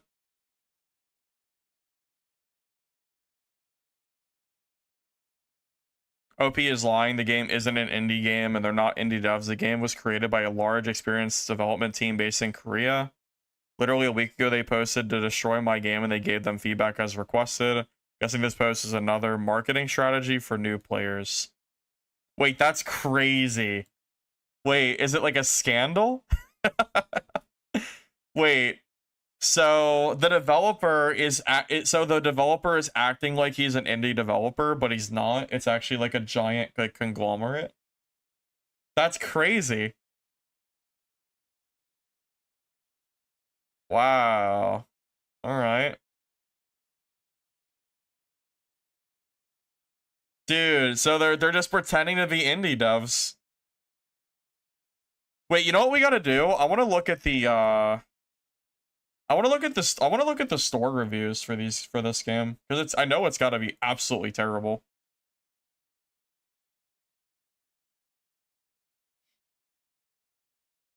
Yeah, so this game, I'm not surprised. I'm gonna close this shit. Oh my god, look at this freaking chat window. Yeah, I'm gonna get out of this game. All right. Anyway, enough of that.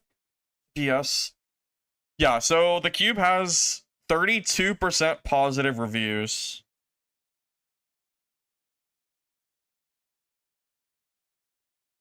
Has a PvE mode that attracted me, but you literally get nothing from it, so what's the point? You can't even do quests in PvE because the rarity items can only be found in PvP modes. Since the rewards are PvE locked, why can't one extractor have a decent PvE mode? Is that not the same exact thing that I said while playing Midnight Walkers? I said that all these companies are releasing PvE modes that are boring, too easy, there's no incentive, and it's basically a mode that's being made for these casual players, but it's not good. Like, it's the same thing I've been saying. And it's one of the top comments under this store page. That makes me even more confident in what I've been saying.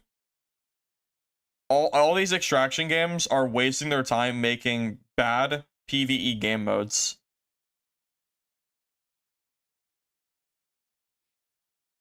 I agree with you, exactly. If PvE modes are not giving good rewards, and there's not a good game loop, what the hell is the point of playing the game? What's the point? It's crazy, man.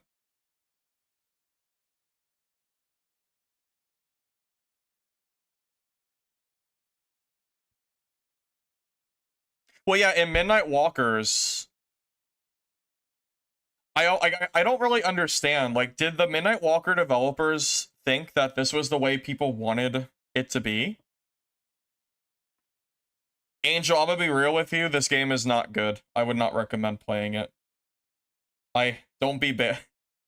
I'm gonna be real with you, man. This game is not good. I've been hopping extraction game to extraction game, testing out different games today.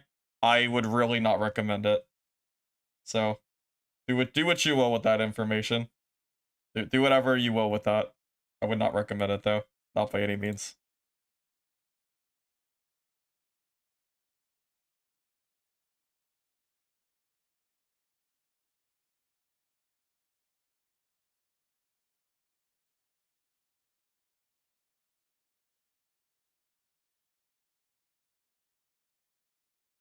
How are Dark and Darker's, how's Dark and Darker looking right now? Store-wise? Fun game loop until you find out it only has 9,000 players on Steam. Dang. March 19th, we had 9,000 players. We're down to 4,000 now, so that's not great. Maybe a little bit higher peak. If you're looking to play as fighter because you like to explore swordplay, look elsewhere. Game does not compensate fighters enough at low mid-tier play to keep up with other classes? What is this review? This guy has 1,000 hours and he doesn't know how to play fighter? I just played fighter yesterday. This class is good. This shady wolf guy's smoking crack. What? I just played fighter yesterday in normals. How do you make a review like this? What? Okay, buddy. Sure.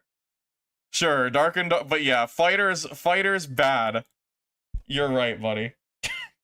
Gotta be kidding me. Are you kidding me? Oh my god. That's so crazy.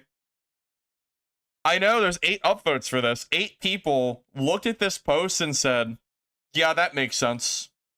Fighter week. All review, it's from March 22nd. It was posted 3 days ago.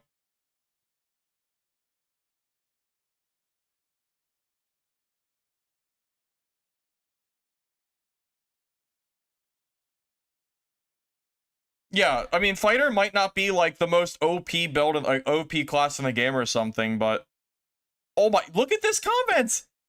Second wind is a crutch to your survivability, but you're forced to use it for free healing. These are the kind of players that review this game. Someone that thinks fighter, second wind, is a required skill. In what universe is that a required skill? In actual what universe? I don't even use second wind. That is insane.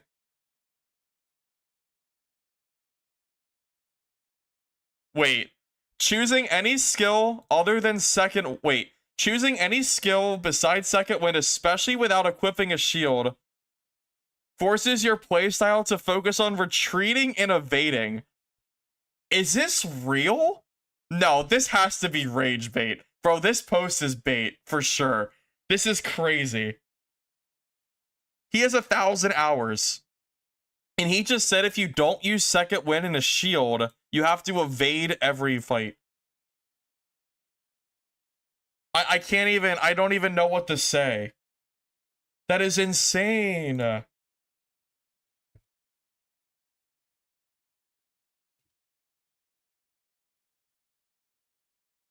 Hold up. I actually might read some Dark and Darker reviews.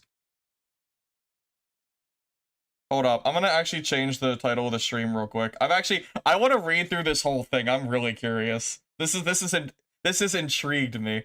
I'm interested now. I gotta read this whole thing. I'm so interested. This is so crazy.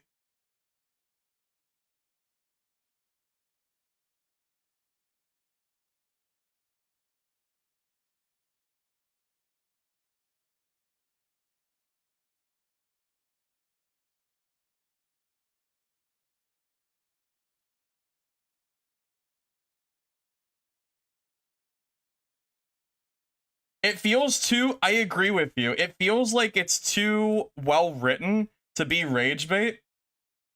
But we gotta All right. So let's start from the beginning. All right, let's take a step back.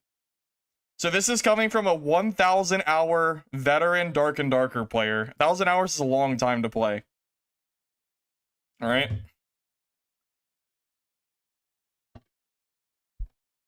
If you're looking to play as a fighter because you'd like to explore swordplay, sword and board, or swashbuckling playstyles, look elsewhere.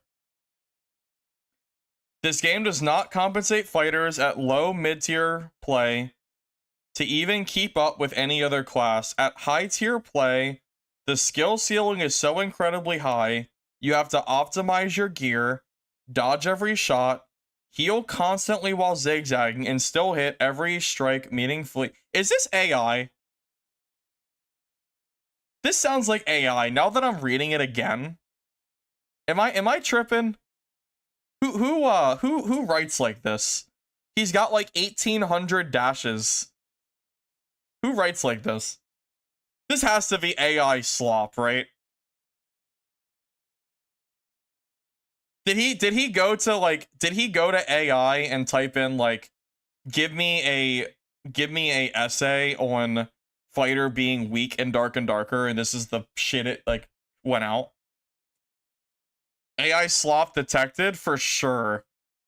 Okay, this has to be AI slop. It has to be. There's no way this is real.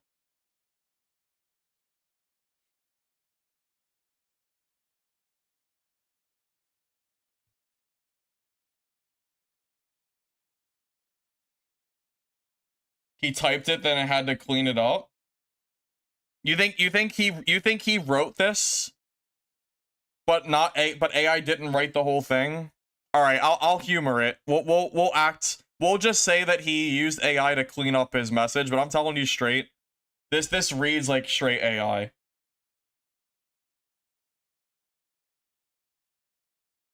All right. You'll always have a weakness in group fights when facing spellcasters, rangers, and barbarians because they outmatch you at distance and melee. The very thing your class is designed to do better than anyone else, barbarians are never defensive and will always rush to kill. Fighters are punished for playing defensively. Your teammates will almost always abandon you. What? This? No, I'm not reading. This is bullshit. I'm not reading this. This is 100% AI shit. I'm not reading that. That guy is, no, this is stupid. Anyone who made this as a helpful review is actually so dumb. I'm friends with UOR. Dude, I know that guy from like 15 years ago when I used to play Ark Survival Evolved. Or something like that. Yeah, like, what do you mean he has points? He does not have points! Look at the shit he's typing! Oh my god, where's that message at?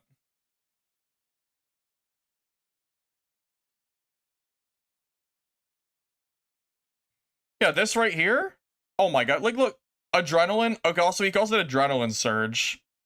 What even are these? Aren't even the adrenaline surge isn't even the right name.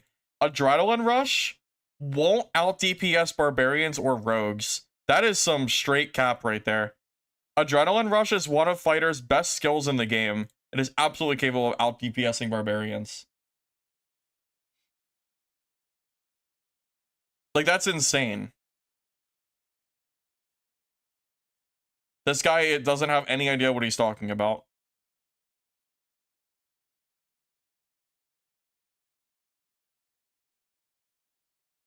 The only thing I'll agree with is maybe this right here, where you have to second wind and campfire after every reset.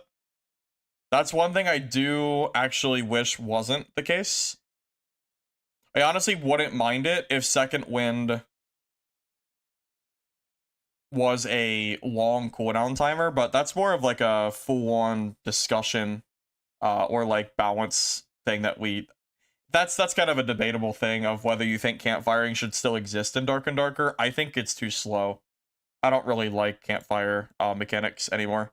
So I kind of agree like that shouldn't be a thing. But like everything else he's saying is just stupid and like it looks like rage baits. So I'm not like too worried about it.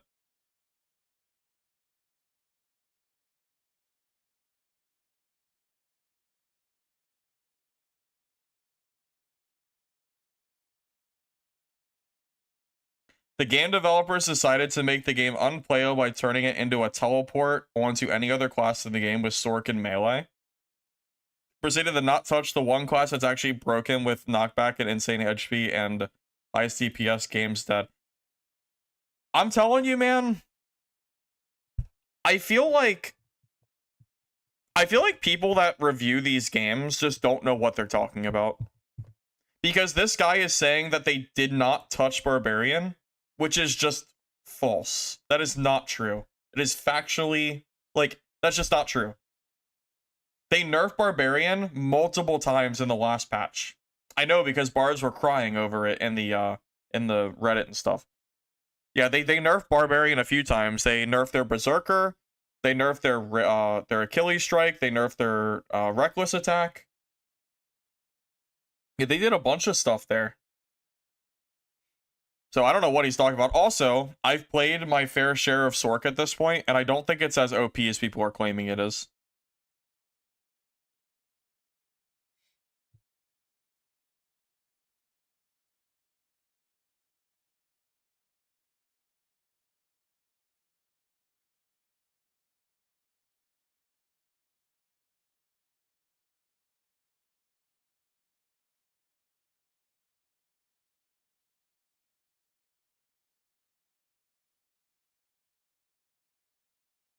There's a big chunk of people who don't use Discord to follow game news. Okay, but the changes are on Steam though. So how is that an excuse?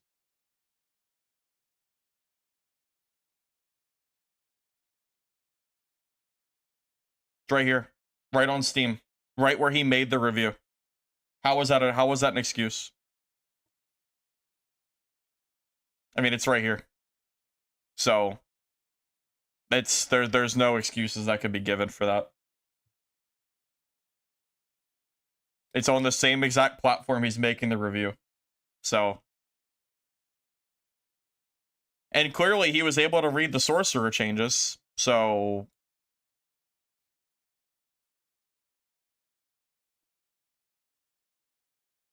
that's true. I think it's even in the game itself. I think you're right. I'm pretty sure the game has the updates too.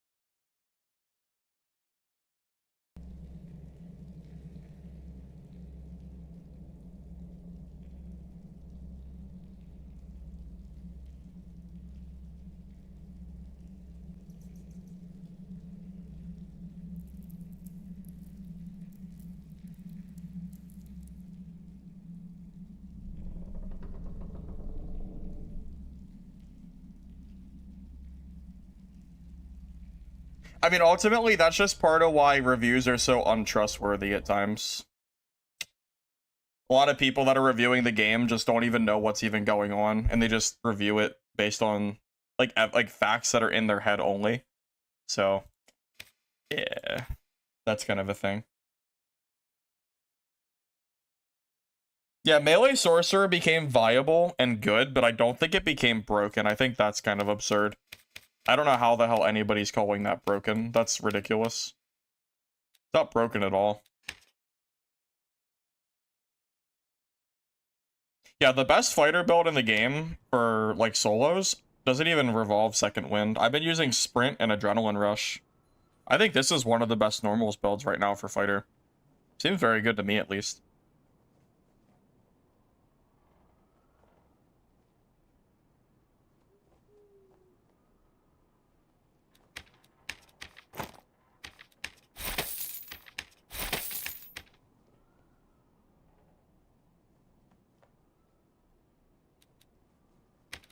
What class should we play today?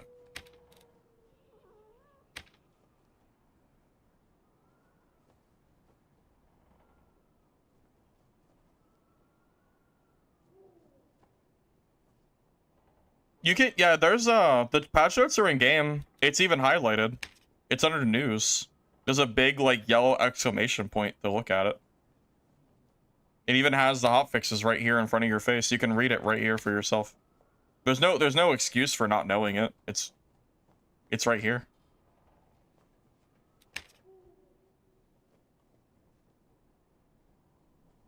Cleric?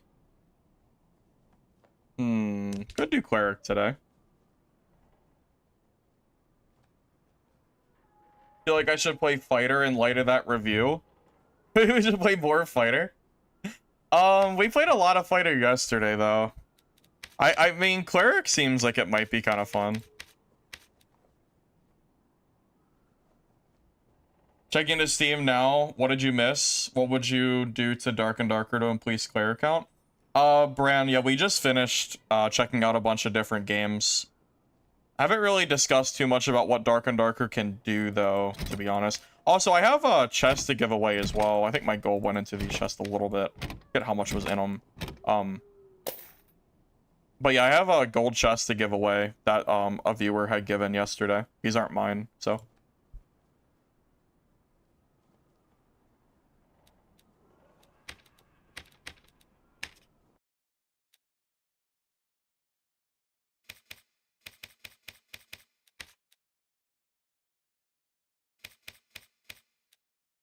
Wizard? Oh, wizard. Wizard. I don't know, man. That's pretty tough. That's a tough freaking class to play, man. Wait, you know what? Do you guys want to see if we can make Meme Beam work? You think, do you think I can play this Warlock build that I made a video on, but if I focus on Meme Beam, I can kill more people? I feel like that would be kind of funny. You want to try to Ray of Darkness some people? I think that sounds kind of fun, actually. I don't like shooters. Why would I play Marathon? I have no interest whatsoever in that game. I have zero interest in that game, man.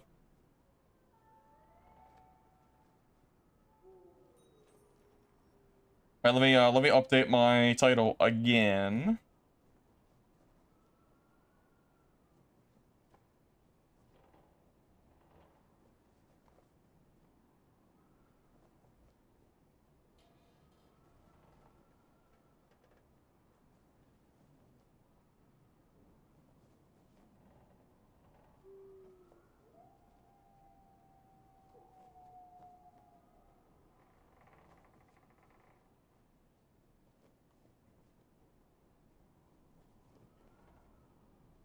To be honest, you were enjoying more SSF this reset than as it is right now, but that was for your taste. Yeah, I think that really comes down to personal preference, Baga. From what I've seen, there seems to be a crowd of people that prefer SSF and the crowd of people that prefer Market. But Iron Mace prefers Marketplace, so I don't think it'll go anywhere.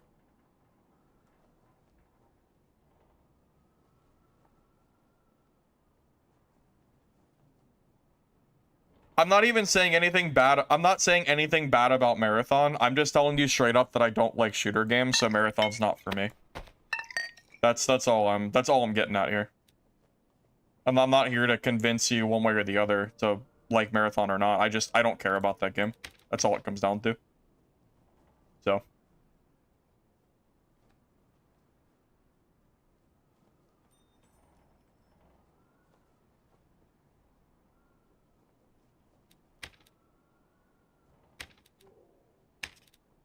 A meme beam. Let's see if I can make this work. Yeah, what I'm thinking right now is maybe we hit like the Curse of Pain and then immediately like meme beam as they're trying to like rush towards us or whatever. How far of a range is it? So it hits the light. You know, that's pretty far. So it hits from here to here. That might be okay. Might be able to make it work.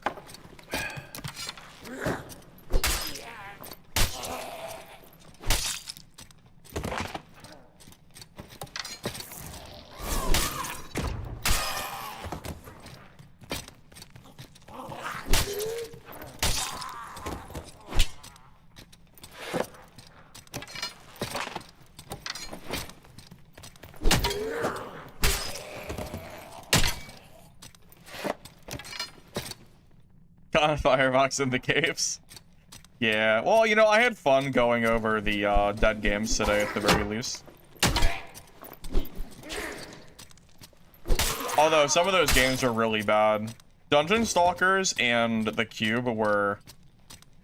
I mean, honestly, they were all terrible. I don't think I really had, like, fun playing them, but it was nice to kind of go through them. It really just reminded me why Dark and Darker is still the only, like, real game on the marketplace, honestly. Just, it's so obvious.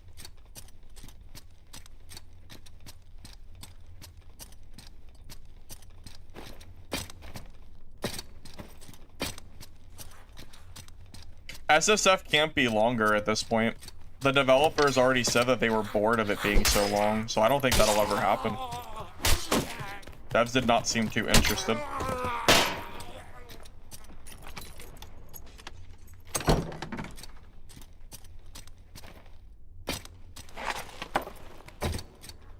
I mean, I would say this season of Dark and Darker has been the best one we've had in a while, but the player count is still decreasing, so I don't know if it's gonna matter. Which is pretty sad that that's the case. Oh, is that a Warlock? Oh, shoot. Yeah, it's a Warlock. Ready for the meme beam?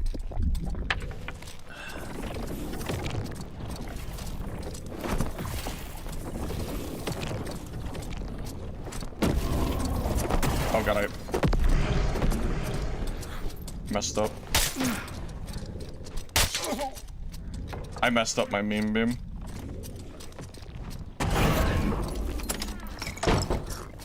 I was gonna use it, but I was trying to hit the curse first. I wonder if I should have just used the I wonder if I should have just used the meme beam instead of trying to curse him. It's fine. We're not in any danger. We have doors galore.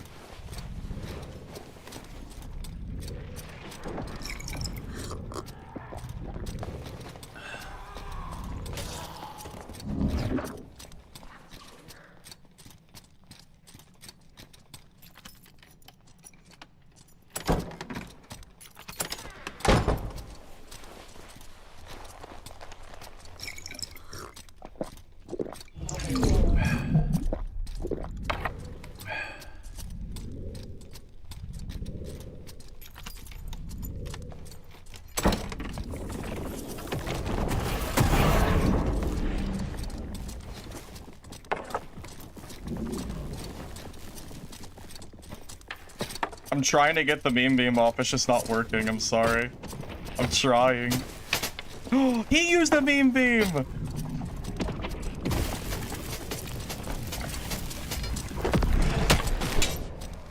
Yes! I did it! The meme I did it, okay. We actually got it off. It took some effort, but there you go. Okay. Okay, beam beam. Successful. Alright. He's naked. Alright.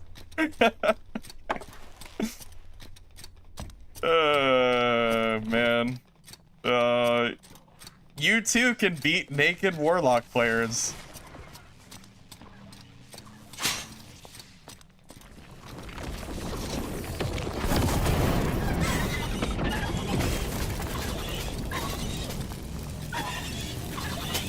Whoa! That sorcerer just got wrecked? Wait, maybe Meme Beam is good? Huh? Not a meme? Hmm?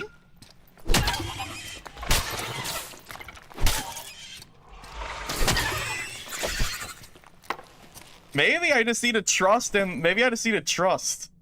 Trust in the beam. Maybe. Actually good. You think he was low HP? You think he was low before I came in there? All right, fine. We'll keep pressing on then.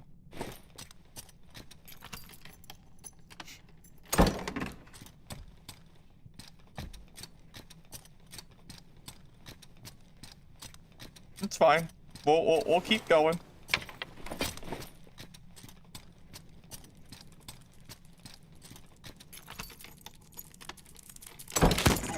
If you're to get Warlock, you're glad it was you? Wait, Aaron, did I fight you just now?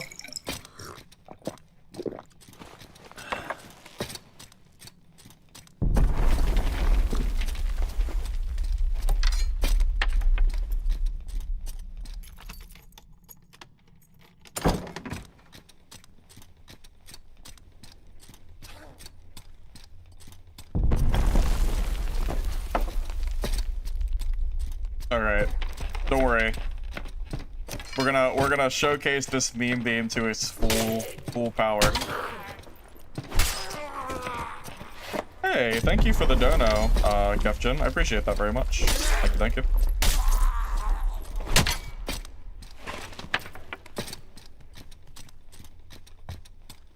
I mean, if I get teamed on, it's whatever. I mean, it's normals. The gear doesn't really matter, so. Kind of lame, but not much I can do about it. If it happens, it happens. So.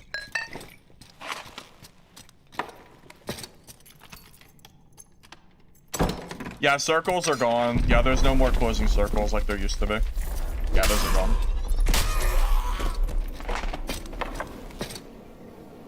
Yeah, here's what I'm thinking. I'm thinking Curse of Pain, and then you just immediately Ray of Darkness and just try to do as much damage as possible before they reach you. I think that's the play.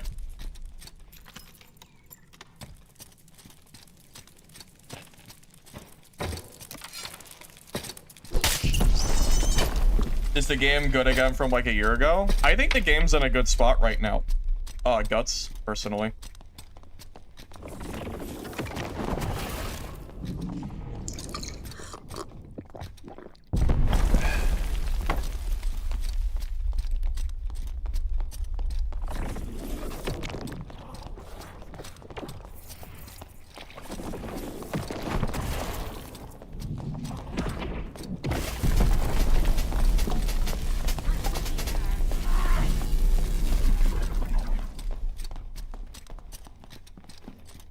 He's so low.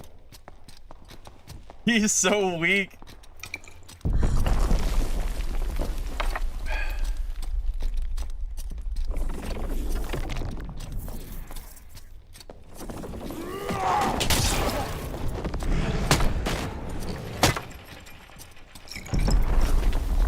Hi. Okay.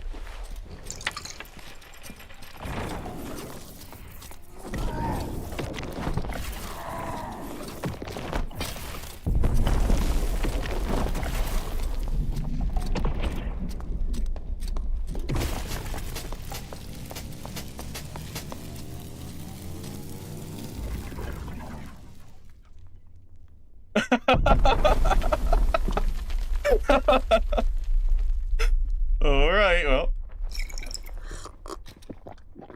Get beamed. Okay.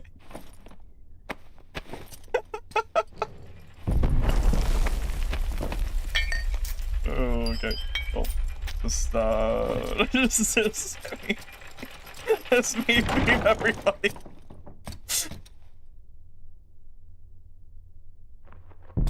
Oh my god. The meme beam. It's real. Can I do a cleric guide next? Kefjin, I already have a fighter guide being created. So the next guide's gonna be fighter, but cleric will be on my list sometime soon.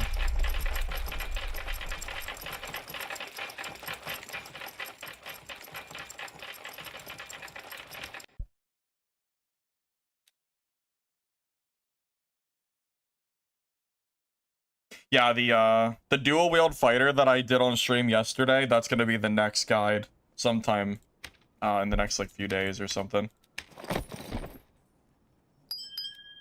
But yeah, cleric will be a class I do for sure. Don't worry. It's on my list.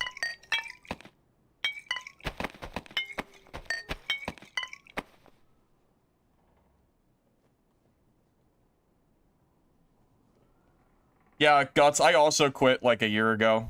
I came back. Well, it wasn't like a year ago. When did I quit? I think it was like 6 months ago that I quit or something like that. And then I came back about a month ago. I took like a 4 or 5 month break from this game. Because I was tired of the decisions they kept making. They didn't feel very good.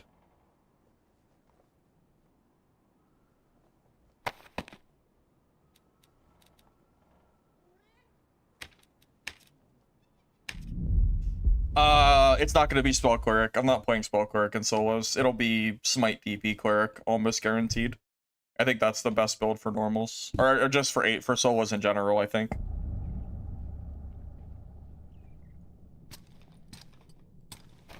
Do you ever think that your name means matches? What do you mean, my name?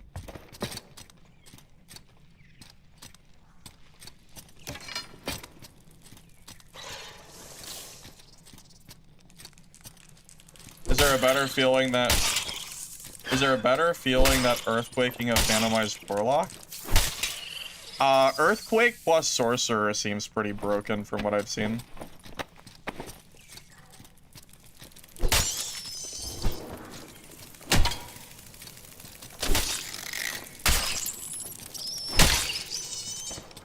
What would be the best swing of change that they can do to make that good again?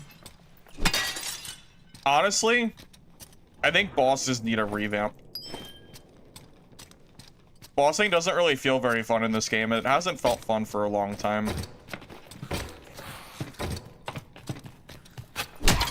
That would be a nice change of pace.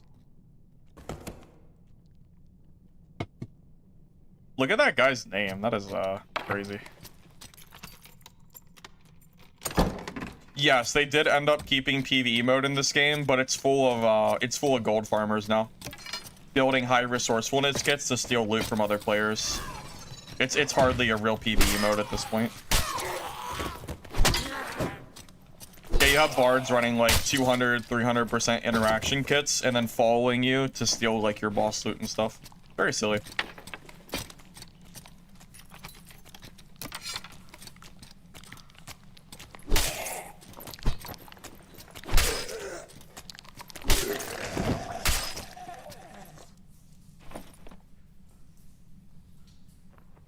Well, it's not even just the difficulty of bosses. Cheese, it's also the fact that some of the bosses just have the worst loot drops in the game. Like, Cyclops drops are terrible. I don't even understand why the boss exists. And then Ghost King has the best drops in the game, and it's also a very easy boss. It's like, it doesn't really make sense the way they currently have it set up.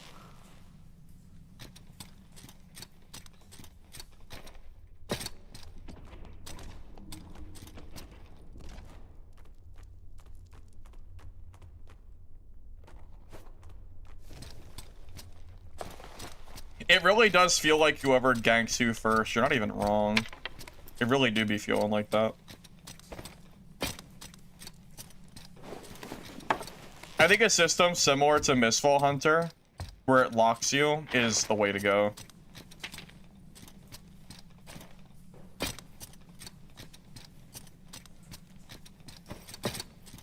Are bonk mages still reliable? Bonk whiz?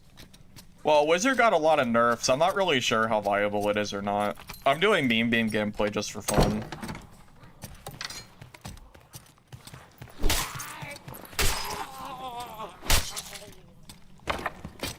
You played PV not long ago. You saw 3 people rushing to Spectral and Ruins. Yeah, I mean, that's all it is. PvE mode is just geared players, but like rushing bosses with high interaction speed. Where did you know how builds are called? What do you mean by that? Exactly.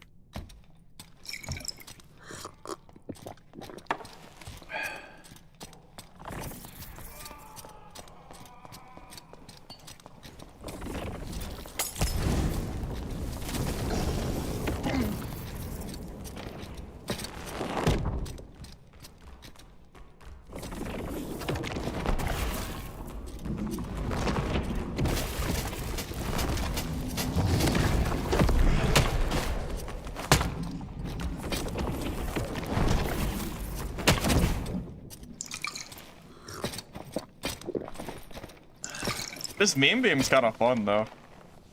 it's kind of fun.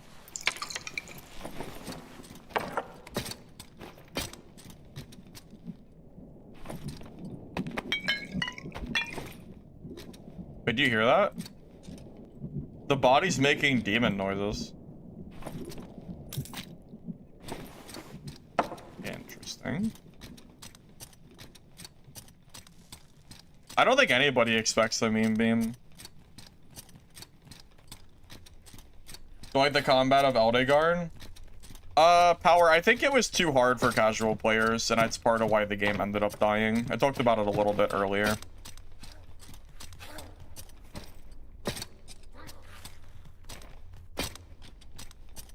Yes, I believe Dwarf is a regular-sized demon. I think that is the case.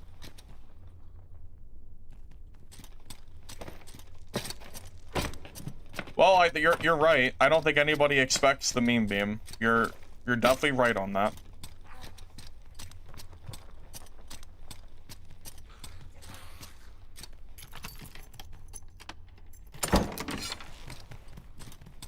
I feel like people end up panic pushing me, and then I hit them with BOC and they die.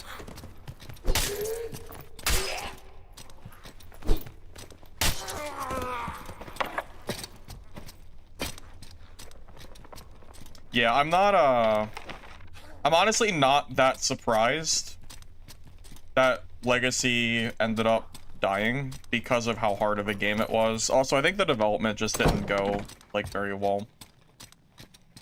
A lot of issues ended up happening to result in that game dying the way that it did, fortunately.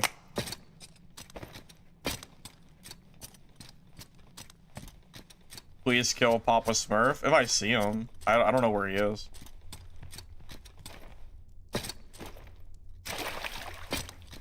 Mistfall removing stamina system, and you're convinced it's because of them doing market research on Legacy?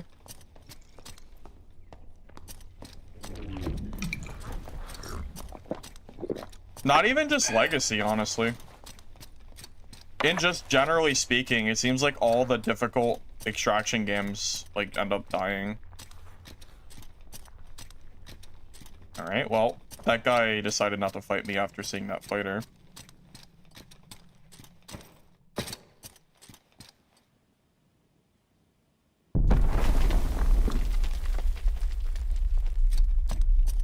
You are right, though. Nobody expects it.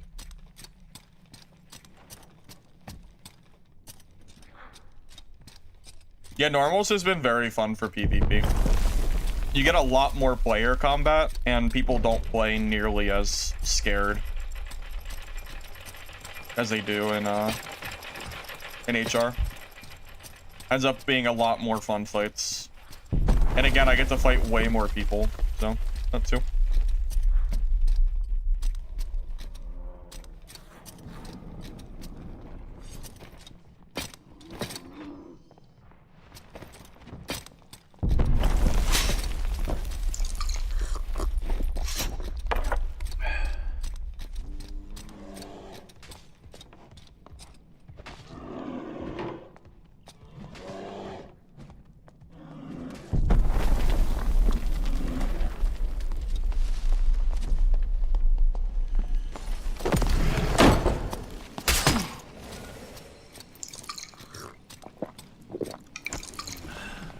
Okay.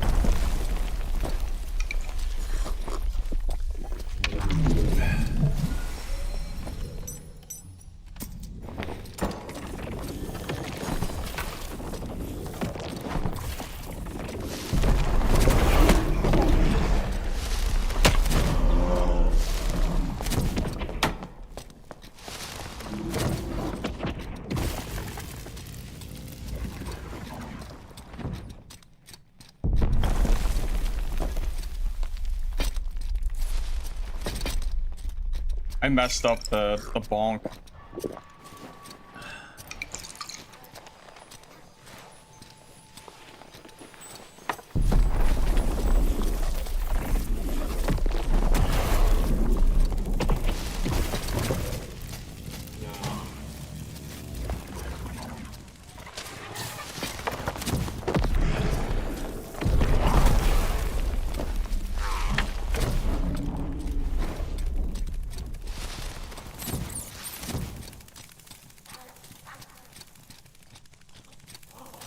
He died.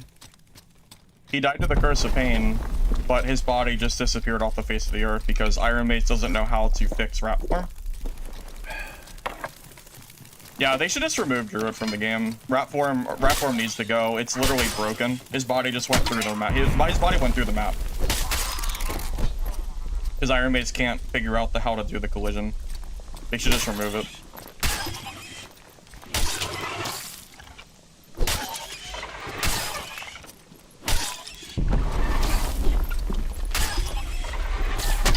I'm pretty sure that body's gone forever. Because he died right here, right?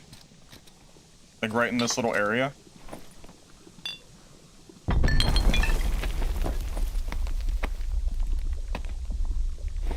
He basically griefed me by going rat form because he knows that his body will go through the map because Druid is broken. Fun class. No, they do. They 100% do it intentionally. They do. I refuse to believe that a Druid would not go rat form in hopes that his body would disappear. It's a big bull. It's a load of bullshit. They need to fix it or remove it from the game.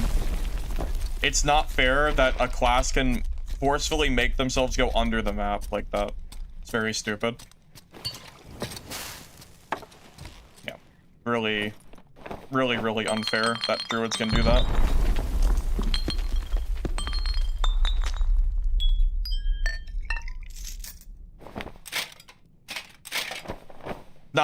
It's not even a rat form is OP discussion. It's a rat form doesn't work discussion. Very, very stupid. Very annoying. Yes, there is a glitch with well, call it a glitch if you want. There is an issue with Druid where rat form goes under the map, and it is consistent. It happens a lot. So he went rat form with the sole purpose of going under the map so I couldn't loot him because Druid is broken. So it's just one of those things, man.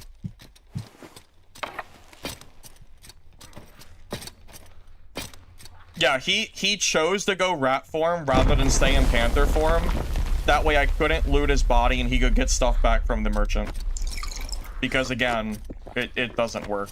It's broken.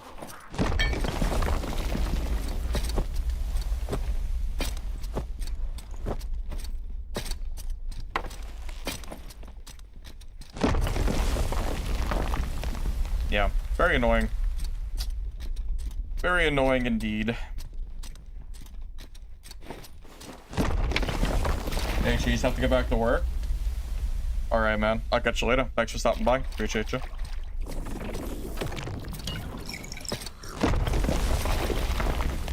And he knew it was gonna happen. Like, there's no reason for him to go rat form there. He was Curse of Pain. Like, there's just... Yeah, it's annoying. Very annoying.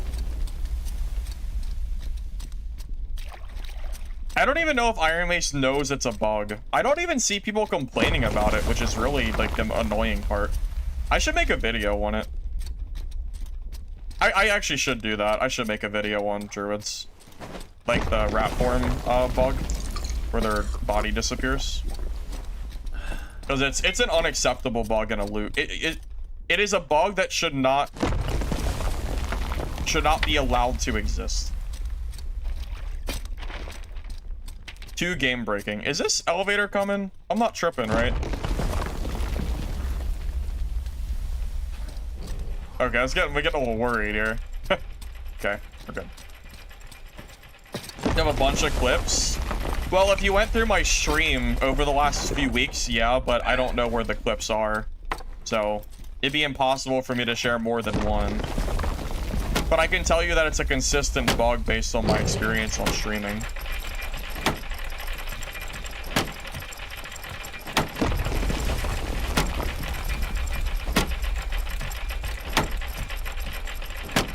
Heck, even happening just one time is enough. Oh, the elevator loot glitch too. That's another one that pisses me off, yeah. The bodies will, they'll disappear from the elevator, and then you can't loot them. Yeah, it's pretty annoying too.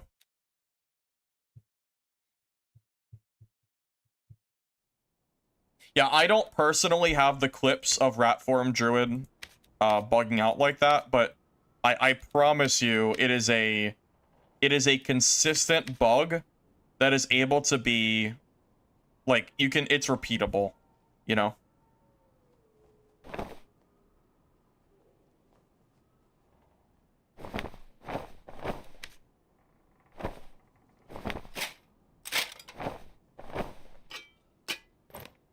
Yeah, so it's not like this is like a one-off bug that I'm just bitching about. It happens a lot. So it's actually like a pretty big problem. They really need to address it. They either need to remove rat form if they can't fix it, or they need to fix rat form. And one or the other. Something has to change here. Whatever it may be.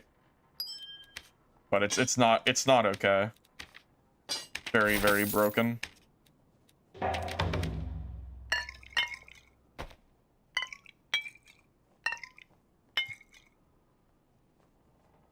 It's a bug that druids turn into an exploit. It's all over HR. Yeah, of course it is. Of course. If you're gonna give a player the opportunity to be unlootable, they're always gonna do it. I'm not surprised. It's very obnoxious. I'll be right back.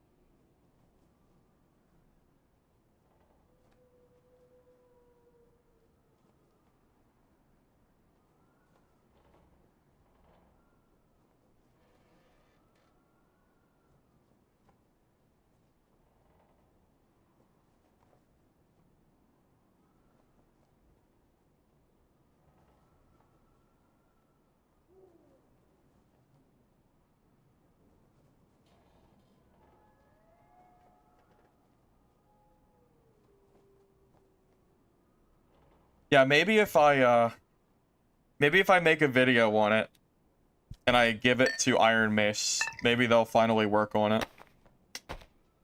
Because that would be nice if they could fix it by next season, because it's getting kind of tiring. I've lost out on at least 3 or 4 druid kits, like good HR druid kits, because of that bug. That it's getting very tiring. That's true. I guess at least Goblin doesn't give all their gear back, but it's super grief. I mean, it's so bad for me because I can't, you know. It's very annoying.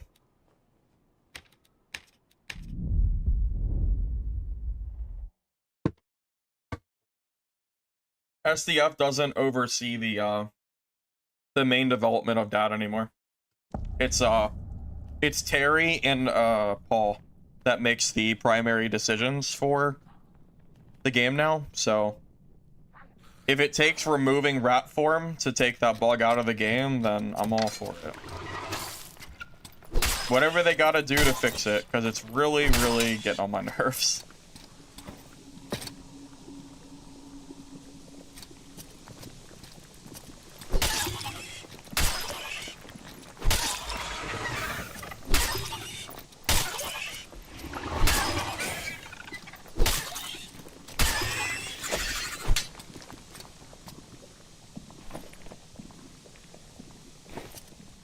Yeah, and this isn't even me complaining that rat form is hard to kill, because it is, but like the bigger it's the fact that they fall through the map constantly. That's the real issue.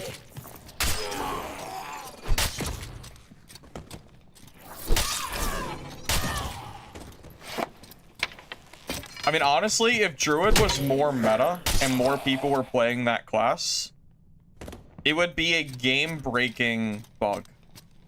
Like, imagine if Barbarian had a way to cause your loot to be unlootable, just, or like Fighter or whatever, like a more played class. The game would be unplayable. The only reason it's not a bigger issue is because Druid is not that played right now. That's the only thing. So if Druid ever at some point becomes more played over the next few weeks, whatever, it's going to be a big problem.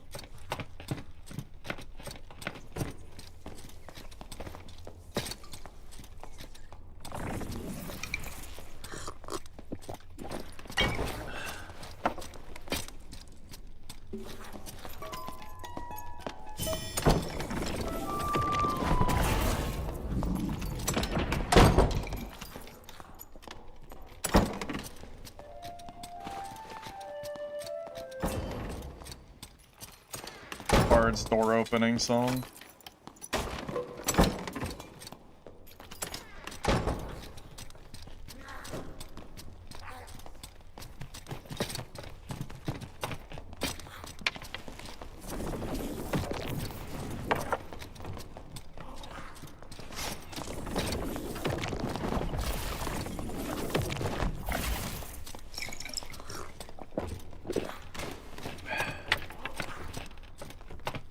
Alright.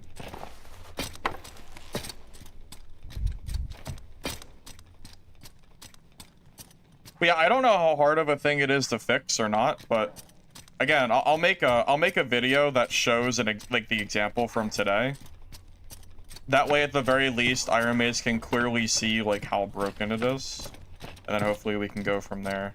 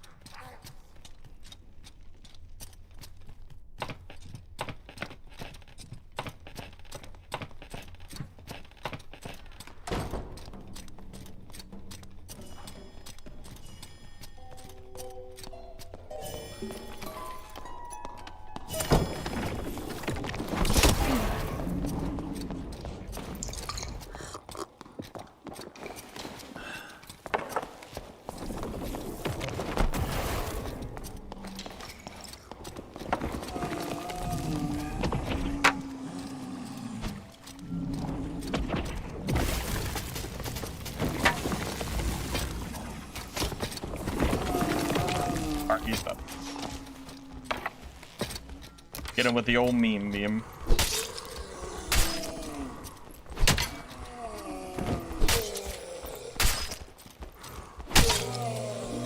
You know, this Ray of Darkness is working way better than I thought it would. Oh god.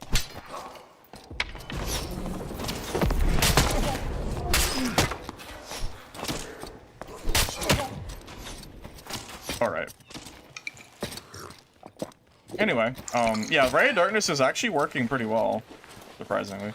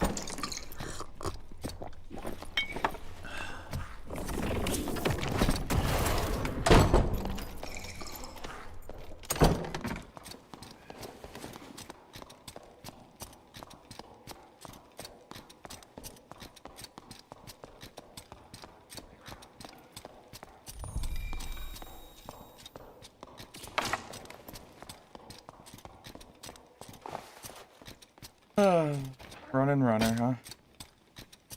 Runner. Yes. No, water map is terrible. I won't play there.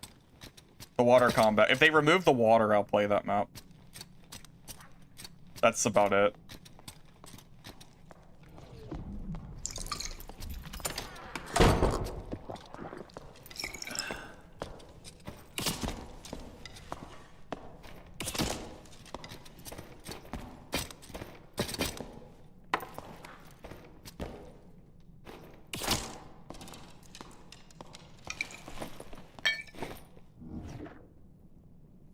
I mean, not much I can do. I mean, every time I open the door, he just runs the other direction, and then it's a constant back and forth, so. I mean, really, what can I do here?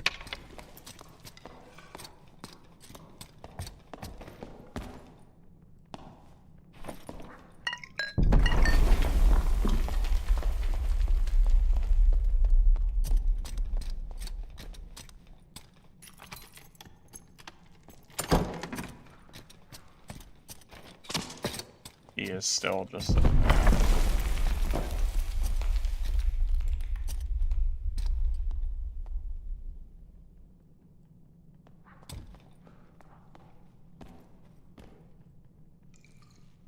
Hydra can be good, but I don't have anywhere near enough knowledge for that.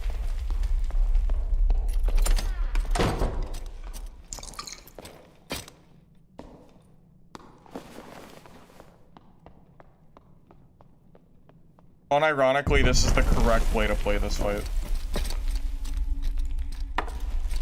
This is how I have to play it. Because if I try to chase him, he'll run. So.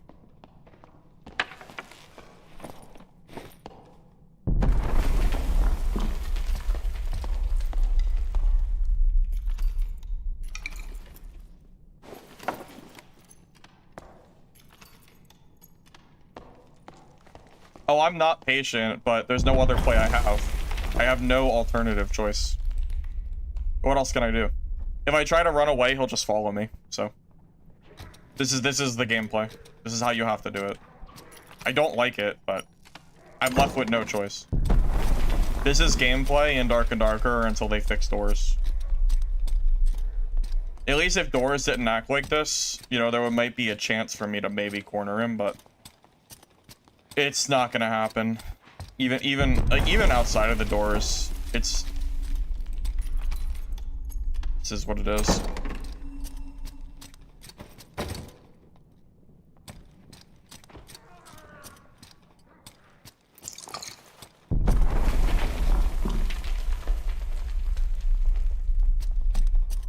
Literally just me just sitting here waiting for him to do something.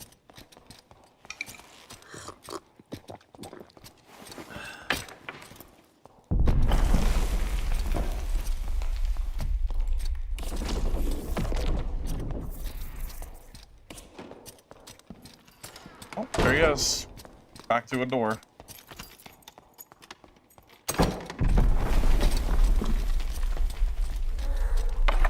Up into door and door. How much I can do about this? We just have to leave the game. It's our only option.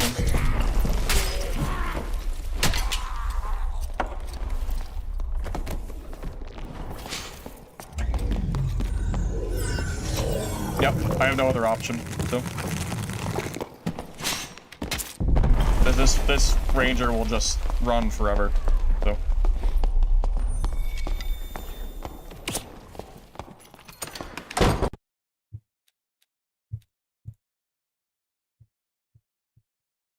What is the correct way for doors to work?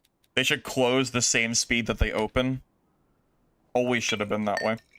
They never should have worked the way that they currently do. Doors shouldn't be like the complete get out of jail free card that they currently are. It's too much. I feel like it's always been that way. Just creates gameplay like you just watched. It's a big part of it, at least. I mean, I played that correctly. There's nothing else I can do. I mean, I have to just camp a door and wait for the whole game, and if he pushes, I can kill him. If he doesn't push, we just sit there all game. So, kind of is what it is. I wouldn't play it any differently if we had to do it again. If I fight him again, it'll be the same shit. So.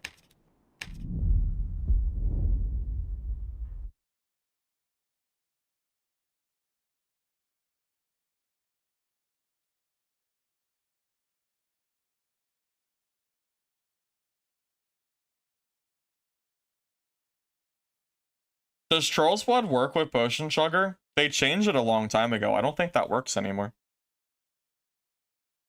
Unless they changed it again.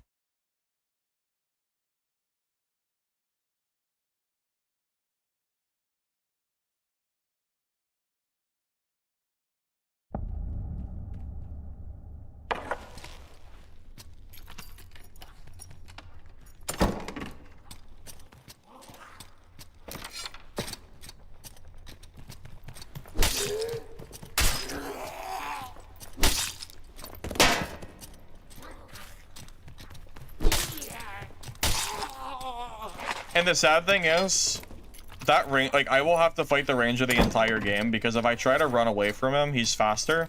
So he'll just chase me using, like, the doors as... So he'll chase me with the doors, and he'll leave them open. And then if I try to chase him back, he'll just shut the door in my face over and over again. There's no real counterplay to what that ranger's doing. It's a forever fight. It kind of is what it is. That's why I made that cleric video the other day.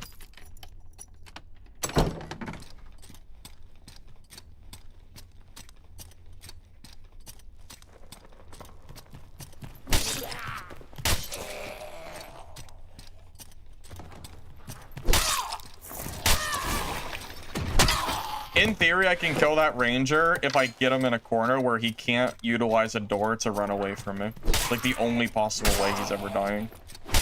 Outside of that, we just sit at a door and wait all game until he gets bored and leaves.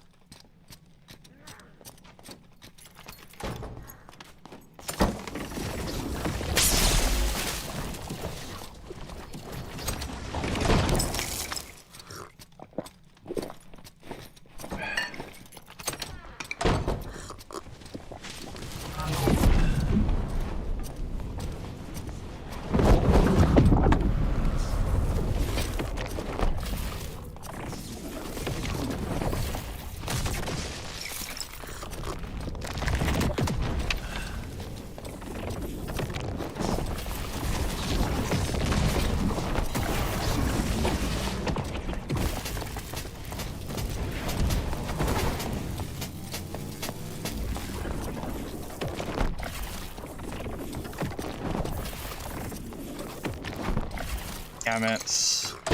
Now he full heals because he has a door.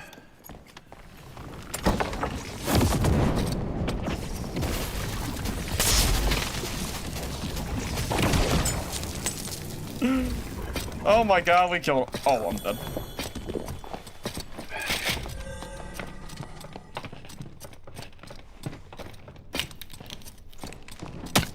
Notice how quick I took my armor off there? The meta. Gotta love dad combat.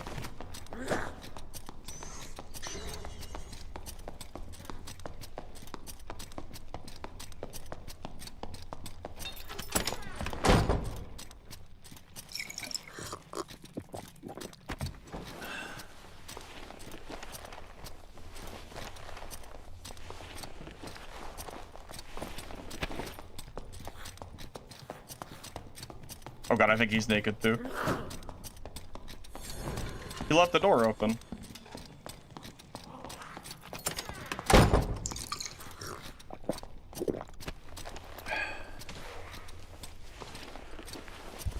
Yeah, too bad he didn't glitch through the door. Yeah, good thing.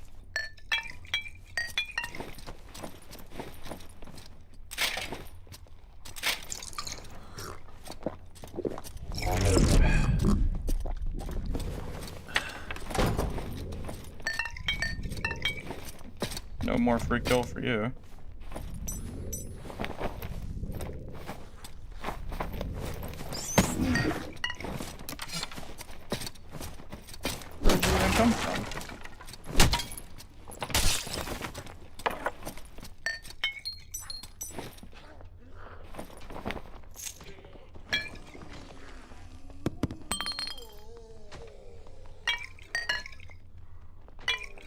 Praise the door meta.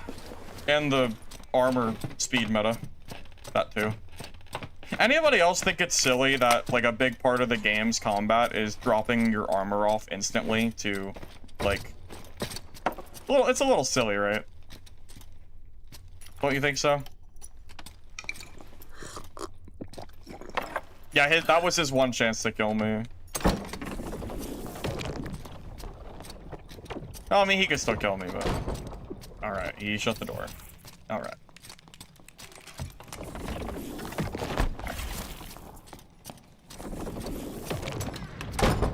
And he shut the door. Okay, alright. Having fun, having fun.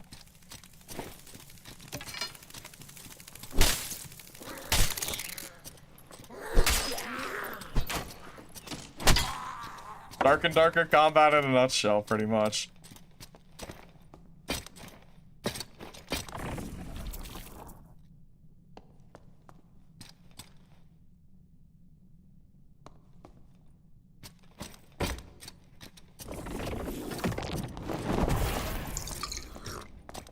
Shuts the door. Yeah.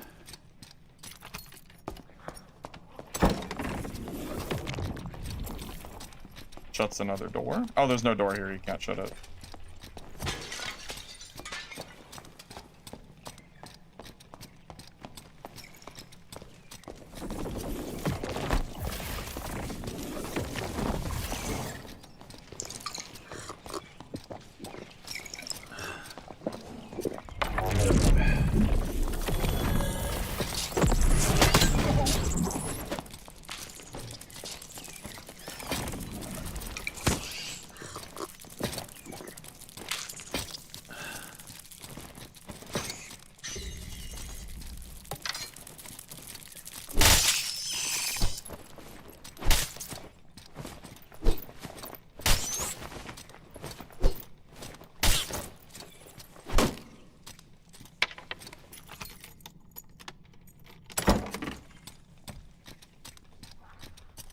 Oh boy, oh boy. I think Ray of Darkness doesn't work against Cleric, right? Because Perseverance hard counters Meme Beam, I'm pretty sure.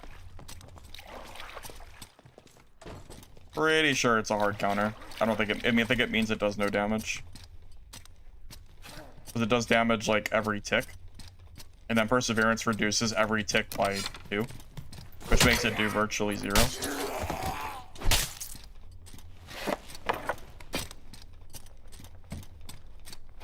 Well, I talked about this earlier. Dark and Darker is nothing but a glorified arena for PvP right now. And part of that is just because of the way Iron Mace has chosen to update their game over the last, say like 6 to 12 months, maybe more. Most of their updates come down to PvP balancing. It's how it is.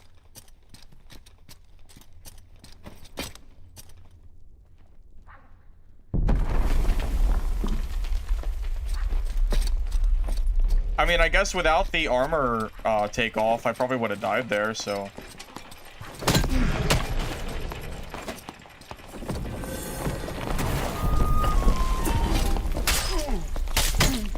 I'm getting teamed on. Oh, I guess I'm dead.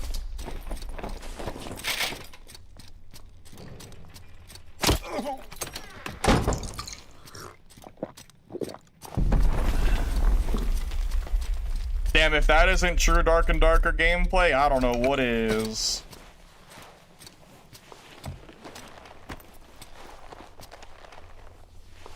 Drop your clothes on the ground so you can unequip your armor. What gameplay? Thank God for that, I guess.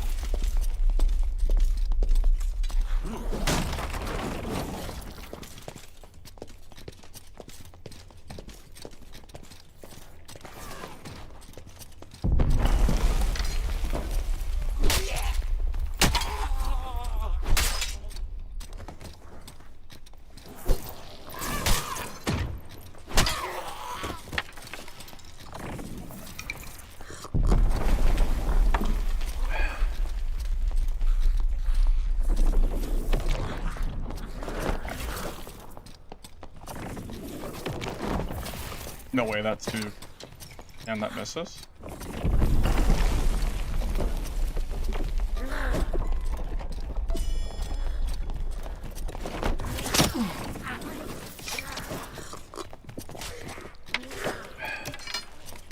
Damn.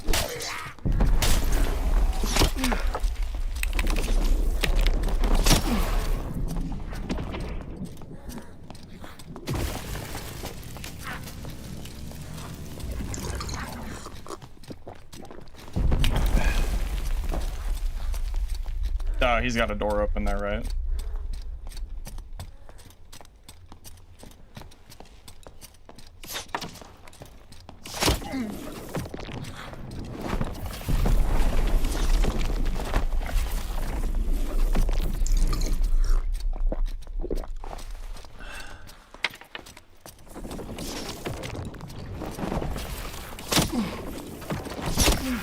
How are these missing?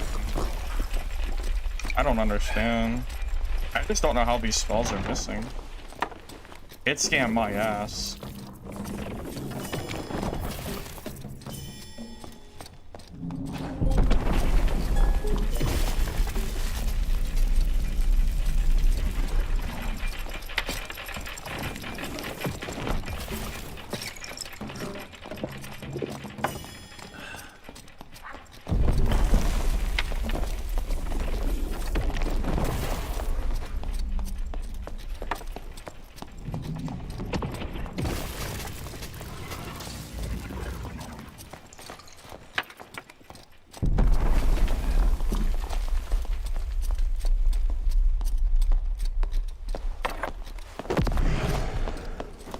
No way. I cannot believe that missed. That's actually insane.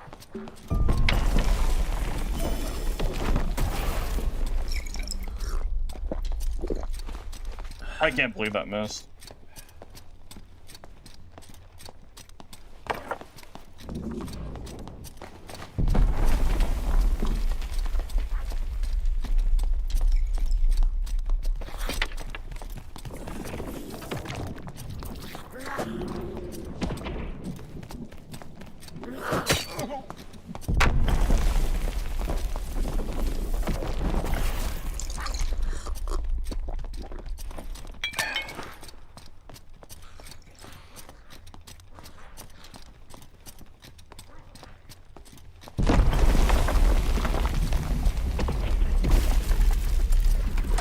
Shuts another door.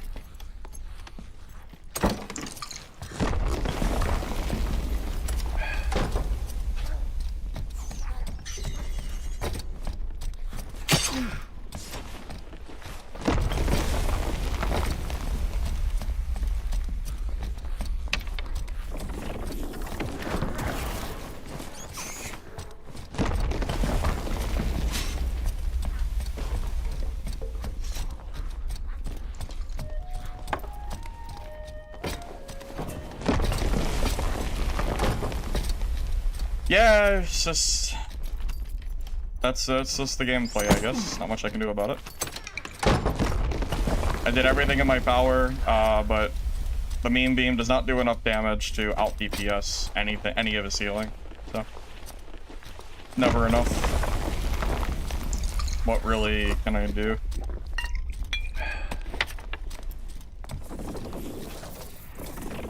Shuts another door. Because doors. Yep.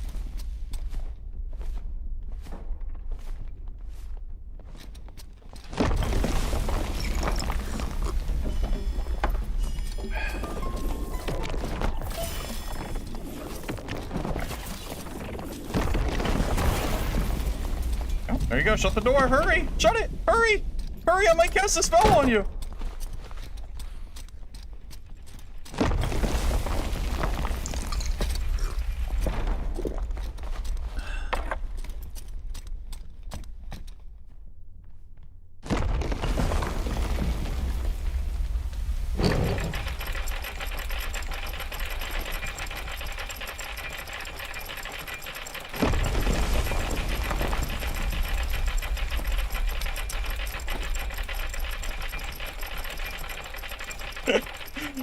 Oh man.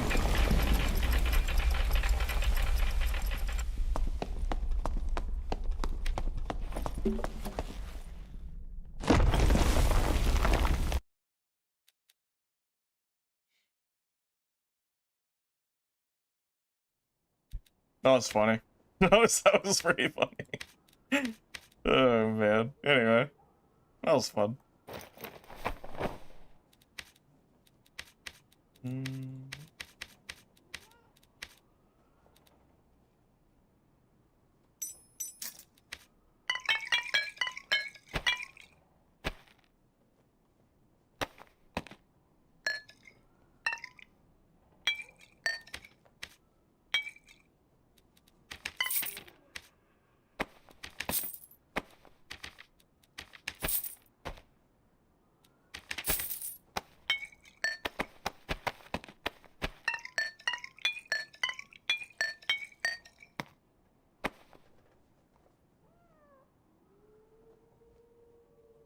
Forceful shot ranger. Yeah, I imagine that's pretty strong right now. Ranger's just good in general. The ranger's definitely like not weak or anything by any means.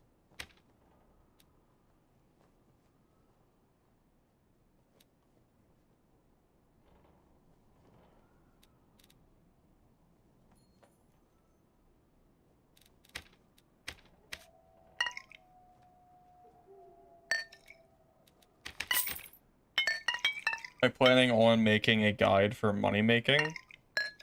Probably not, because I already have a lot of my videos lined up at the moment. Most of my content is going to be based on like class guides. And I don't even know what I would do for a money guide. I don't do money farming. I just PvP for money. So I'm not even sure what I would give you. Farm copper ore is how I would say like earlier in the season. I don't know if it's still as lucrative or not though. Yeah, I don't really do a lot of money farming in this game for the most part.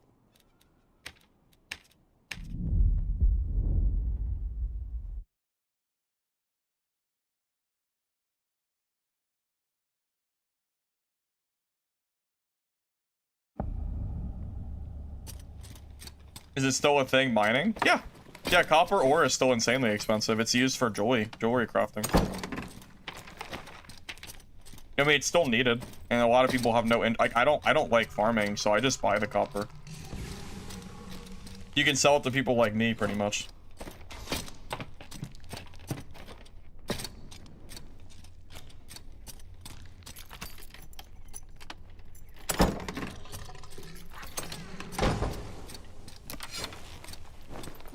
Honestly, you know what the correct way to play against that bard is? Just sit right outside of a door and just sit there and wait for him to get bored and leave. Because otherwise you see gameplay like you just saw where it's a never-ending fight. Because bards can open doors with their song, so you can never actually catch them. You can't corner them because they can always open the door no matter what. So, yeah, the best way to fight them is just to sit in a corner and just wait for them to get bored.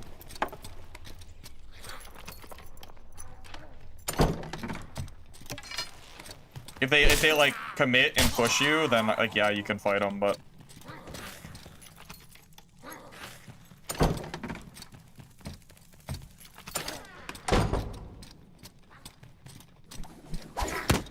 oh, okay.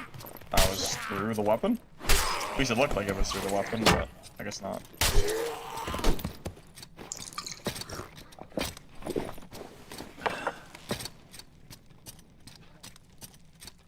ISO is probably better gold.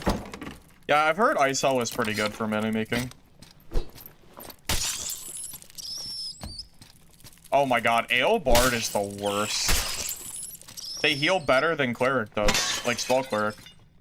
They have the best healing in the entire game for solos. Not even close. You don't even have the limitation of healing, like it heals all your HP. It's not even like Torture Mastery. It's so good.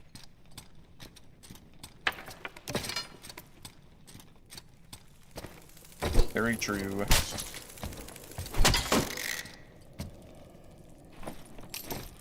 Yeah, Eldegarde is very, very good for solos.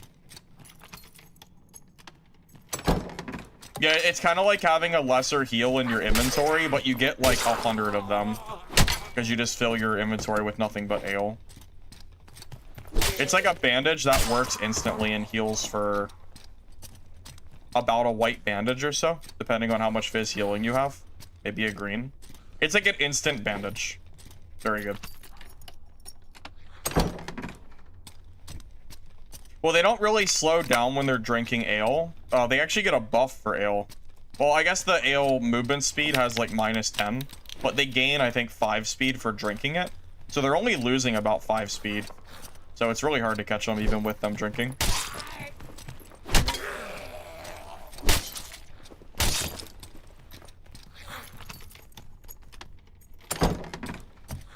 Only downside is then you have to actually play Bard.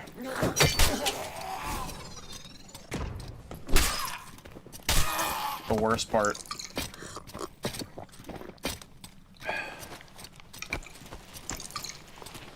Outside of that, though, quest is great.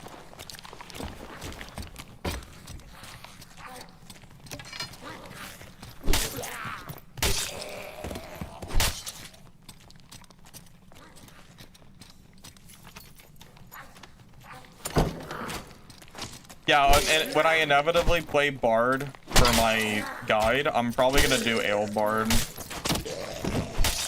Kind of makes sense. It kind of doesn't make sense not to. I think even in normals, Ale Bard can be used. You just see blue rings.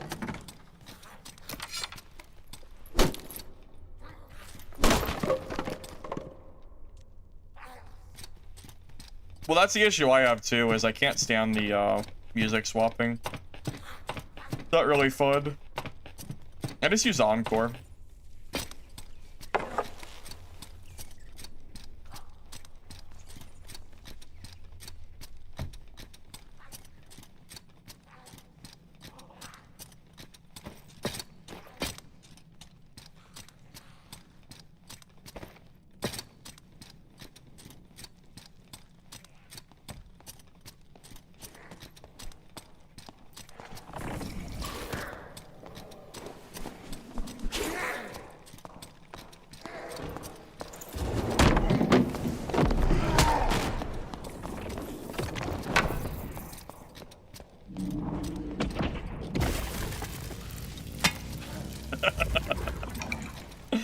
Get him with that meme beam. Get him. Goblin came in for the assist.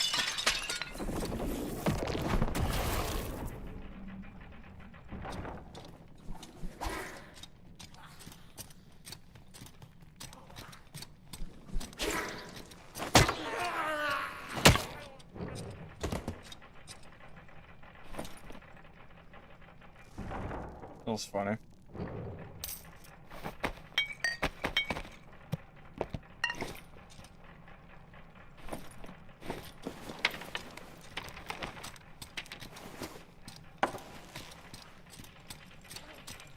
Well, he got hit by the Bola Goblin twice, so he was kind of SOL at that point. Not really much he could have done, unfortunately.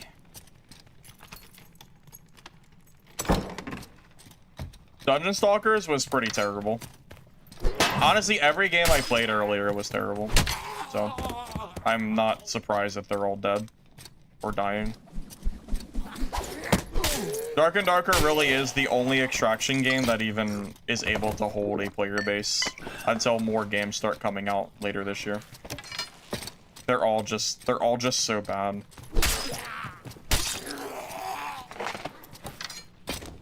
Not much I can really say.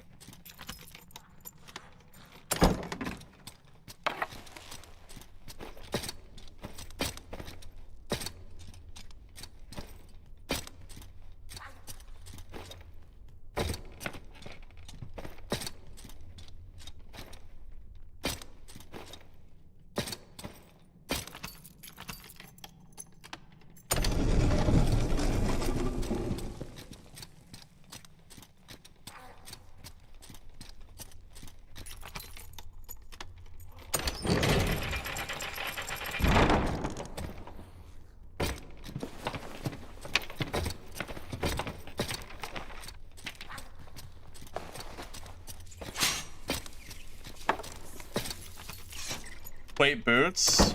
Yep. Sure do.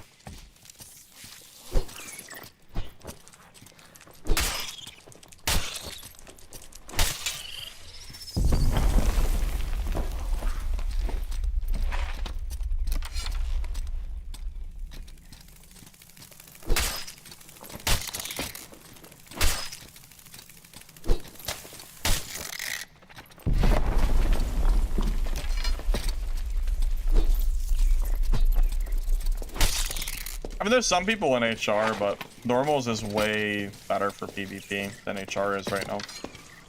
The amount of rat rogues in the game right now is kind of disgusting.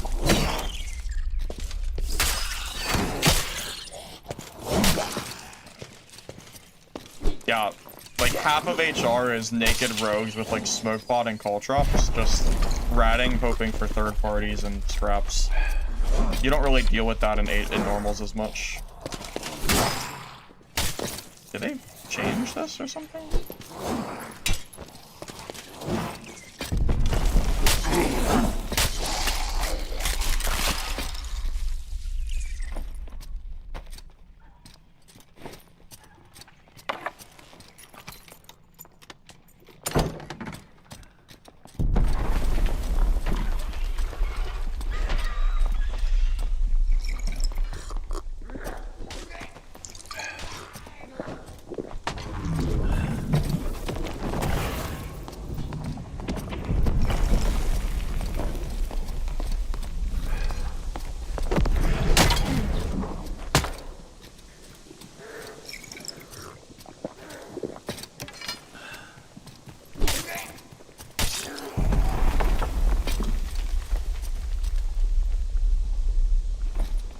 Yeah, don't get me wrong, it's not that I wouldn't mind having geared fights, but yeah, normals is just not really in a good spot at the moment, which is really unfortunate, because I sure would like to use my gear, but what can I do, man? What can I do?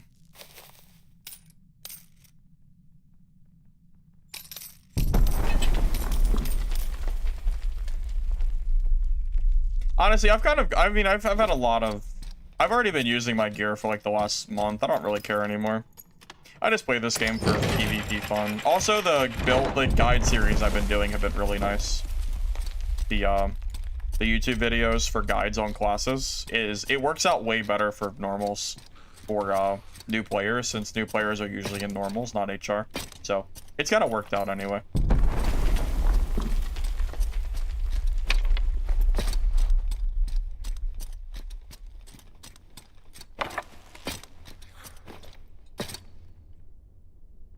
I mean, it doesn't really matter if there's players in HR or not. It's just HR's not in a fun spot right now, regardless. So I'm not a big arena player. If I could play arena solo, I would do it. Like solo versus solo. I don't like trios.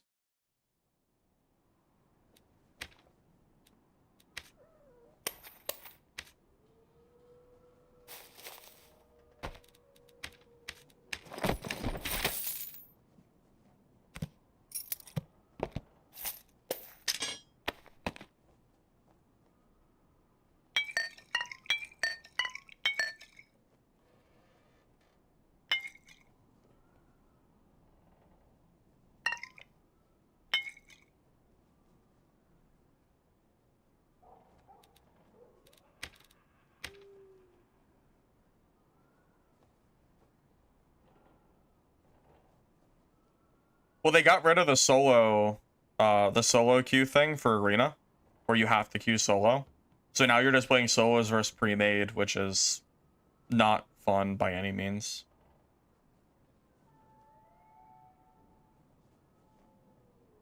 Yeah, with that change, I really have no interest in trying to fight pre-built trios as a solo player.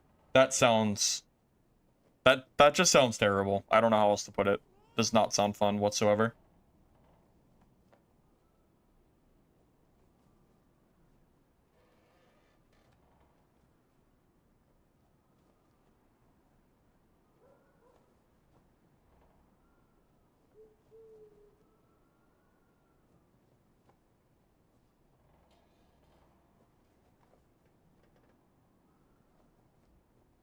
You were watching my past self in the stream earlier.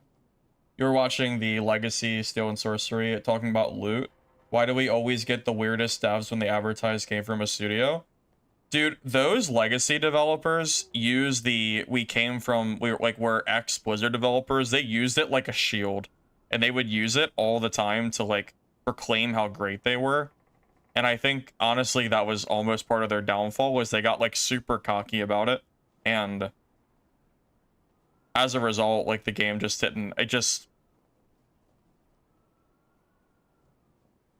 didn't really know what they were doing. But they knew best, because they were ex-Blizzard developers. Don't... Remember, they always made sure to mention that. Always. They always wanted you to know.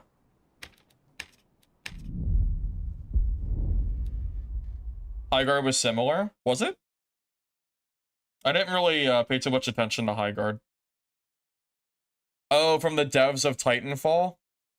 I actually didn't know about that. That's really funny. Wow.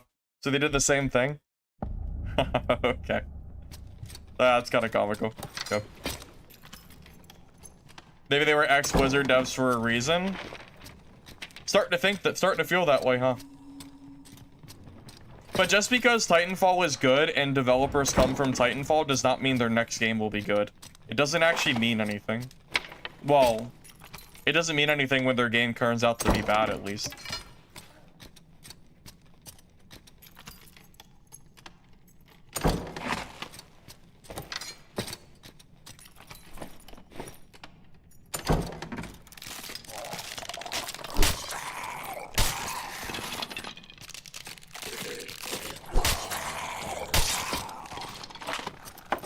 I've been debating on what class. It's because it's not going to happen today. I kind of want to make a whole stream dedicated for the the build guide for normals I'm going to do.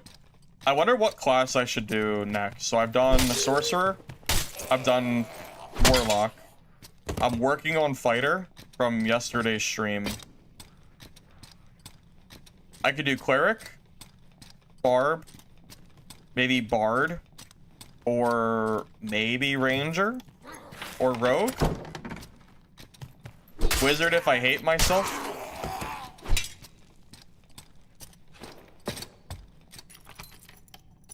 Notice how I didn't say the D word.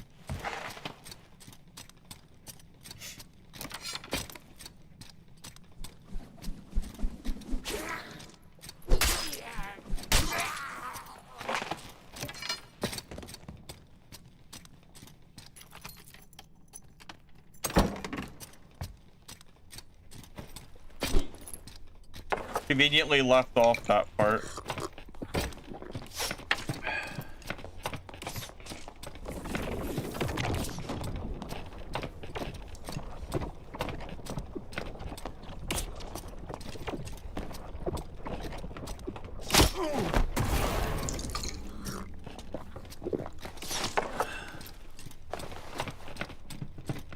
I know that curse had to hurt.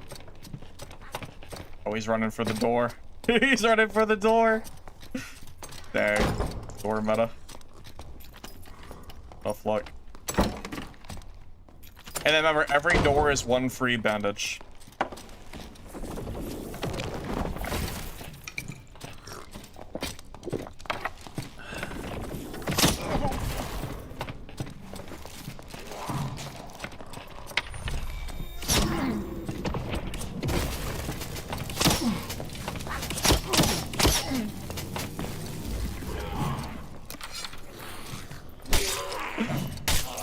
I hit you with Ray of Darkness. Okay. Oh, man. Alright. That was fun.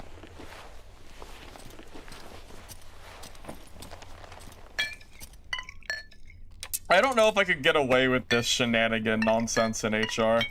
I don't know if the beam beam's strong enough to actually kill HR players. It's pretty bad, man. I don't know if I could, I feel like a geared ranger would just dunk on me, just because it just does more damage.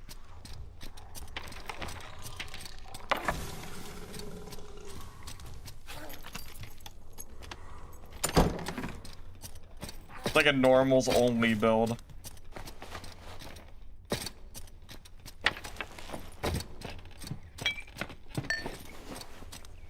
Like other builds that I had were definitely good enough to be used in HR. I just don't know if the meme beam is, man. I don't know.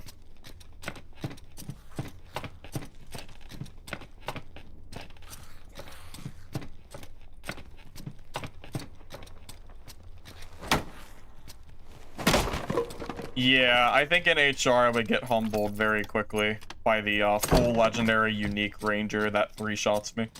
I think you're right. My hype for the new STF game?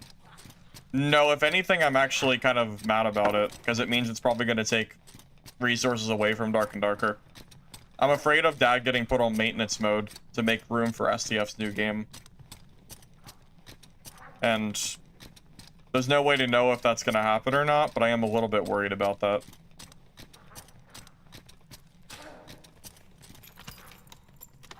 Illusory meme beam? Does that work? I don't really know how that would work.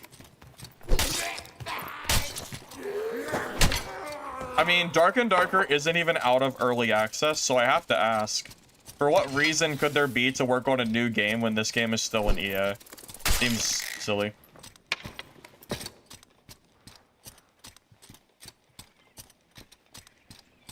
New game? We don't know what kind of game it is. All we know is that SDF is making it. That's all we know. They talked about it in their last dev Q&A.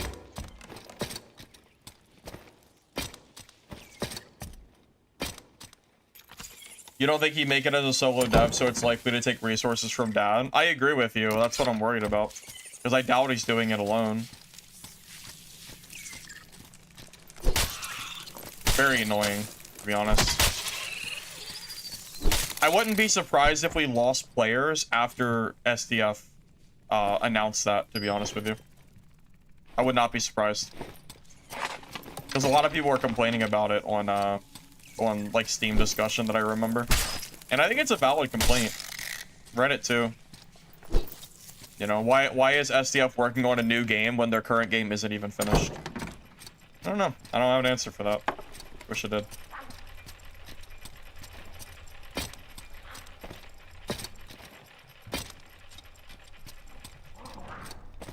But they'll never say it. Like, if they're gonna put Dad in maintenance mode, so to speak, and they're gonna work on it less to make room for this new game, they would never mention it at all.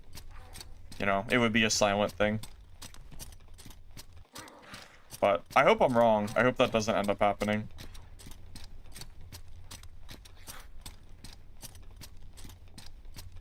That's also another fear I have, is that all the money that Dark and Darker makes is now... a large part of it is going to go to this new game that we don't even know what it is. And that, again, can slow development as well. So, I don't know. It's a weird spot for sure.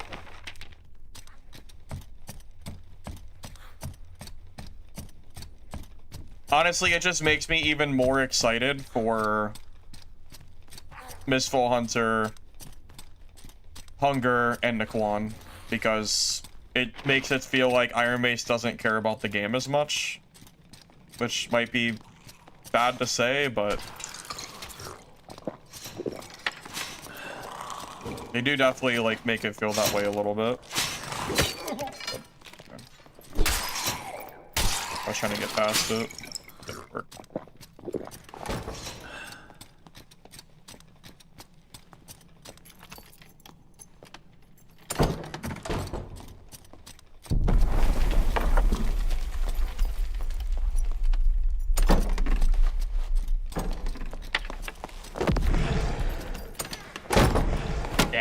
I didn't slip through the door. The bug didn't work. Dang it.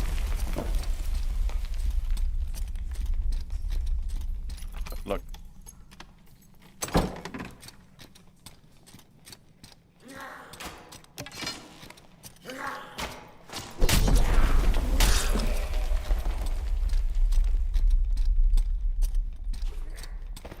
But I think weapons goods are $12, because Iron Mace wants money. Hopefully that answers your question. You think Hunger is gonna flop? You think so? I don't think so. I feel like there's a lot of hype around that game.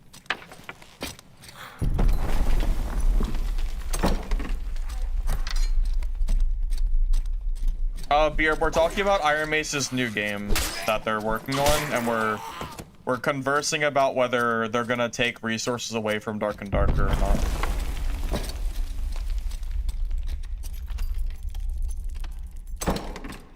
So it's on dropping demon armor for bone helm, champ armor, leather leggings, gloves, keep good PDR, gain a perk slot, and cast speed.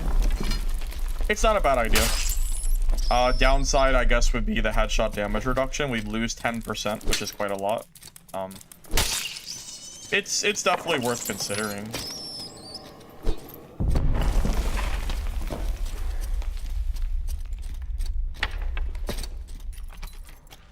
Debatably better.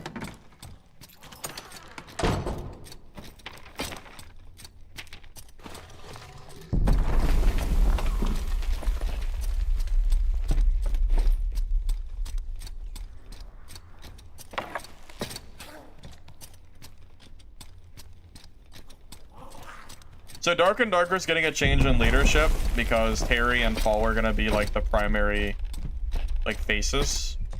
And then SDF is working on his new game. The big question is SDF going to take resources away from Dark and Darker to work on his new game? And honestly, I feel like he's going to. Which is if that is true, it's kind of annoying. Definitely makes me like question what is going to happen to this game in the long run if they start doing that kind of stuff. And the fact that SDF didn't even say what the game he's working on is even like a bigger red flag. Like he didn't even, I don't even know if he said the genre.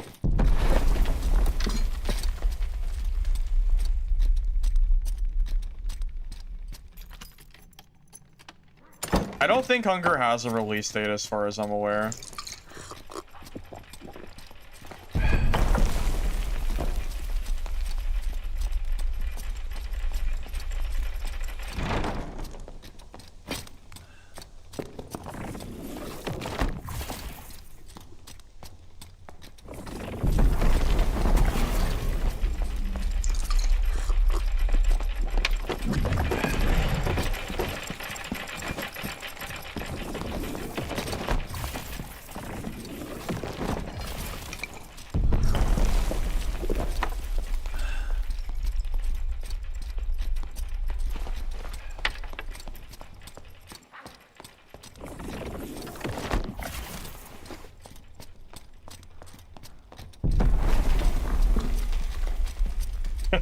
Okay, well. He's gonna run and shut the door and be long gone, so.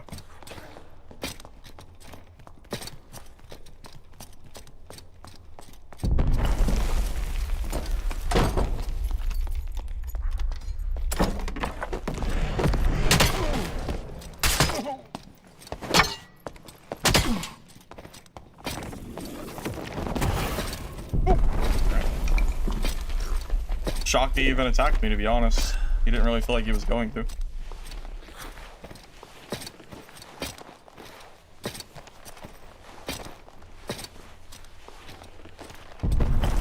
On reflection, DOC and Dark Reflection don't do a whole lot to Warlock, do they, because of anti-magic? Probably better to use Halberd against Warlocks. Didn't really think about that till now. Good to know. Good to know. Alright, well we got his meds, so there you go. Yeah, Halberd definitely is better than Staff against other Warlocks. Yeah, in the future I'll just use my Halberd.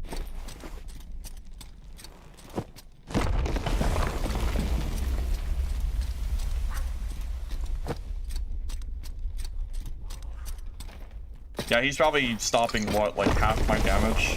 His anti-magic is really kind of OP. It's flat magic reduction. It's pretty disgusting. You can easily hit MDR cap with it.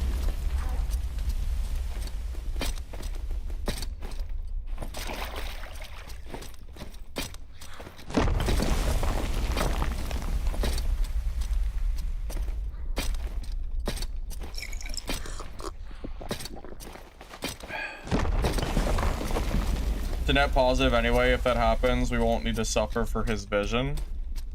Well, the issue is right now Dark and Darker is the only melee extraction game on the marketplace because every other game is trash and it's dead. So That is the bigger issue at hand, is that we don't have any alternatives for the time being.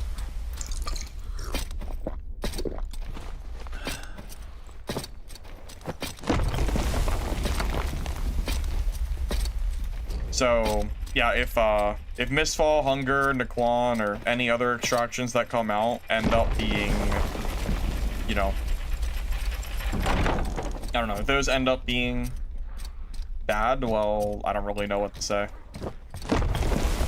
I mean, I like Dark and Darker and all, but, you know, we have not been trending upwards in player count, which is concerning.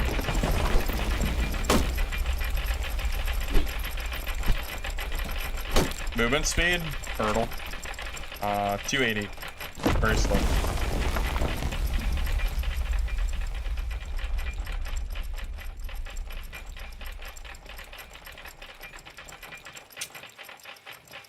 I like Naquan. The PvP was pretty bad though. The only, like, the good thing about that game was the PvE content. So if they can manage to make the PvP interesting, I'll be pretty content with the game.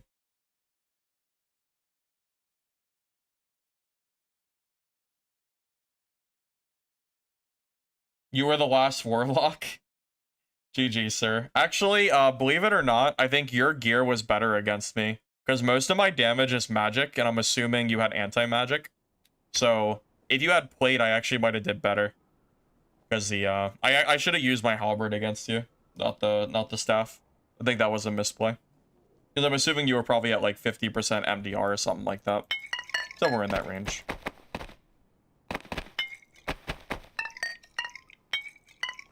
Definitely regretted it a little bit because you ate 3 staff hits. Like that's absurd.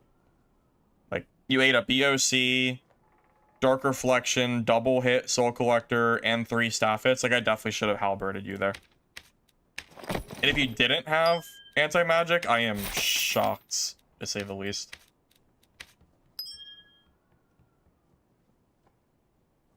They've all failed, and this was a success directly because of SDF's vision? Wait, what do you mean? I mean, all the other games failing has nothing to do with Dark and Darker. Dark and Darker is not a popular enough game that it is taking players away from other games. Other games are failing and dying because they suck. They just aren't good. Like, The Cube was probably one of the worst games I played in a hot minute. Dungeon Stalkers gameplay was boring. And it ended up being pay to win. So, after a while, so that game died. Legacy Steel and Sorcery died because the combat was too hard for new players, and the devs made a lot of really bad decisions. Midnight Walkers is boring, and the PvE is not interesting. Dungeonborn died because the developers just didn't get the updates it needed. I like the game, but it got bad updates. I mean, there's 5 off the top of my head at least. Yeah, I'm not a fan of shooters. Marathon does not interest me the same way that Arc Raiders did not interest me, unfortunately. I'm basically doomed to praying to whatever that some of these other extractions coming out are good, that are melee, because yeah, I really do not enjoy shooter extractions very much, unfortunately.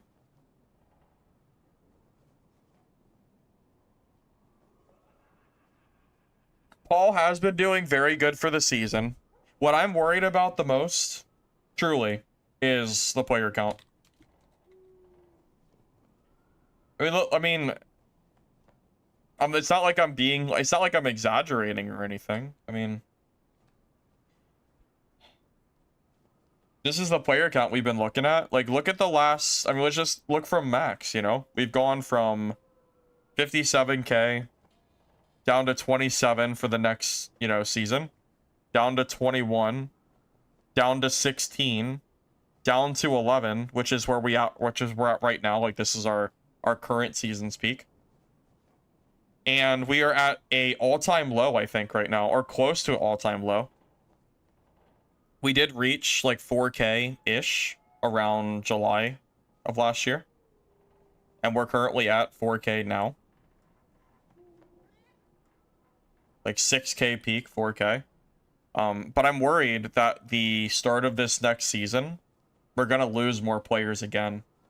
You know, we've been losing 5K every single season. And as much as I like Dark and Darker, I am a little bit worried that the game is not going to survive if we don't gain players. That's what I'm worried about.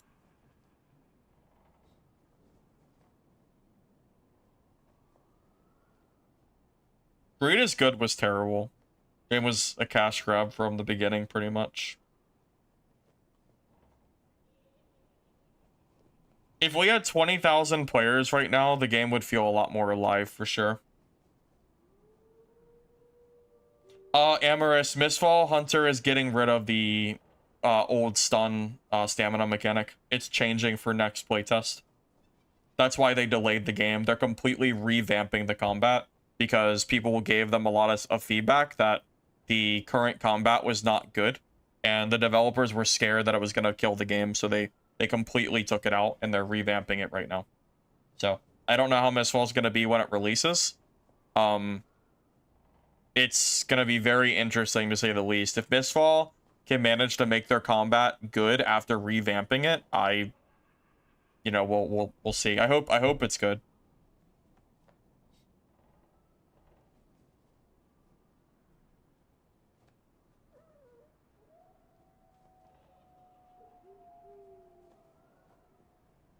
Yes, Mistfall Hunter is getting a complete revamp. We have no idea what it's going to look like on release. Mistfall Hunter was one of my favorite extraction games. I think the foundation is also very good.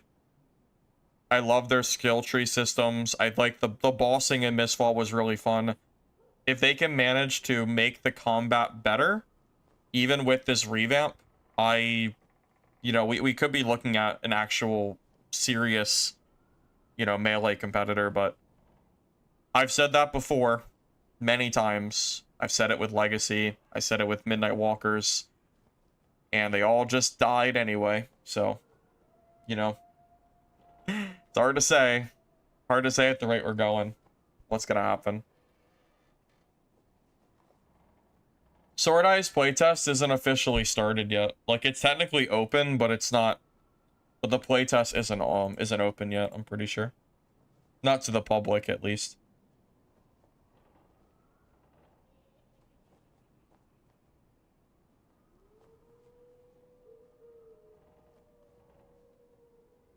If Mistfall combat is better, it might actually be the best melee extraction. You like the vibe, style, abilities, and vendors, just didn't like the combat. Yeah, it's a tall task, though, Terrells. Think about how tall of a task that is to say, yeah, this game is really good, but the combat sucks. Like, okay, great. Now, the combat is the main part of the game. So, if Mistfall Hunter's combat sucks, everything else doesn't matter. That's the problem.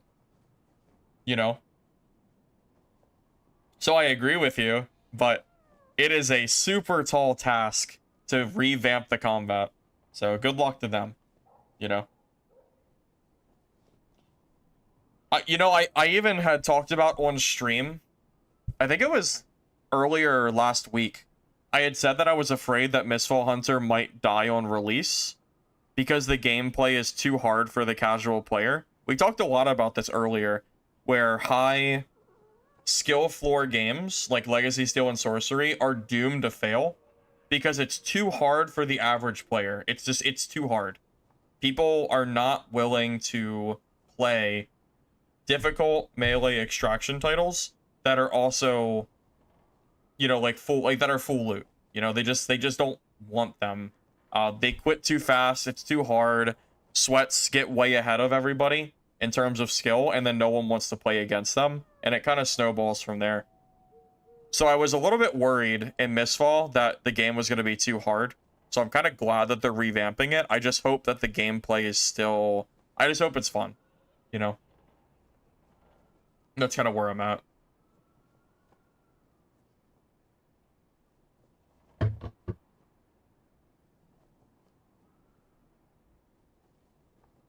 You're hopeful with Naquan because Nexon's backing. Naquan has the opposite problem. Naquan's PvE is very good. It's probably one of the best on the market for melee extraction. It might be the best on the market for melee extraction, period. But the PvP is not that good. That's the biggest downside of that game. If Naquan can manage to make their skill trees and combat interesting enough to make the PvP not feel like spam click, stat check gameplay, I think there's legitimate hope for that game. Especially with Nexon backing it. That's a lot of money and funds and advertising that can go into getting that game out, you know?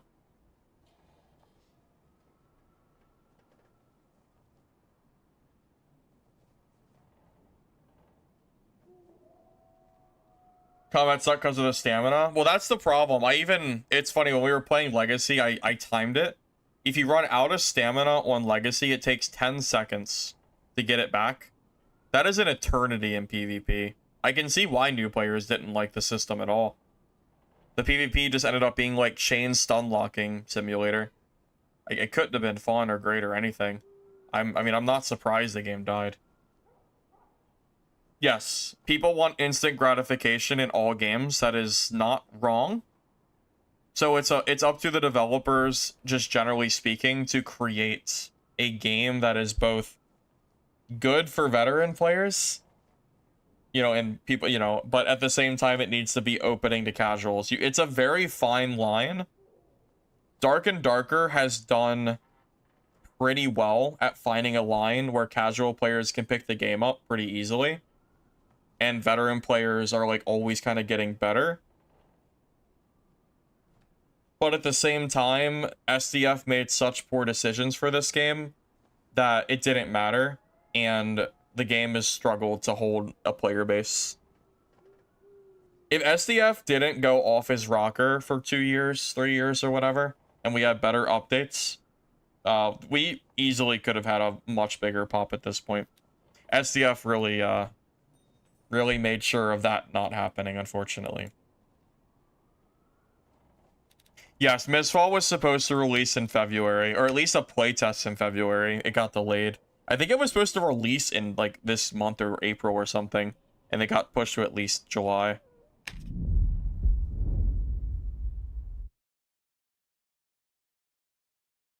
Well, it's hard for me to imagine very many people from the Dark and Darker player base wanting to play SDF's new game, because all I know, like, SDF's permanent image is the guy who almost killed Dark and Darker for good. That is SDF. He did it to himself. Hey, Pocket Sands. Welcome, welcome.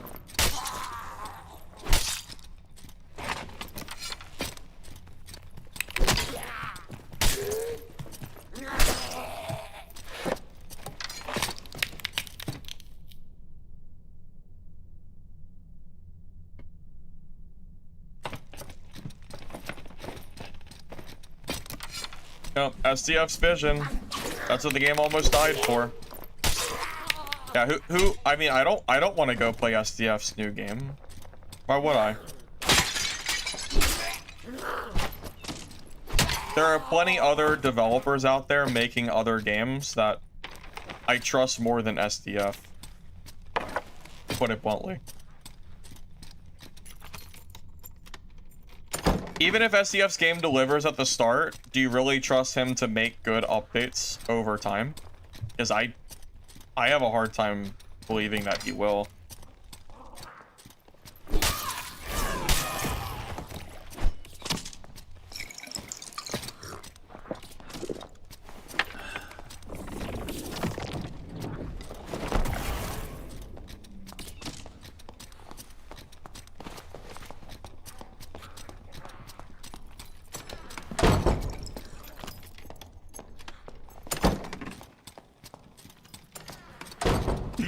Good old door and door.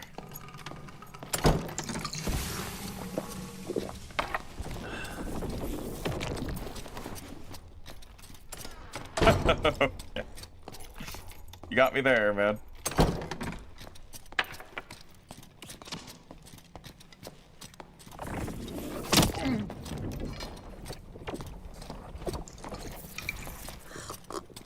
He's got more doors behind him too, by the way. So even if I start winning, he could just run backwards.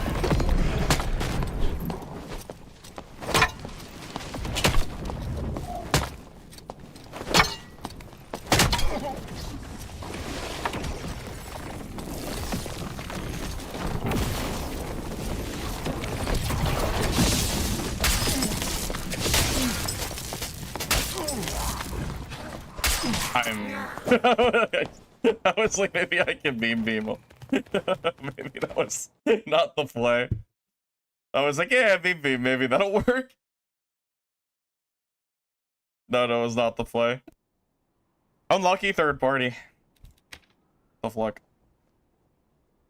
I didn't know he was melee Sork. I thought he was range Sork, so I was gonna beam him. I know I memed a little too hard on that one. Yeah, I memed a little bit too much. Just a little bit. Oops. Alright.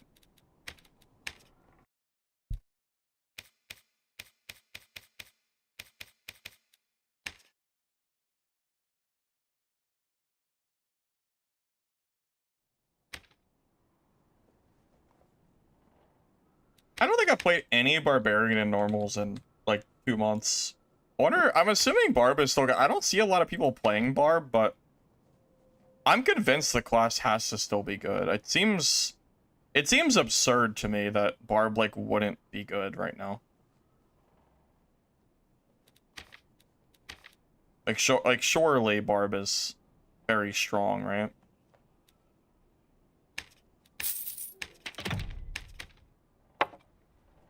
I'm surprised how many people just aren't touching this class.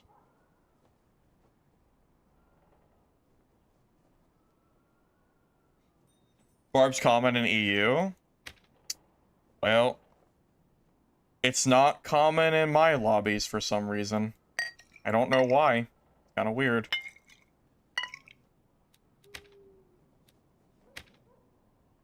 This is like kind of a bad kit. I didn't make this kit. This was just the kit that it was someone else's kit that I had stolen.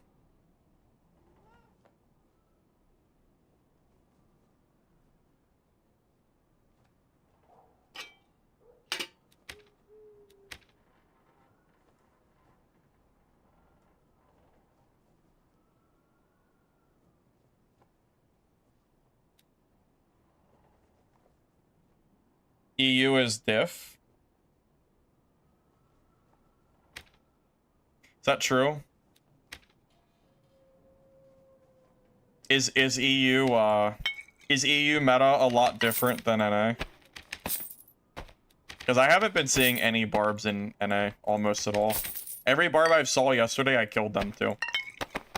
I don't think I've died to a barb and actually I died to one barb, but that was it. I've killed a bunch. I mean, I've killed a few, but I definitely don't see them nearly as often. Feels like.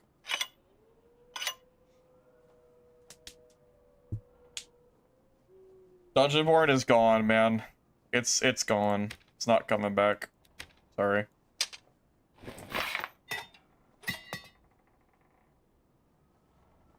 I know that's disappointing, but I don't think that's going to change. So.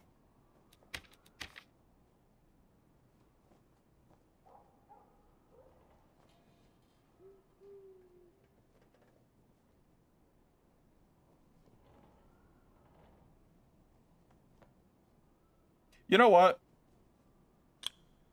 I'm taking Crush. I'm not dealing with this stupid. I'm not dealing with this meta. I'm not dealing with it. I'll sacrifice my build just to break doors. I don't care, man. I don't even care. Don't care.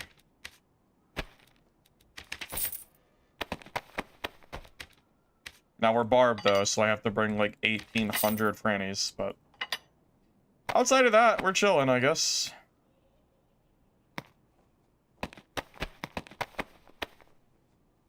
Freaking whole pharmacy over here. Alright. Maybe Crush will help us out a little bit. Maybe.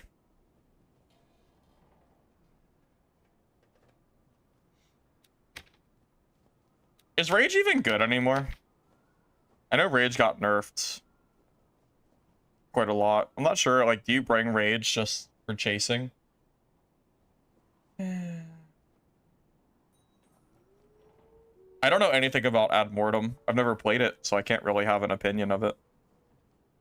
As far as I know, there's never been a playtest for it, right?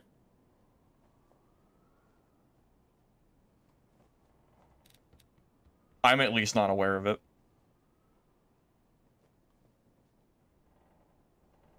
Yeah, Rage seems like it's not very good.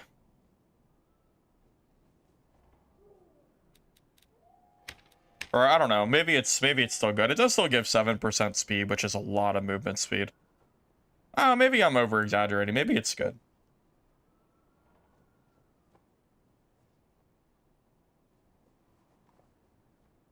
Warsack? I don't think Warsack is good though.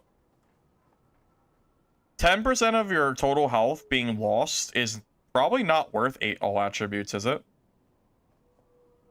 I just don't think that's enough stats to warrant a skill that hurts you as well. That's really the problem. Which sounds stupid because 8 all should be good, and it's fine. I just don't. I think hurting yourself is like really bad.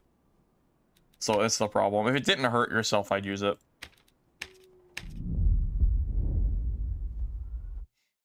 I would consider playing Ad Mortem, even if it's not an extraction game, if it's interesting.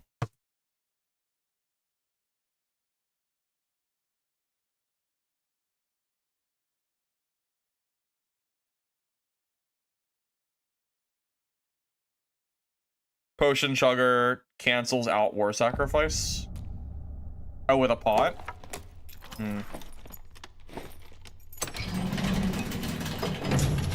One way to do it.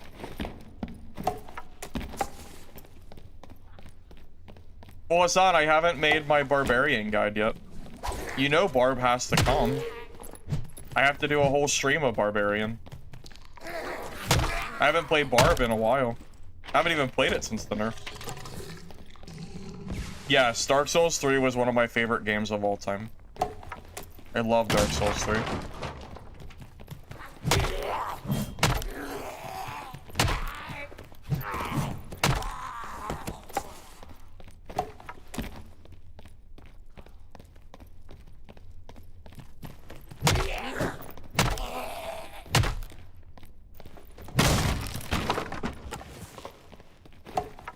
Yeah, Dark Souls 3 was... I liked it even more than Elden Ring. That just was by far my favorite.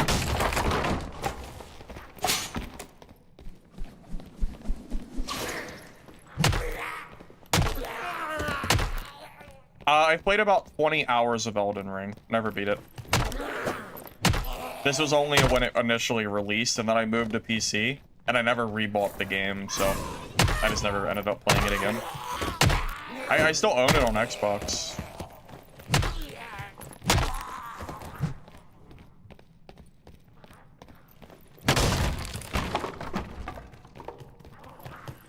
Well, I didn't PvP in Dark Souls. I only PvE'd. So, I didn't play those games for PvP. I know, hard to believe, right?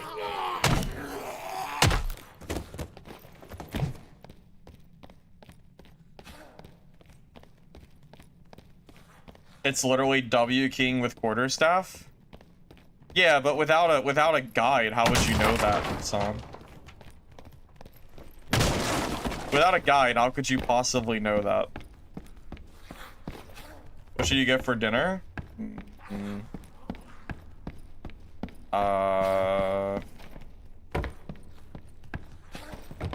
Pizza? Maybe. Maybe some chicken.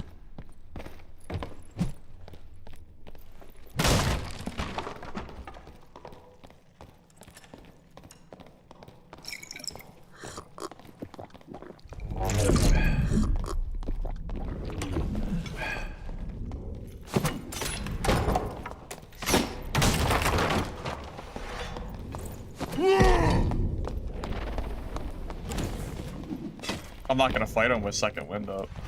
Or it looks stupid. Okay, for that to go away.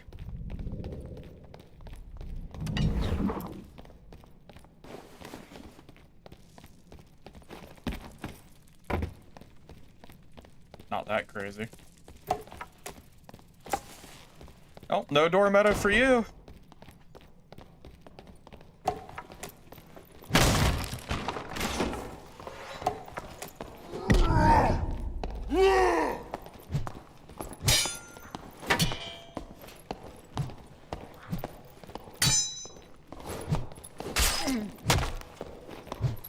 God, I hate longsword parry baiters. It's so dumb.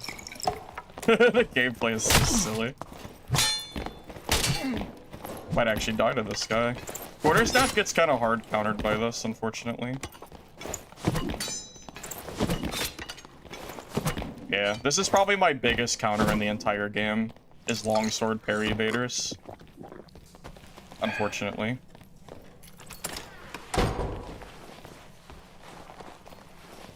No, quarterstaff's really bad against longsword. It's the worst matchup in the entire game for this weapon. There's nothing worse. It's free parry. You'd have to be a bot not to be able to parry this weapon. It's super easy.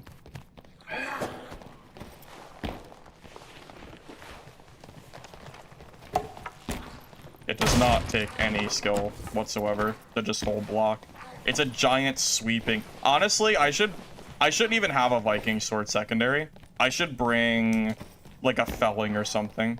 I think I actually need a weapon to stop the longsword parry, because it's so cheesy against this weapon. It's too free for them. It's not even a skill thing. I just can't. It's not possible. It's just too much. It's too easy. What weapon do you think hard counters longsword for Barb? Is it felling? Because I bet if I have a felling axe or something, I could probably kill it. Wormall? No, Wormall also is easy to parry. So... yeah, Wormall's easy as well, so... yeah, we'll just have to bring like a felling or something.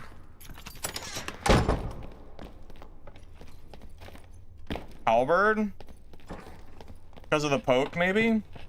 Wait, halberd. Barb can't use halberd. That's a fighter weapon.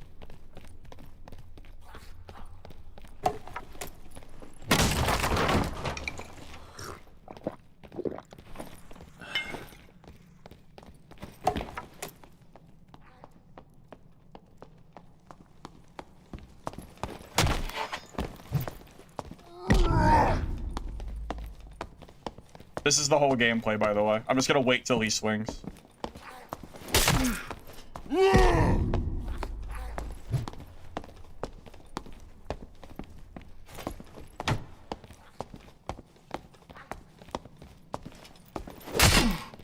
Yep, never mind. I can kill them.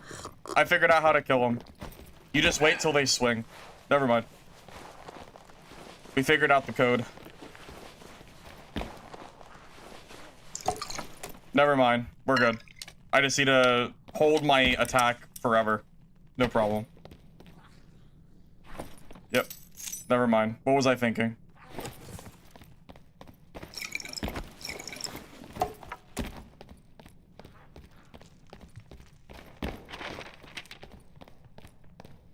Put that in the clip guide? The barbarian guide? You got it, buddy. You got it. That probably does belong in the kill montage, doesn't it? Yeah, that for sure belongs in the kill montage. 100%.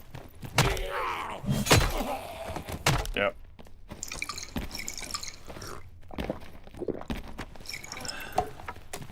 Eventually they'll get bored and hit you, yeah. Actually, Club's pretty good against longsword, right? Club might be a good answer.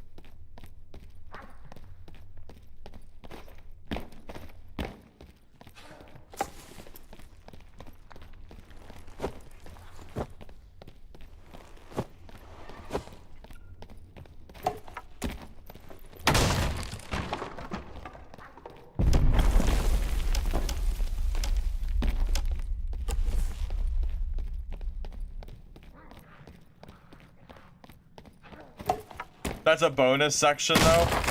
Oh, that's like the end of the video clip. Yeah, you're probably right. But it's gotta make it in there. It has to. Too funny not to. Did I loot him? Yeah, he just had some, like, gems. He didn't have anything to really take, so.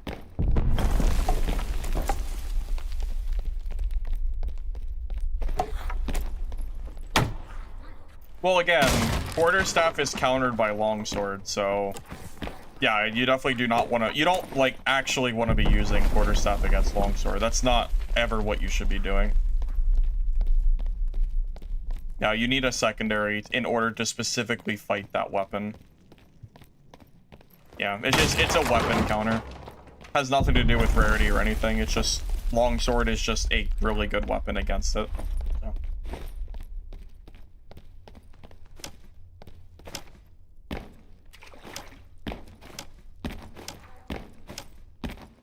But I have, what, like 60% health left, so even if he had gear, he still loses that.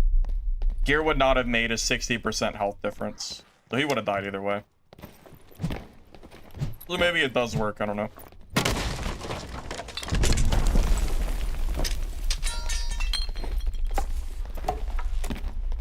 Yeah, maybe Bardiche, but only second hit with a poke. Yeah, maybe.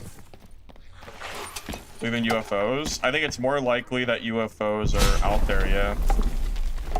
I'd be pretty surprised if something wasn't out there. Maybe not the media UFOs, but sure something's out there.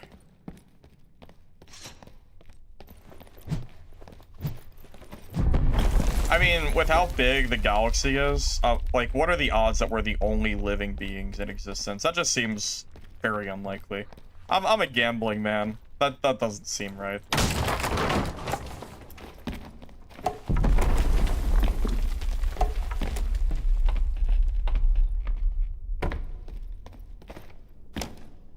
Wish you could seen his real. Oh, I would have loved to have seen that fighter's point of view. That would be so funny.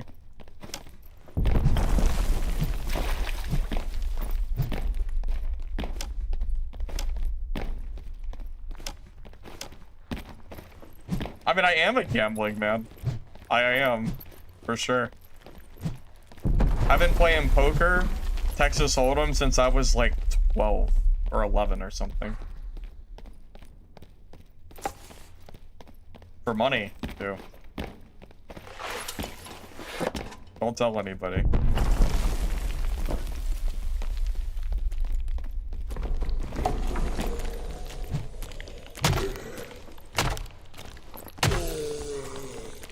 You're in my game, Dits? I'm ready. Ready for the fight.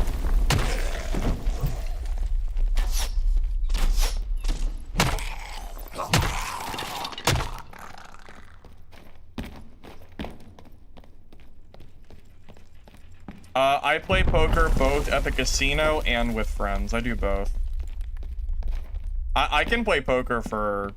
I've played poker for 10+ hours straight before. I'm a poker fiend. I haven't played in a while. I played a few months ago with friends, but casino-wise, I haven't been since pre-COVID. Yeah, 1-2. Although my casino changed to 1-3. That's kind of expensive. I like the 1-2 games.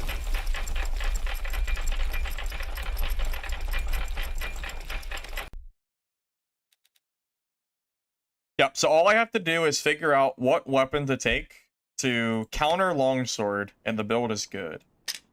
So what are we gonna use? I've heard some people say Bardiche for the poke. I think club might work. Doesn't club, like, do pretty good?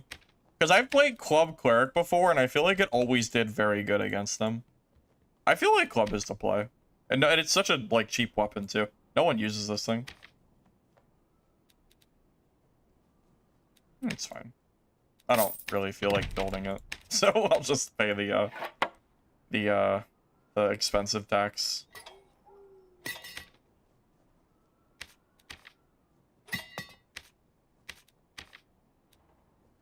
Oh boy, oh boy.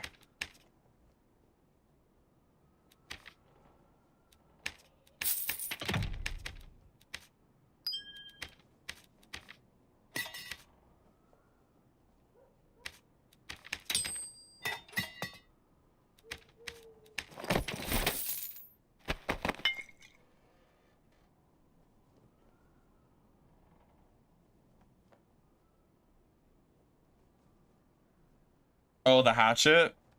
Yeah, I don't really remember. Is hatchet good against longsword? Because I distinctly remember having trouble with it. I don't know if it's actually good.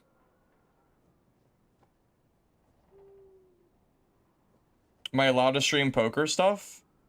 That's a good question. I don't know. I think people, like, Twitch used to be full of gambling streams, and then I think, didn't all the gambling streamers go to, like, didn't they all go to Kick or something? I don't know. I'm not really sure if that's even allowed. I got third partied on my plate lock against the sorcerer. It was like right after, like I had just killed a fighter and then the sorcerer came over at the like exact timing he died. So I couldn't win it.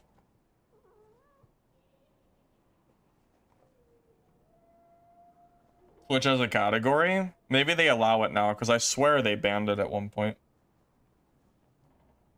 I don't really know if I'd stream poker though. I don't really like, I don't like play online or anything like that.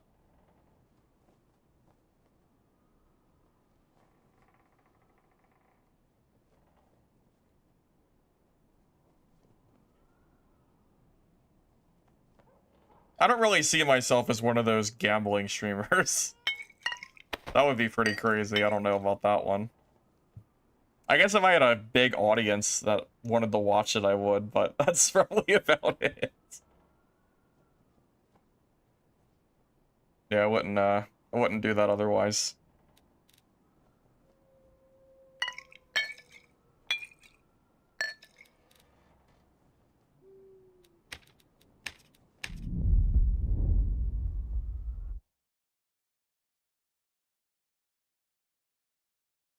Gambling is half banned. You have to check if your specific game and casino is allowed. Gotcha. Okay. Yeah, I just remember hearing that a lot of people would go to Kick or something. I never used Kick before. I just know it was like a gambling platform or something. Hey, Kevchin. Thank you for the 100 bits. I appreciate that, sir. Thank you, thank you.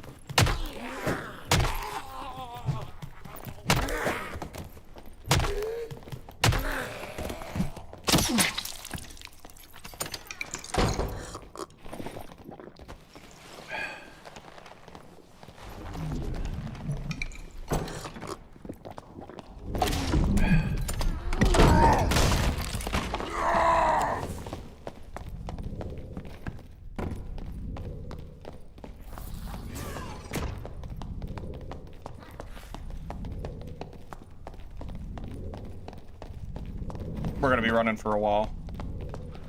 This is probably gonna be an all-game chase, by the way. Because remember, he can't use doors to reset, so... Oh, you know what? He's a dwarf, though. I think I can catch this guy.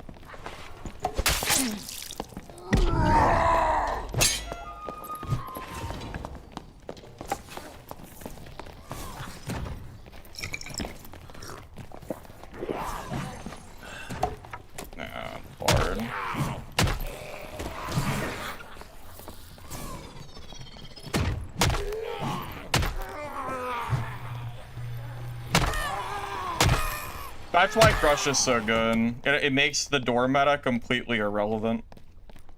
Takes it out of the game. How nice is that?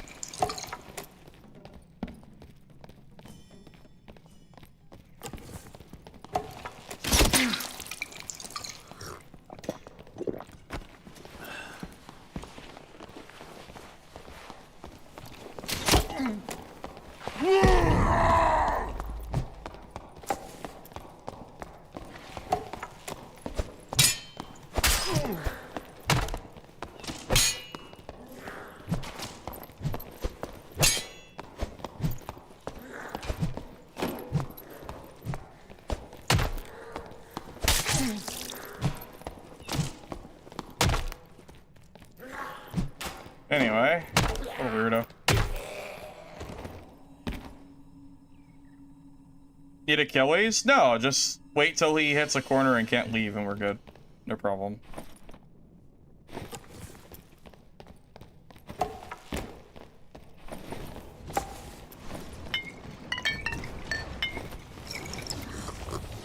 kind of need Achilles strike though.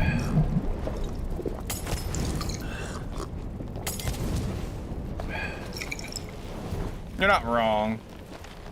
But they nerfed it. It doesn't last forever anymore. Is it still worth it if it doesn't last forever? I don't really know.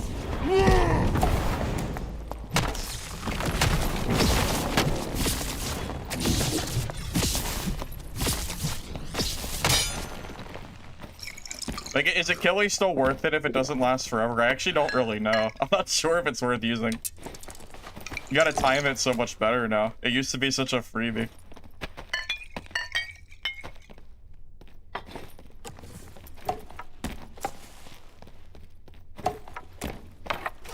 Use the club? Could have, I guess. That's probably one of the biggest downsides of Quarterstaff. It's really easy to parry.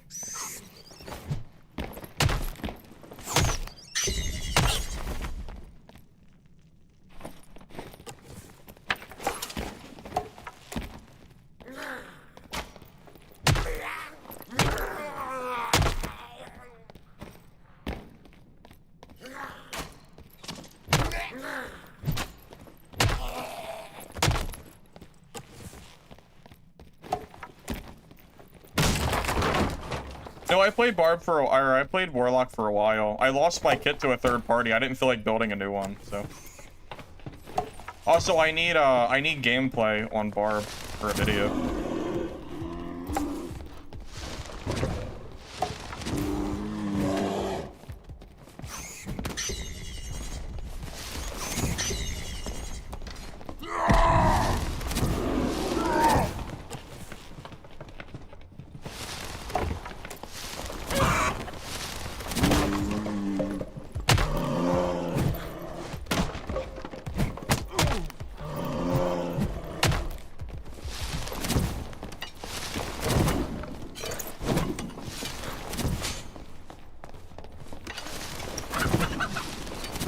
I think druids are actually unkillable. Yeah, he's unkillable. It's a forever fight. I'm just gonna camp a door for the whole game and not leave. That fight will last forever, so. Yeah, no point in fighting him.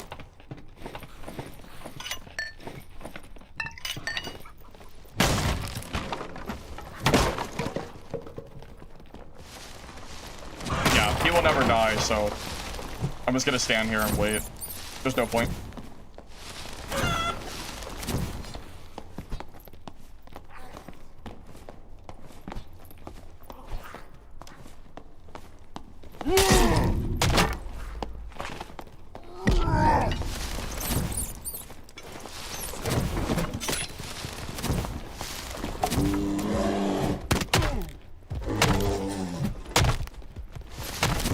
Okay, well, or if he misplays, I can kill him.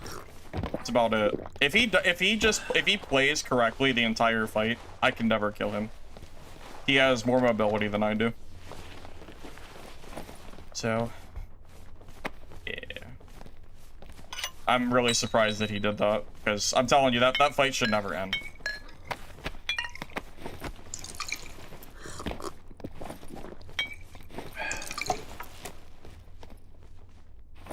I think he just got impatient.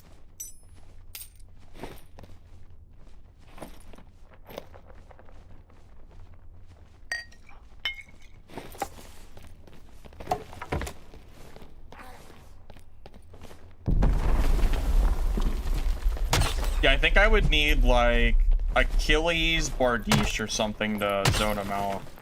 But yeah, with this build, there is no way I can ever kill Druid. It's not possible.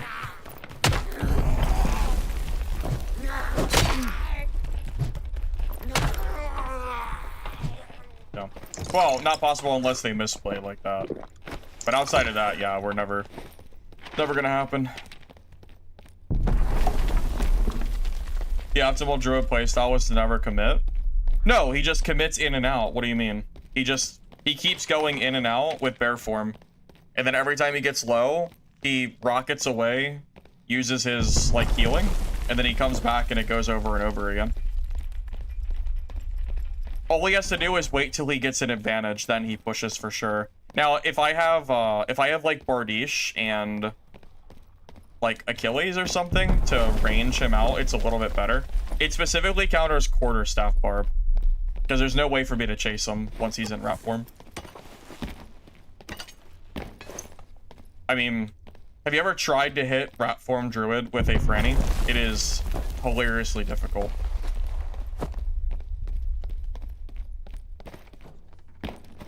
Oh, that was Duego? Oh, it was Duego. You're right.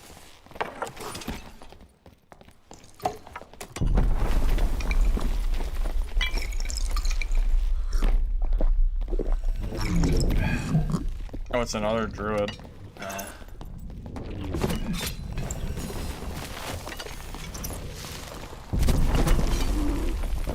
Now again, the proper play, we're gonna sit here and wait for him to overcommit, pretty much.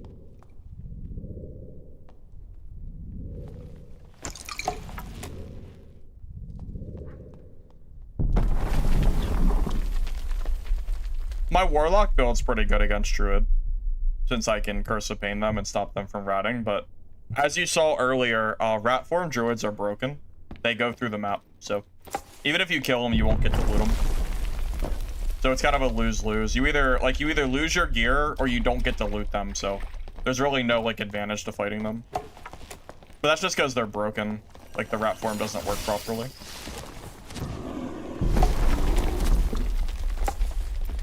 Oh, Druid's definitely strong. Yeah, anyone who says Druid's not strong is capping, for sure.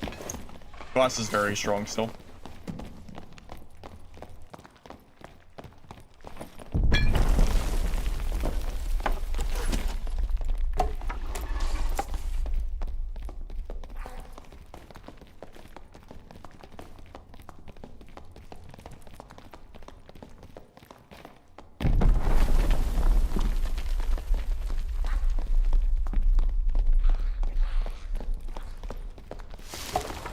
High skill ceiling doesn't make a class bad.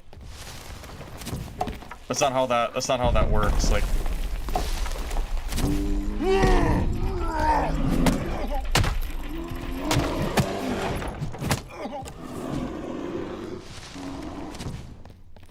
remember, during that ability, Druid has 65% PDR max.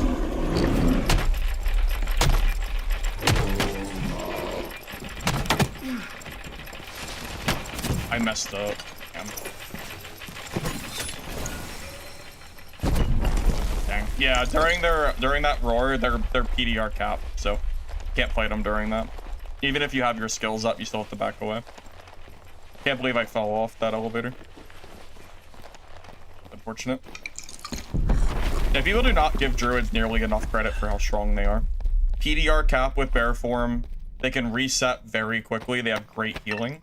I mean, they have a lot going for them.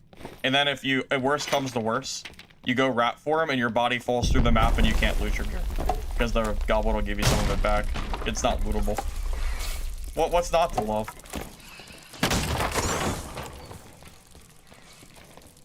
Well, no, only Druid gets to go through the map by a matter of, like, being bugged. Only Druid can do that.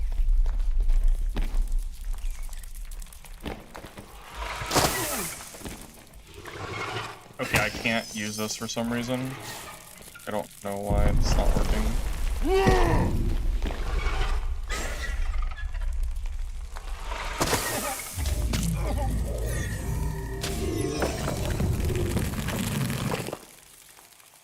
Yeah. Yeah, druids are just it really comes down to that freaking rat form being bugged. That's probably one of the most frustrating things about the class. Because I killed that druid earlier, and I don't get to loot his body because they just go rat form if they're about to die, and then the rat form goes through the map when you kill them, and then the goblin merchant brings their gear back. So it's like, what's even the point, really? Yeah, if you're ever playing druid and you're about to die, like, just go rat, and they shouldn't be able to loot you most of the time. Sometimes they can loot you, but more often than not, it appears that you fall through it. So.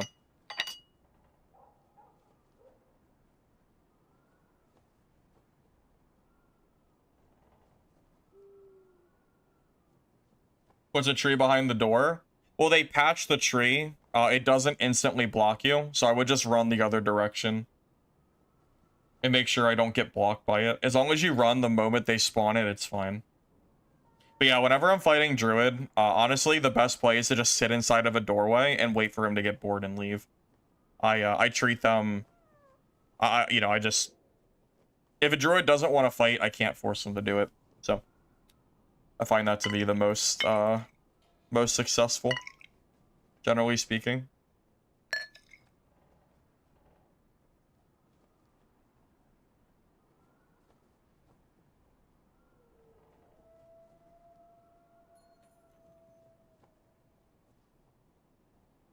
And I'm not sitting here telling you Druids are OP or anything. I'm just telling you like my thoughts on just the fact that they're not weak. That's really it. I think there's a big difference between calling a class like broken, because I think Barb pre-patch was broken. You know, if a class is so strong that it feels like you have to play it, I think that's broken territory. But I don't think Druid is at that point. It's just that I don't think Druid is weak.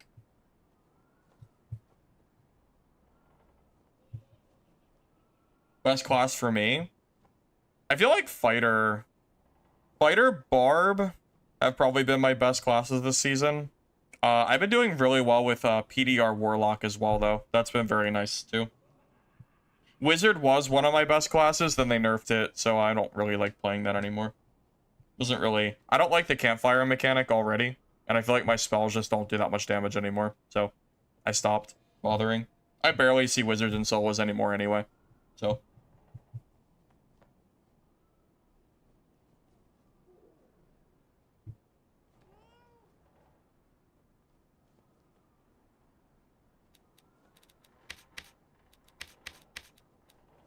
Oh, I want to give away a gold coin chest before I forget. We're gonna do that real quick. Let me set up the Moobot. Forgot I wanted to do that today.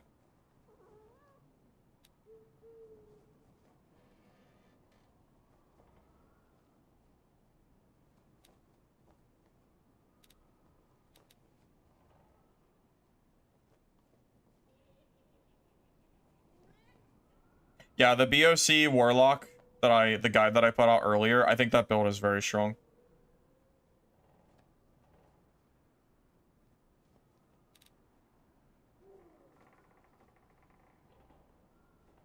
Alright, fellas, if you want to enter a giveaway for a gold coin chest, type hashtag giveaway in chat. If you're on YouTube, you need to follow this link and type hashtag giveaway because YouTube does not support Moobot.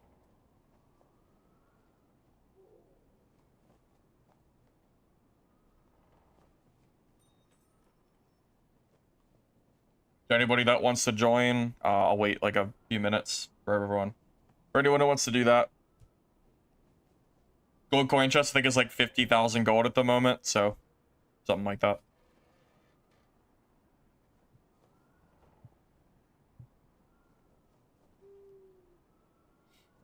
And again, if anyone on YouTube wants to join, click the link. You don't have to stay on Twitch, you just have to join it really quick just to do, just because Moobot doesn't work there. Druid is a class that I don't particularly like playing, but if I make a guide for every class, I might do Druid as well. What is it? What is what? The giveaway? Gold coin chest.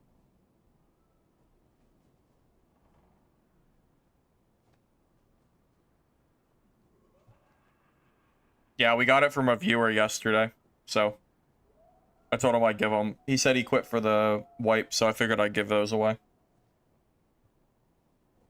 But yeah, Druid's really not my cup of tea. If I make a guide for it, it would be the last class. It's probably my least favorite out of all of them. Right next to, like, Ranger. Because I don't like strictly range-cutting classes for the most part. PDR Warlock works in HR? I feel like it... Yeah, I think it should. I see no reason not to. I would build it a little differently. Probably build a little bit more movement speed since you have more flexibility with gear stats. But yeah, I think it would be fine. Ultimately, BOC Dark Reflection is still really strong in HR. So I don't know, like Druid, because I've never found Druid to be good for the game. I don't really like the whole transformation stuff that they do. I just don't like it.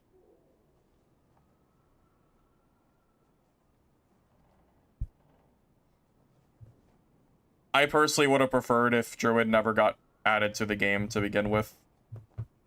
But that's kind of a topic for another day.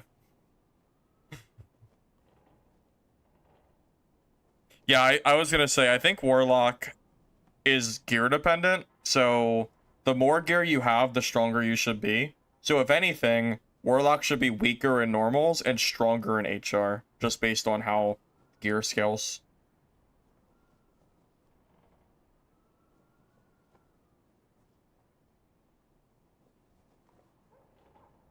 I will say, I think Ranger is just a better caster. I mean, Longbow Ranger can hit you for what, half or a third of your health? And you don't have to worry about spell charges or anything like that. I feel like Ranger just kind of does it better. And then they have access to a spear, and spear is one of the better weapons at the moment. I think people overreacted to the Torture Mastery Warlock nerfs, personally. I think the nerfs were not as big of a deal as people made them out to be. I think Warlock is still very strong. People were acting like Warlock was like the worst class in the game and it was unplayable, and I don't think that was ever the case. Heck, in HR, you probably have enough gear that you would use Torture Mastery, because Torture Mastery Warlock is very strong. You could probably play like PDR Torture Mastery Warlock or something and do well with it. Yeah, getting hit by Ranger does slow you quite a lot. That's true. All right, last call. Is there anybody who still needs to join the giveaway? Because I'm about to do it. Last chance. Hashtag giveaway if you want a golden coin chest chance. Give you like 1 more minute and we're gonna draw it. So.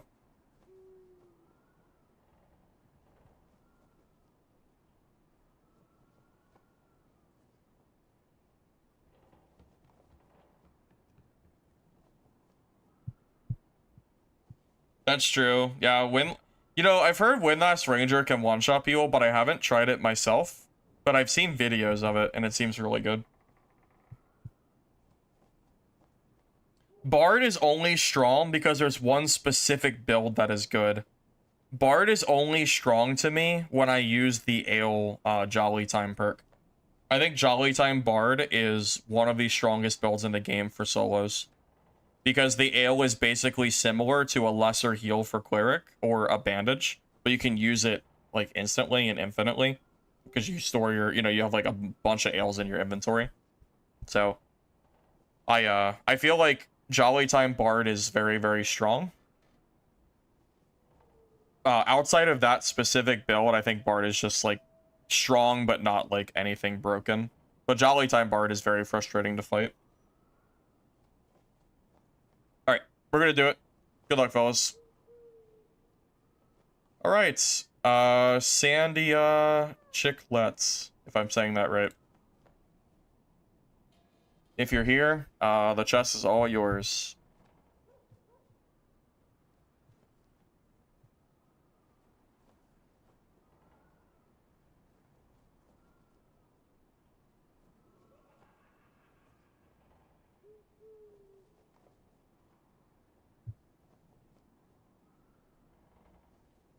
Alright, Sandia, are you able to get onto the game so I can give you your chest?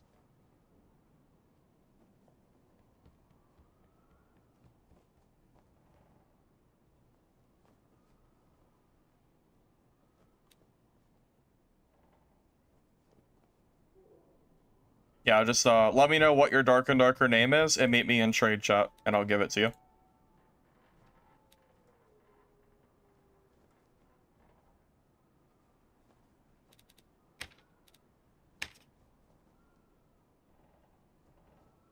Make sure you tell me what your name is in chat so I don't give it to the wrong person as well. I know there's a lot of bots spamming in here, so just want to make sure. Dang, Bloodthirst is 100k? I guess it's not that surprising. It's like PvE bis, so makes sense.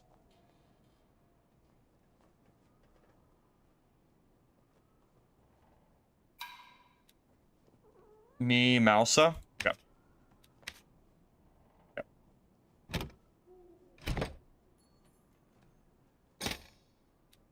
Congrats. Enjoy.